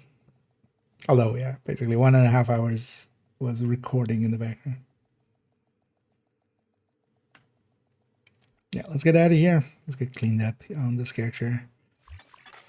Facility We detected. didn't even get a reconstructed cache, even though I don't need them either. How many do I still have in my stash, actually? Because I've been keeping them from recent Nemesis runs, or not Nemesis runs, deep runs. I have 16. Reconstructed cache is just in there. I'm well taken care of.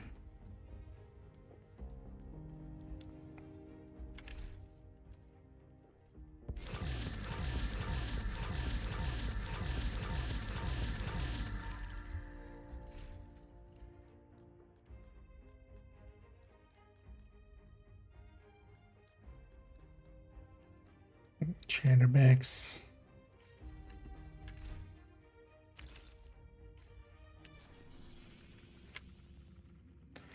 Let's character back to base. Yeah, let's briefly jump on to character tree. I'm mostly just character account tree. I'm kind of curious about how exactly the cache works with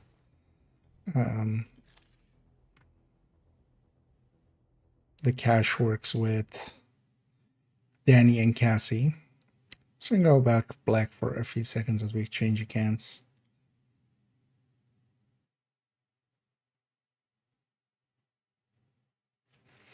What was the email? What's the login credentials for that, for that account? Wait, let me see if I remember it actually.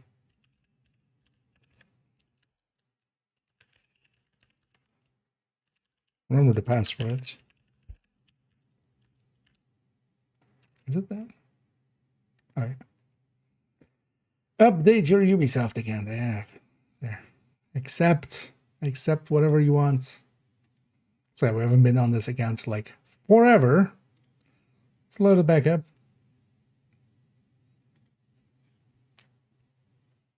Get them all that I can get back. Okay, so 610 is then likely the... Guessing that's maybe some of the raid ones then as well or something. And thank you so much, Sid, for subscribing. As always, much appreciated. As it allows us to get all the silly apparel, at least on main account, not so much on these accounts. Easy anti-cheat taking forever. They're supposed to be easy anti-cheat, not slow anti-cheat.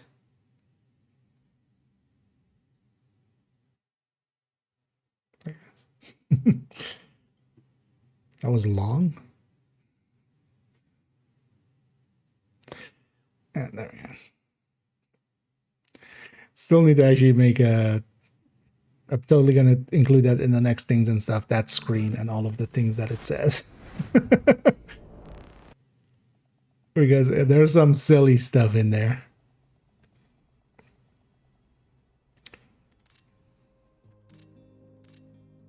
It's been a while since we've been here.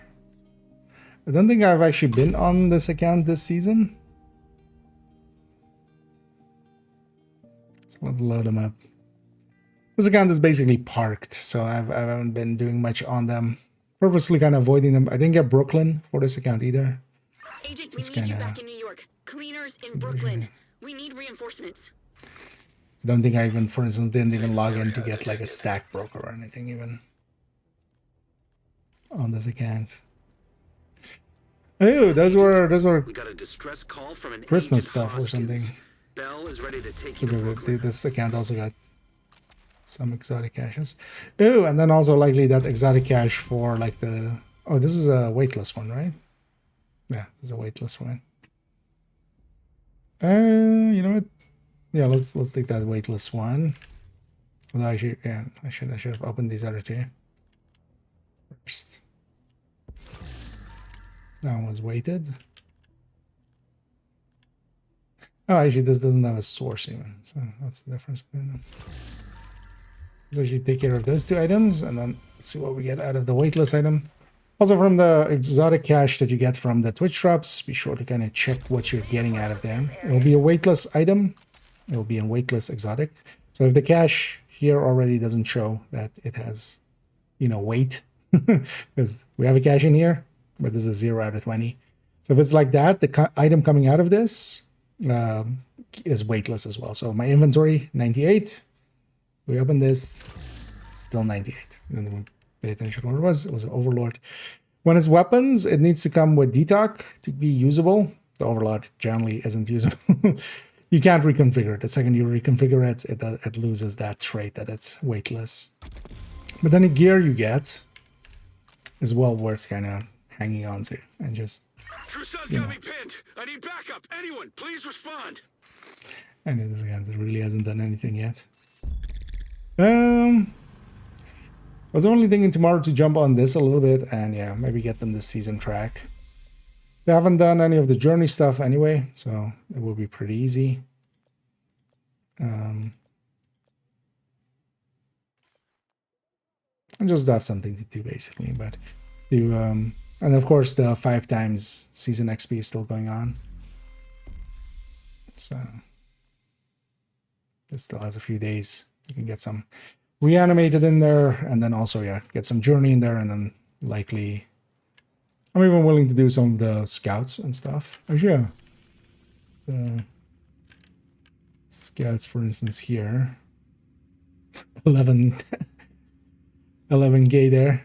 And that's even because they don't have the modifier on at all yet. Right? And it is on by default. But first things first. The thing I want for this evening, because we'll run that in a little bit, most likely. We'll go raid-in as well, but we'll actually run that in a minute. I definitely can't make it as late as yesterday. But tomorrow I'll be able to maybe jump on afternoon and evening. See if we can make the snitch spawn somewhere. Until the character with only side missions on the map. Yeah. Let's hear the audio breaking. Oh, yeah, my main account one.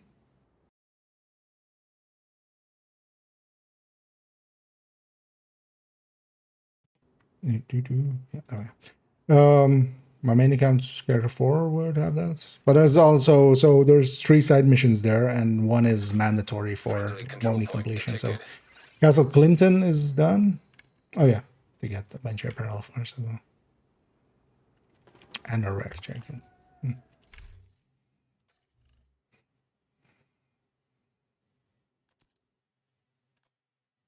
Yeah, okay. So some of these. Because this account also didn't have those things. My friend's open for it's also not a baby business. account Want with to know like where? 3.4k SHD there. Nothing else. Oh, actually, let's have. I think he's over there, right? Let's turn on reanimated as well. So for some different reasons. Okay. Yeah, I might even. Bored as hell. What is there? Wait, I might actually even here have it. Oh, it's not that marked. But it will be on a different character. Although that character might just not have Woni at all.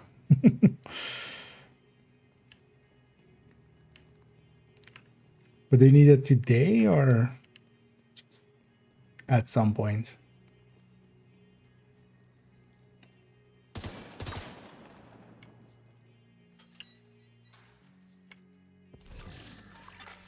Supply drop detected.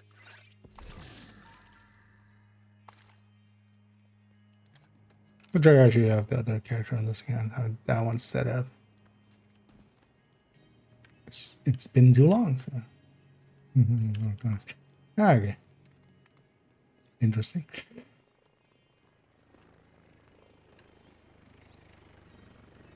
Now let me see if the other character on this account has it. Otherwise, after the stream, I'll jump back to main account likely. Oh yeah, I'm very curious actually how these work because on my main accounts and stuff, I just have. I just have all the things from those, so just want to see the UI wise how these work.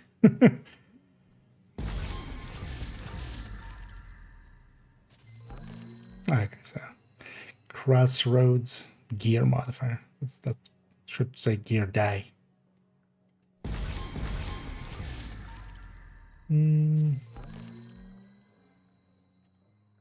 Dark Sun Rook. Yeah, let's see what those exactly are. Because those are just tricolors, right? Those are from previous season ones. No. Yeah, these are definitely season ones. Okay. So you can get a bunch of these, which is nice because some of the better ones are those, but they are from some of the early seasons. So it's good on them to make those available through those.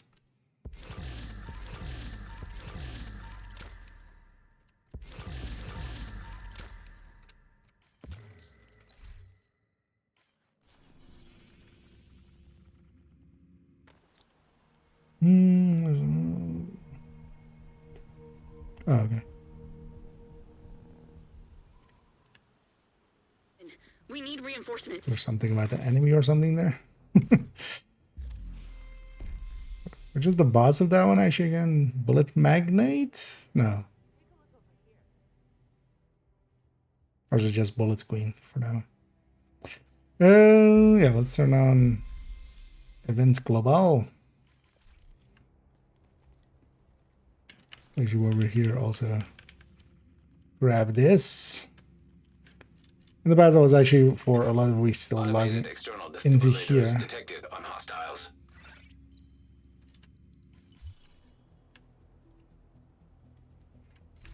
I'm just getting, these SHD weeklies in there, but I gave up on that as well. So it just wasn't worth it. So the account doesn't need anything much. It's kind of well set up. Oh yeah, let me actually check. Remember, this account does have a character that is set up for Watch Alton. Or not Watch Alton, man.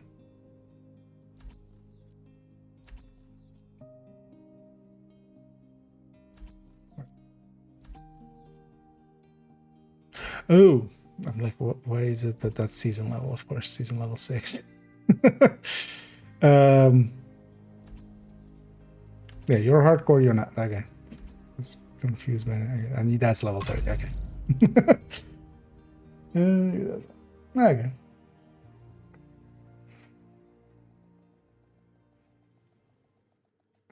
Although now I'm curious actually how this character is set up. Safe area entered. Actually, no, this character isn't even set up that way. Huh. So yeah. Wouldn't have helped even there anyway. Let's grab the SHU requisitions on these while we're here.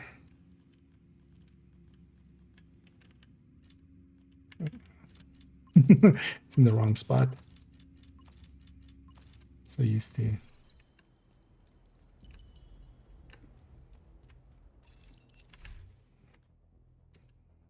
This already gives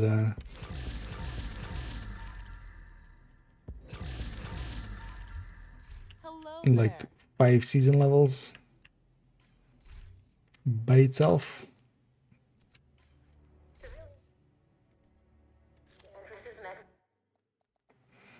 So let's grab the hardcore as well and the SHU requisition there too. And where we do a thing here. Maybe we do a priority objective or something. And then round it out. Agent, we need you back in New York. Cleaners in Brooklyn. We need reinforcements. Oh, I need to actually go get the guy. Entering safe area. As well, just the main character here.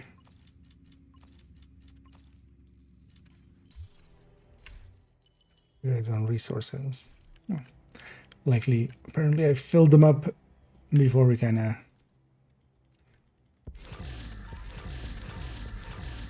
So remember last season as well, just jumping in and effectively getting them their season track done.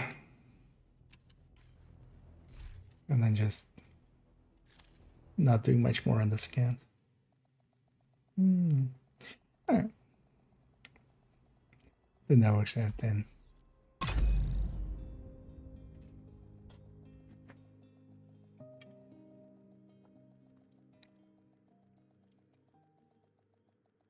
Yeah, let's go do the starter mission. Agent, we need you back in New York. Cleaners in Brooklyn. We need reinforcements. True Son's got me pinned down.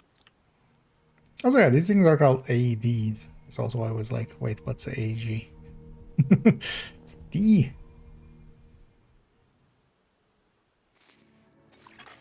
Hostiles guarding location nearby. Location, guarding hostiles nearby. Breaker.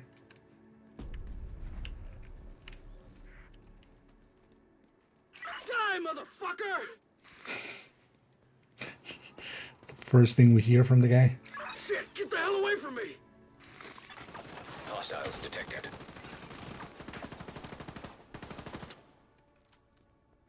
Hey, hostiles. Stop that.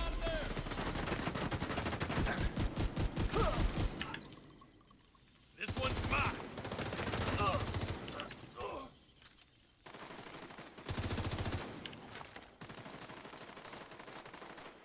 Where did you go? Tango down! Didn't think the division would ever have my back. Guess times are changing. Hands are changing. Concussion grenades. Eh. Hate you already.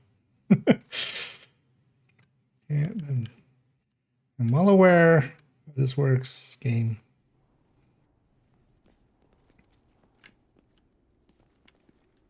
Pew.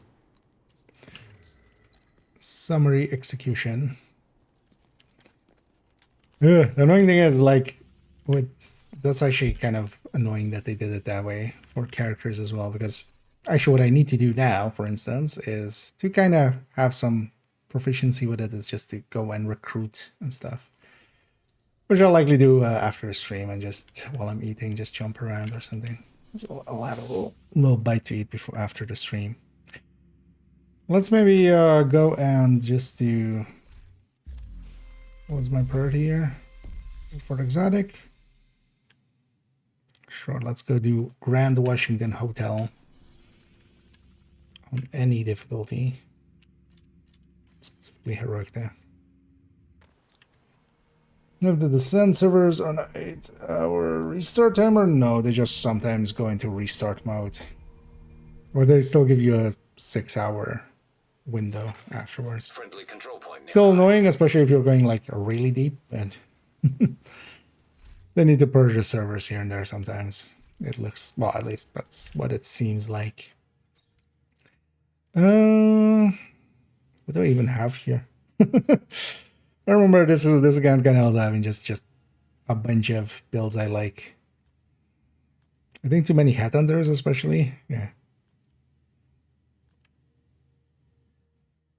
Well, that might also be the way to go here, just for speed.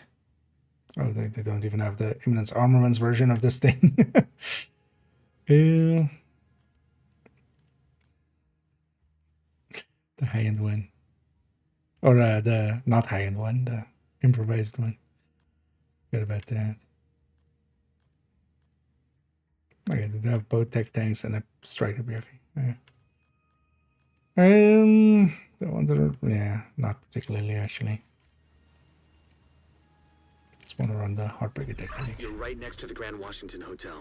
Okay, here we go. That should get their attention. Head to the service entrance on the east side of the It's building. like, do we tag on a bunch of modern or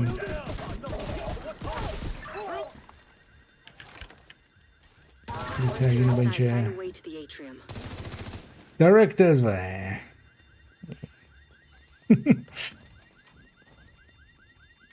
Does this kind of have some? Okay, they likely didn't use them much after the reset, of course. Codes on deep runs. Yeah, if you stay in there long enough, it will likely pop up that server message. It is kind of annoying, yeah. Hostile radio intercepted. Damn it! We're under attack. It might. There's also in there, you don't have, Hostiles are moving. it doesn't mitigate you. You should implement something that kind of mitigates it by just taking you to a different server in between loops, but it doesn't do that at all. You always stay in the same session. And of course, you have no way of leaving or like going to New York or something, you know, going Hyena, big off-site shot. Real just to unpleasant. We need to kill this asshole. get in a different session. So you're just kind of stuck with the AEDs timer. detected. Nobody gets through. Nobody. Hello, I am nobody.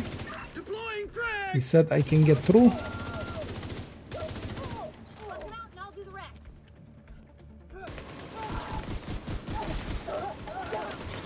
Blast that off, hyena!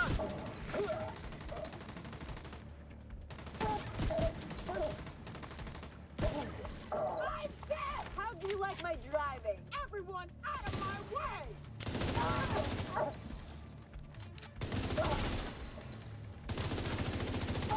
You went all the way to the top floor. Take the stairs to the right of the elevators and work your way up. Taking a lot of hits here! Right? Oh, from the cloud. And all these people dying from the cloud.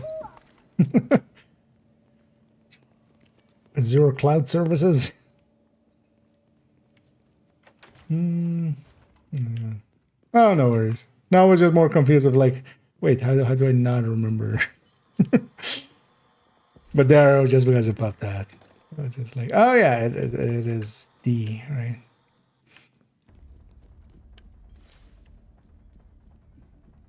Also, it doesn't matter really, man.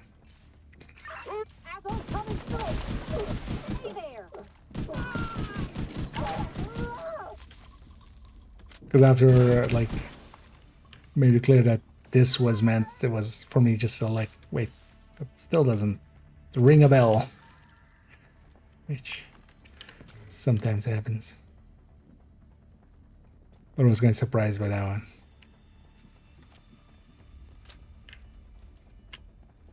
I wonder who's talking. Actually, wait. Is this one never... Is it the other one that... I don't remember this one bugging out like that. Because Bliss is on the talking list and so is Schaefer.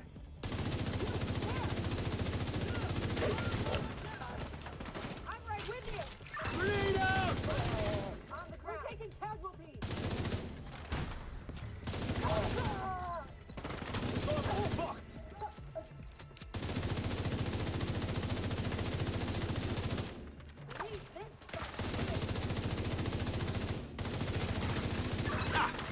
Got him!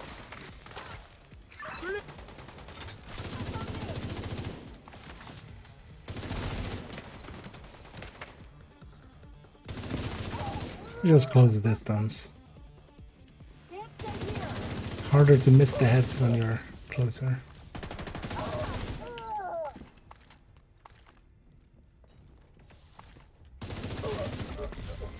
Does it kind of have a Tempest? Oh, it does. Oh, it's not even proficient. You know what? Let's equip it for proficiency.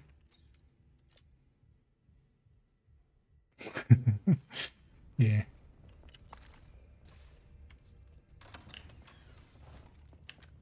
I just found an ammo stockpile. I'm gonna detonate it.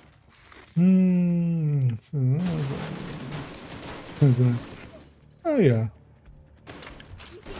Although this was a decently short season, so I don't mind it too much.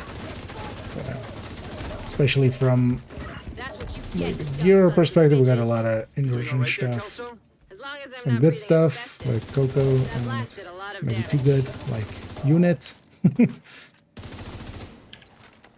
And even gear wise, like Beacon, or well, exotic wise, Beacon and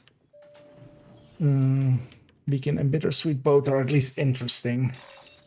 Rogue agent detected. Rouges.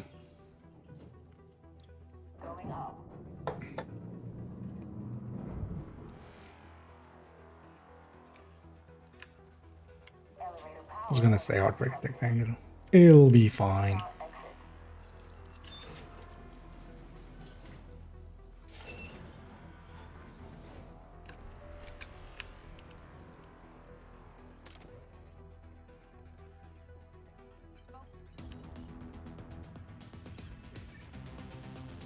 That one's yours.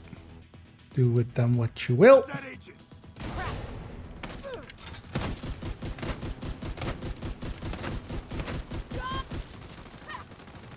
And rogues and stuff don't get, you know, extra headshot damage from reanimated. Doesn't work. It's basically disabled on them. Eliminated.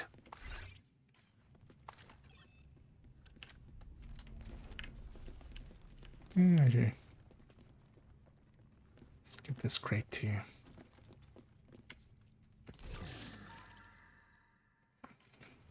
I think it's 2.5, right? It's a fixed multiplier, so it's kind of easy to verify. I was gonna forget actually how much it is, because this one doesn't have variance, right? It's just. I'm on the roof, holding for backup. I have eyes on you, Kelso. You see? Although it interacts I don't know what weirdly he looks with like, but there are plenty of hostiles up Headhunter there. as well. Not for long. It's not there. It's not a 2.5 like that. Actually, well, maybe it is even.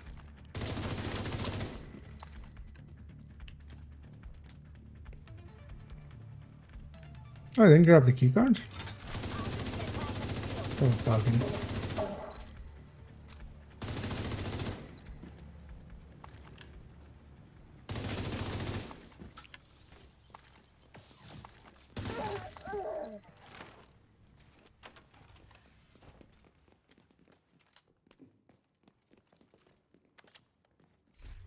How many exotics do you have actually?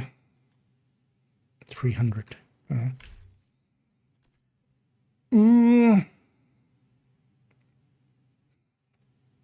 Sample Ouroboros on something. Oh, they have a striker with Ouroboros even. Oh, they don't even have equalizer, do they? No. Yeah. They've been parked for a while.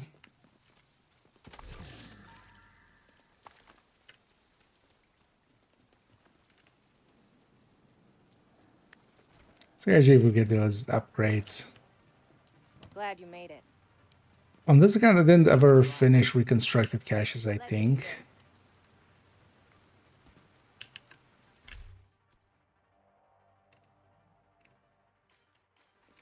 Did I get overdogs? Maybe it's in the stash. Whoever's there is dead. Get a notice. Watch this one go. I'm a fucking pig.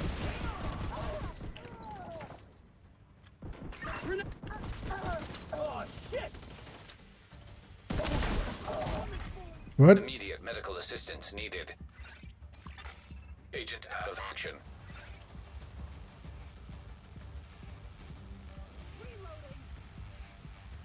That do get me up, actually. You asshole that killed me.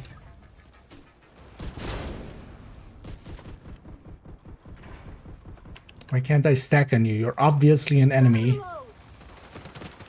Betrayal!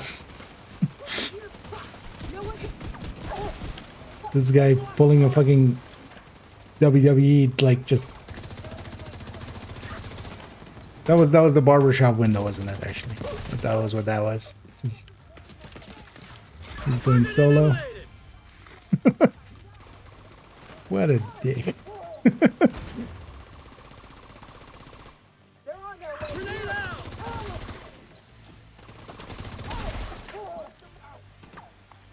I'm taking a lot of fire here!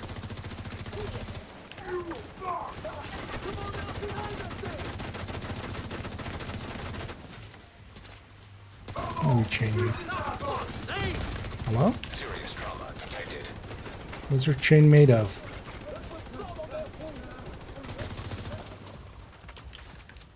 Laugh that off, hyena! Fucking hell!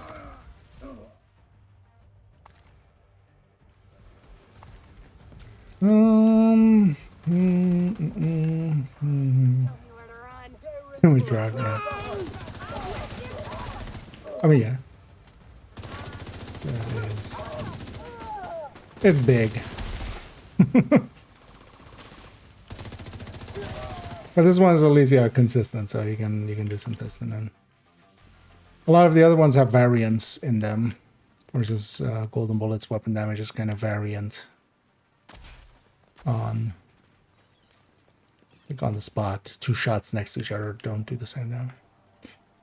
VG Striker. I generally don't use that Striker. Like if I want damage out of Striker, I'm just gonna use chest element. Nowadays as well, like ongoing with with Overdax, the other OD. I don't like. I would rather go glass Overdogs than glass VG. But also, I just don't take glass that much, especially on Striker. I know some people like it. Nah. But also, I just don't, you know, for instance, for a lot of my play, I just don't play it that way. I'd much rather be aggressive like this and not have to ever be reactive. I'm just always going to be hyper aggressive and have a much more enjoyable time even if it isn't that fast. Taking a lot of hits here.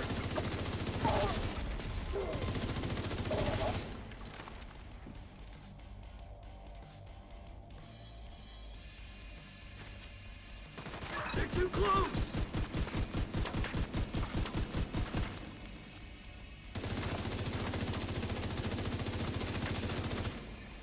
Way too strong. The door.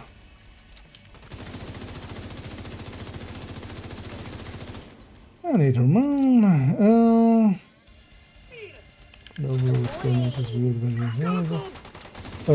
mean the list I was showing earlier, or because I'll link the guides in a second. The descent guides again. Manny, is Odessa on the line? That's those I'll patch answers. her in. Odessa, Kelso has some news for you. We got Eleanor. Is she okay?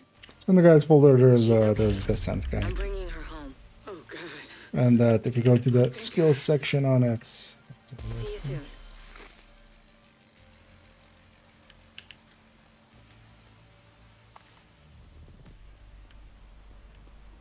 soon. Damage.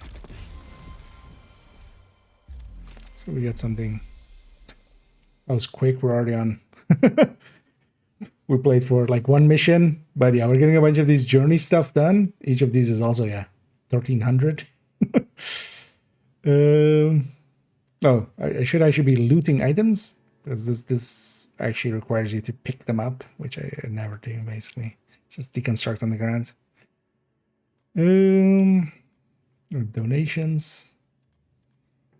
Open world and capture control points. Let's actually finish this. We can just loot some items. Although actually I can donate as well to control points. Does this character even have a skill build at all? Like it's a drone hybrid or something? I don't think so, right? They have a fire eclipse, but...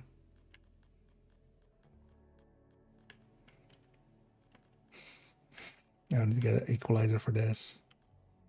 Also for the striker here.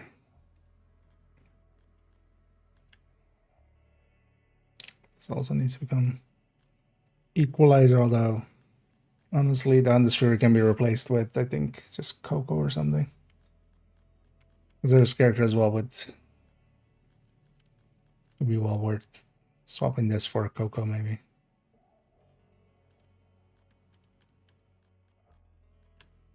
Also, they have so many headhunters. But also, yeah, they have this joke headhunter. You know what? Let's run it.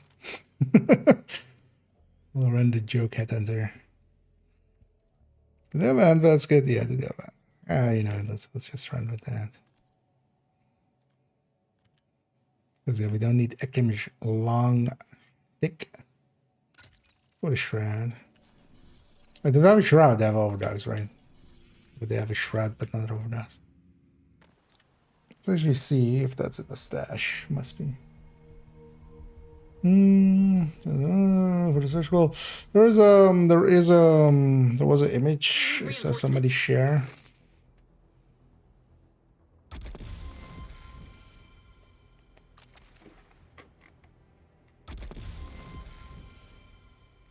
See if we can find it. Oh, yeah, so on the normal caches, it's basically a 10% of a 10%.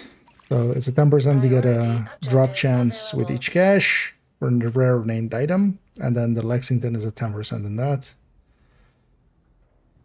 And then with the other one, it's you guaranteed get a rare item, a rare named item, but it's a 10% at a Lexington. So, because there's 10 items in there by the look of things. So that's decently high still. As well, that's not that low.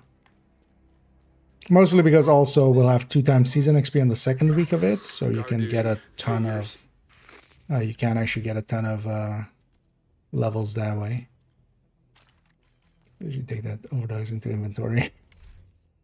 Yeah, let's run this silliness. Surprisingly, this just works still fine, even without reanimated. Like it's actually fine. A control point, and then also resupply control points. I'll fill that by your resources. It's too quiet. So we got just... It'll be a fun sniping one now.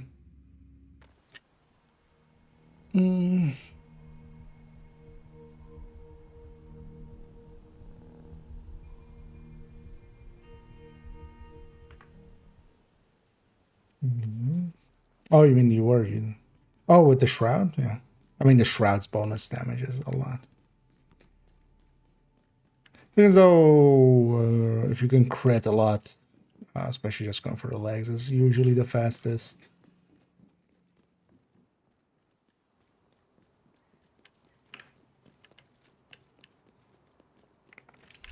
Do any of these have a core that could be recorded?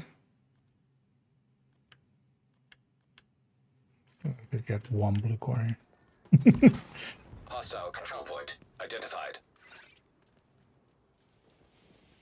Oh, this is set up. This is set up from a cool skill season. So I should just get a revive hive in here. I'm bored as hell. Need these two to be in that order.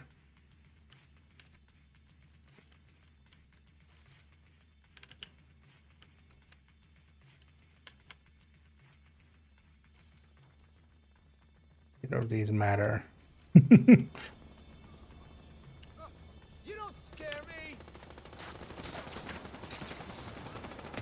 We'll strike them from the side. Hurry up! I need you back with me. What's the starting shot here? 14 on the first shot. Not even sure vigilance was up there.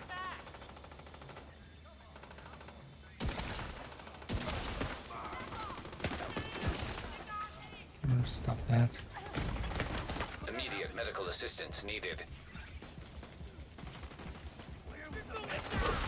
Eat this! God damn it!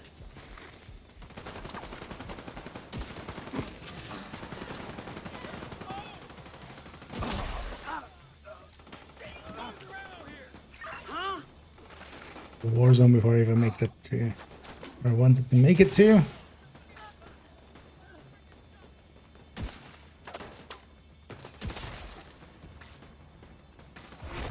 Target down! Hostile detected.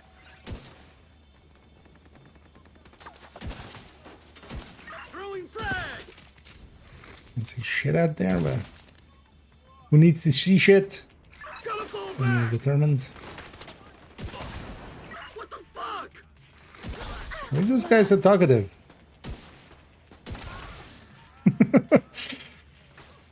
You should be talking less. They patched you a little bit. Just a little bit. Tango down! I'm guessing it's just some random in within range, right? I'm gonna check it out too. Suck on this! Screwed. We can finish them. And who even needs a build? Just run 6-piece improvised. Who needs brands or gear sets? They're overrated. Embrace improvised. I still want to make a... although it would actually just be too easy. It would be just kind of on par with the 511 build, kind of. Actually, no, it would be even stronger than the 511 because we're getting, Incoming. you know, basically 3 mod slots that go towards crit Detected. extra. But I want to make one of these as well with just like obliterate vigilance or something, and then with crit chance crit damage. Die, motherfucker!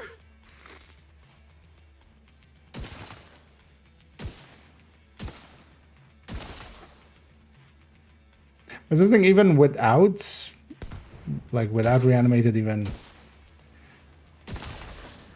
still needs to like start on a red and stuff, but, because I don't think it even can start on a purple, but, well, that might be able to. And also that's a wrong scope.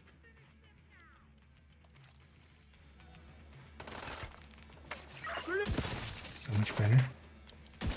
No way! It's like something feels off, but...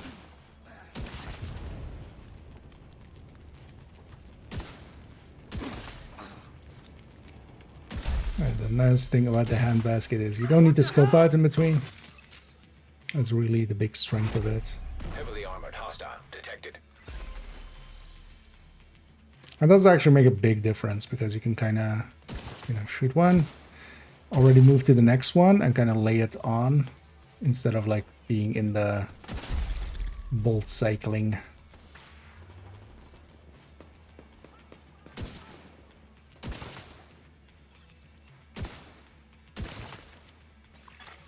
Detecting additional hostile contacts.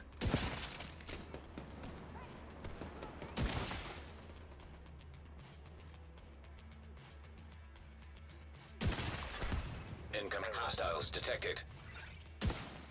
Hostiles rejected.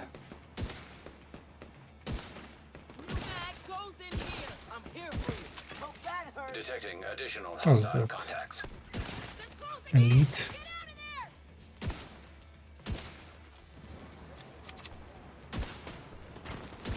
Grenade!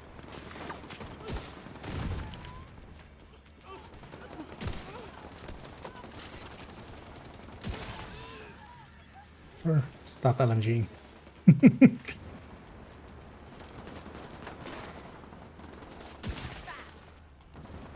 Throwing grenade! What the?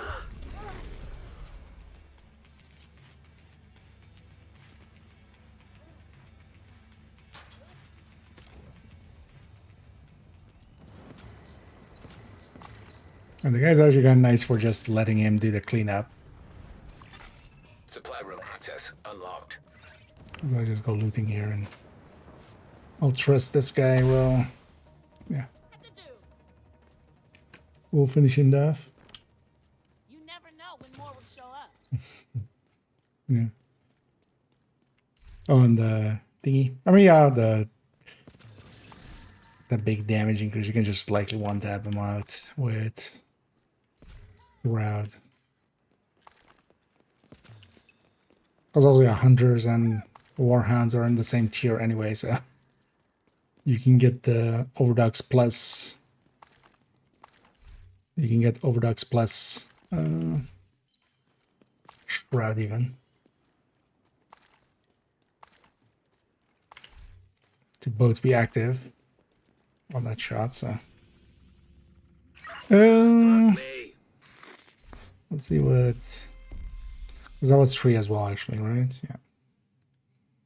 Oh, this is 2 control points. Okay, so maybe we capture one more. And then we donate, because it is looting, and this thing won't happen that quickly. But This is worse than my old job. then go back to your old job. You dick. What was that? Get up and take my resources.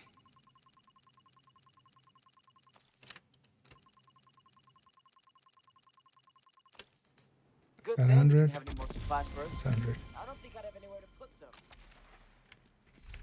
All the season pass levels. Yeah, let's go get one more then.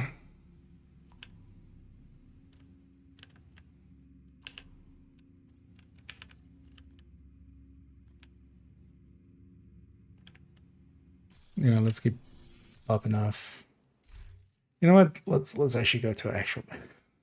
Let's go to actual hot chat.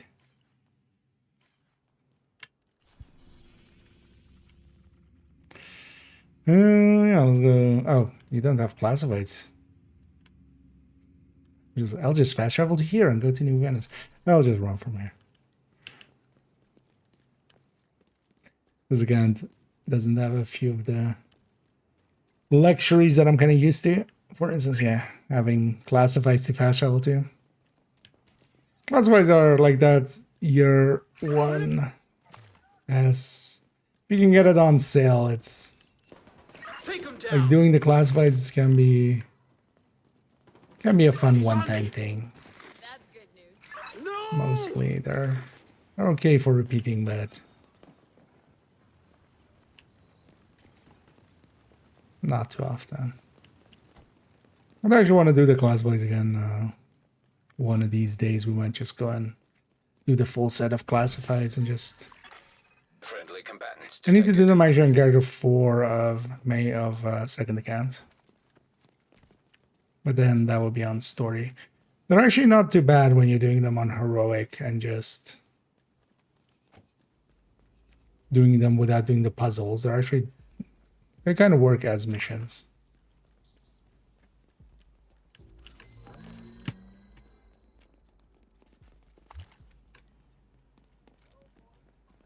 And I'm getting a bunch of these apparels from the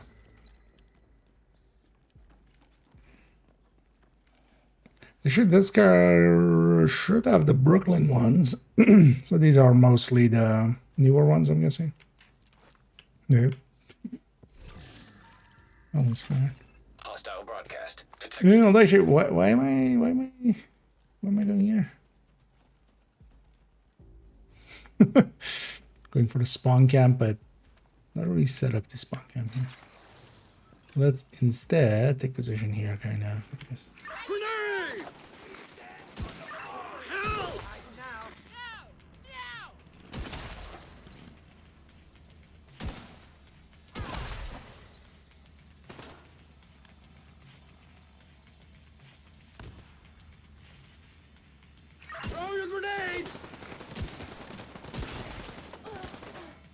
the thing I like doing with this as well, just holding the button down and then trying to land all my shots if I can.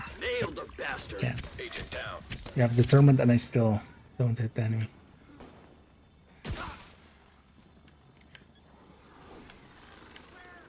Can my drone actually go over there? Hostile broadcast picked up. Lost our drone somewhere.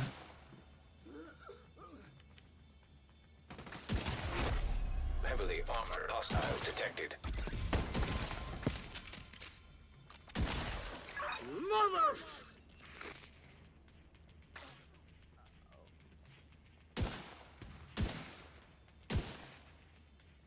Take this. Mature rated game, True Sun Man. You can finish that sentence. You can just say motherfucker.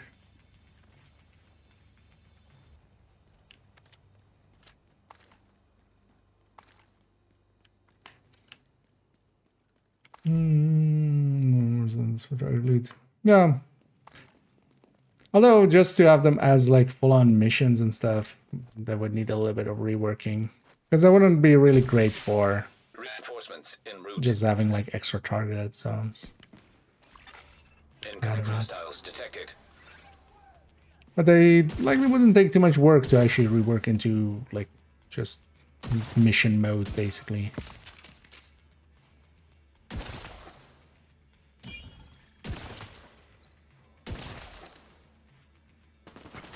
Because also for a while it's been clear that Chinese version might get some more classifieds.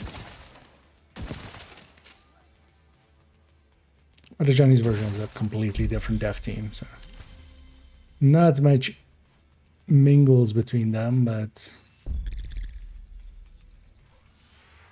maybe.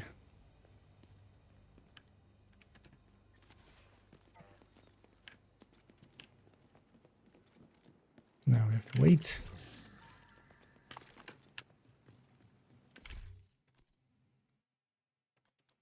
Oh, a quick step right there.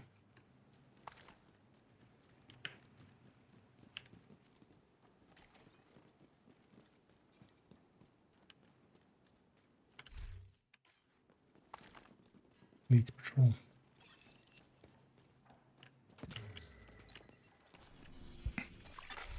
High threat Actually, enemy patrol detected. forgot to.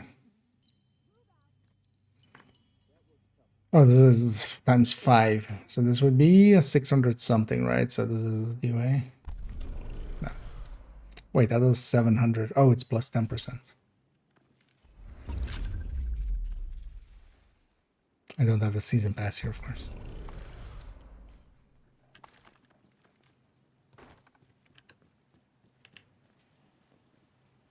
Oh, sustainable mask.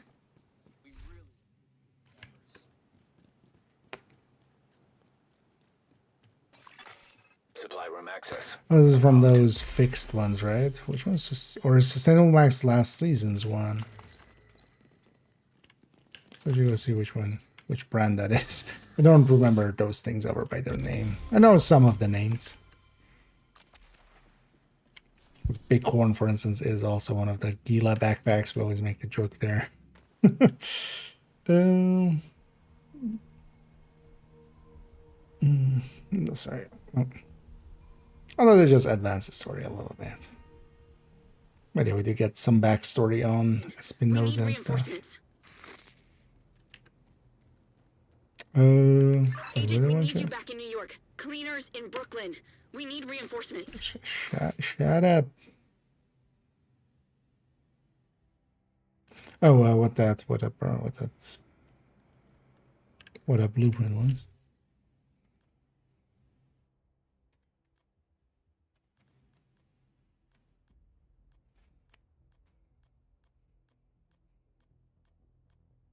Oh, that was tipping skills, okay. Because I didn't get the tipping skills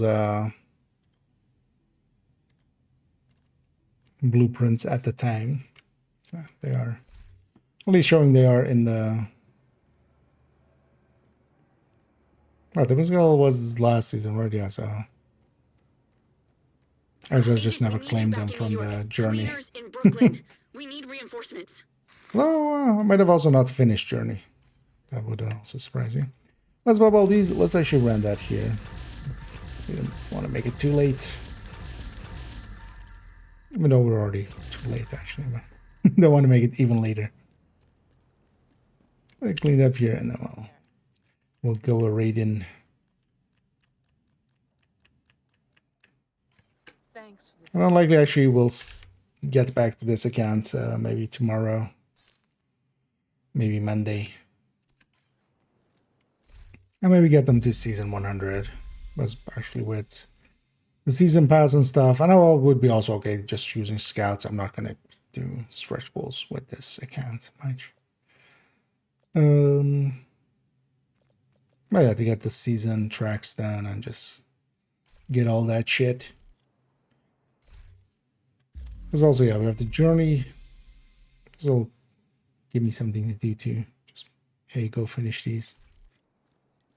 Sometimes just having a little bit of direction is all I kind of need out of the game. But yeah, let's round out. I'm going to send everyone on Twitch, and Raiden will definitely pick somebody who does have drops. As of course, we'll make sure that everybody's taken care of in that way. If you're in for the drops that you...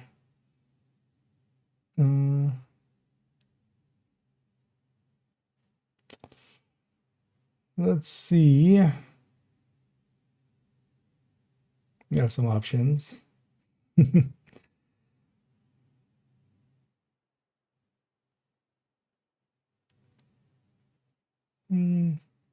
Actually, yeah, so let's maybe go over here. Yes.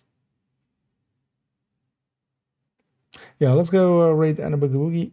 We haven't raided them in a while, and they have actually raided us not too long ago. So let's go repay the favor. And then yeah, I'll be back tomorrow. Depending on how it goes, tomorrow likely as well. I'll be around in the afternoon and in the evening. Might do 2 streams again. We'll finish up the recordings for the Descent stuff. And actually, before a stream tomorrow as well, I might already stitch together that first video and have it go up on the evening.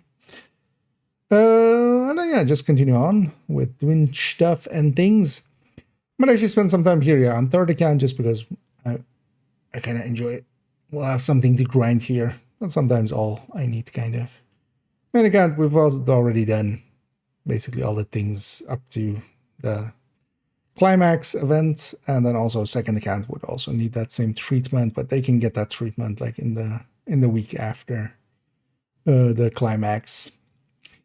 But yeah, thank you all for joining me. I'm gonna send everybody off to Anna Boogie Woogie, as I do always like their style, and they're always a kind person. So give them a follow if you want to. Once we get there.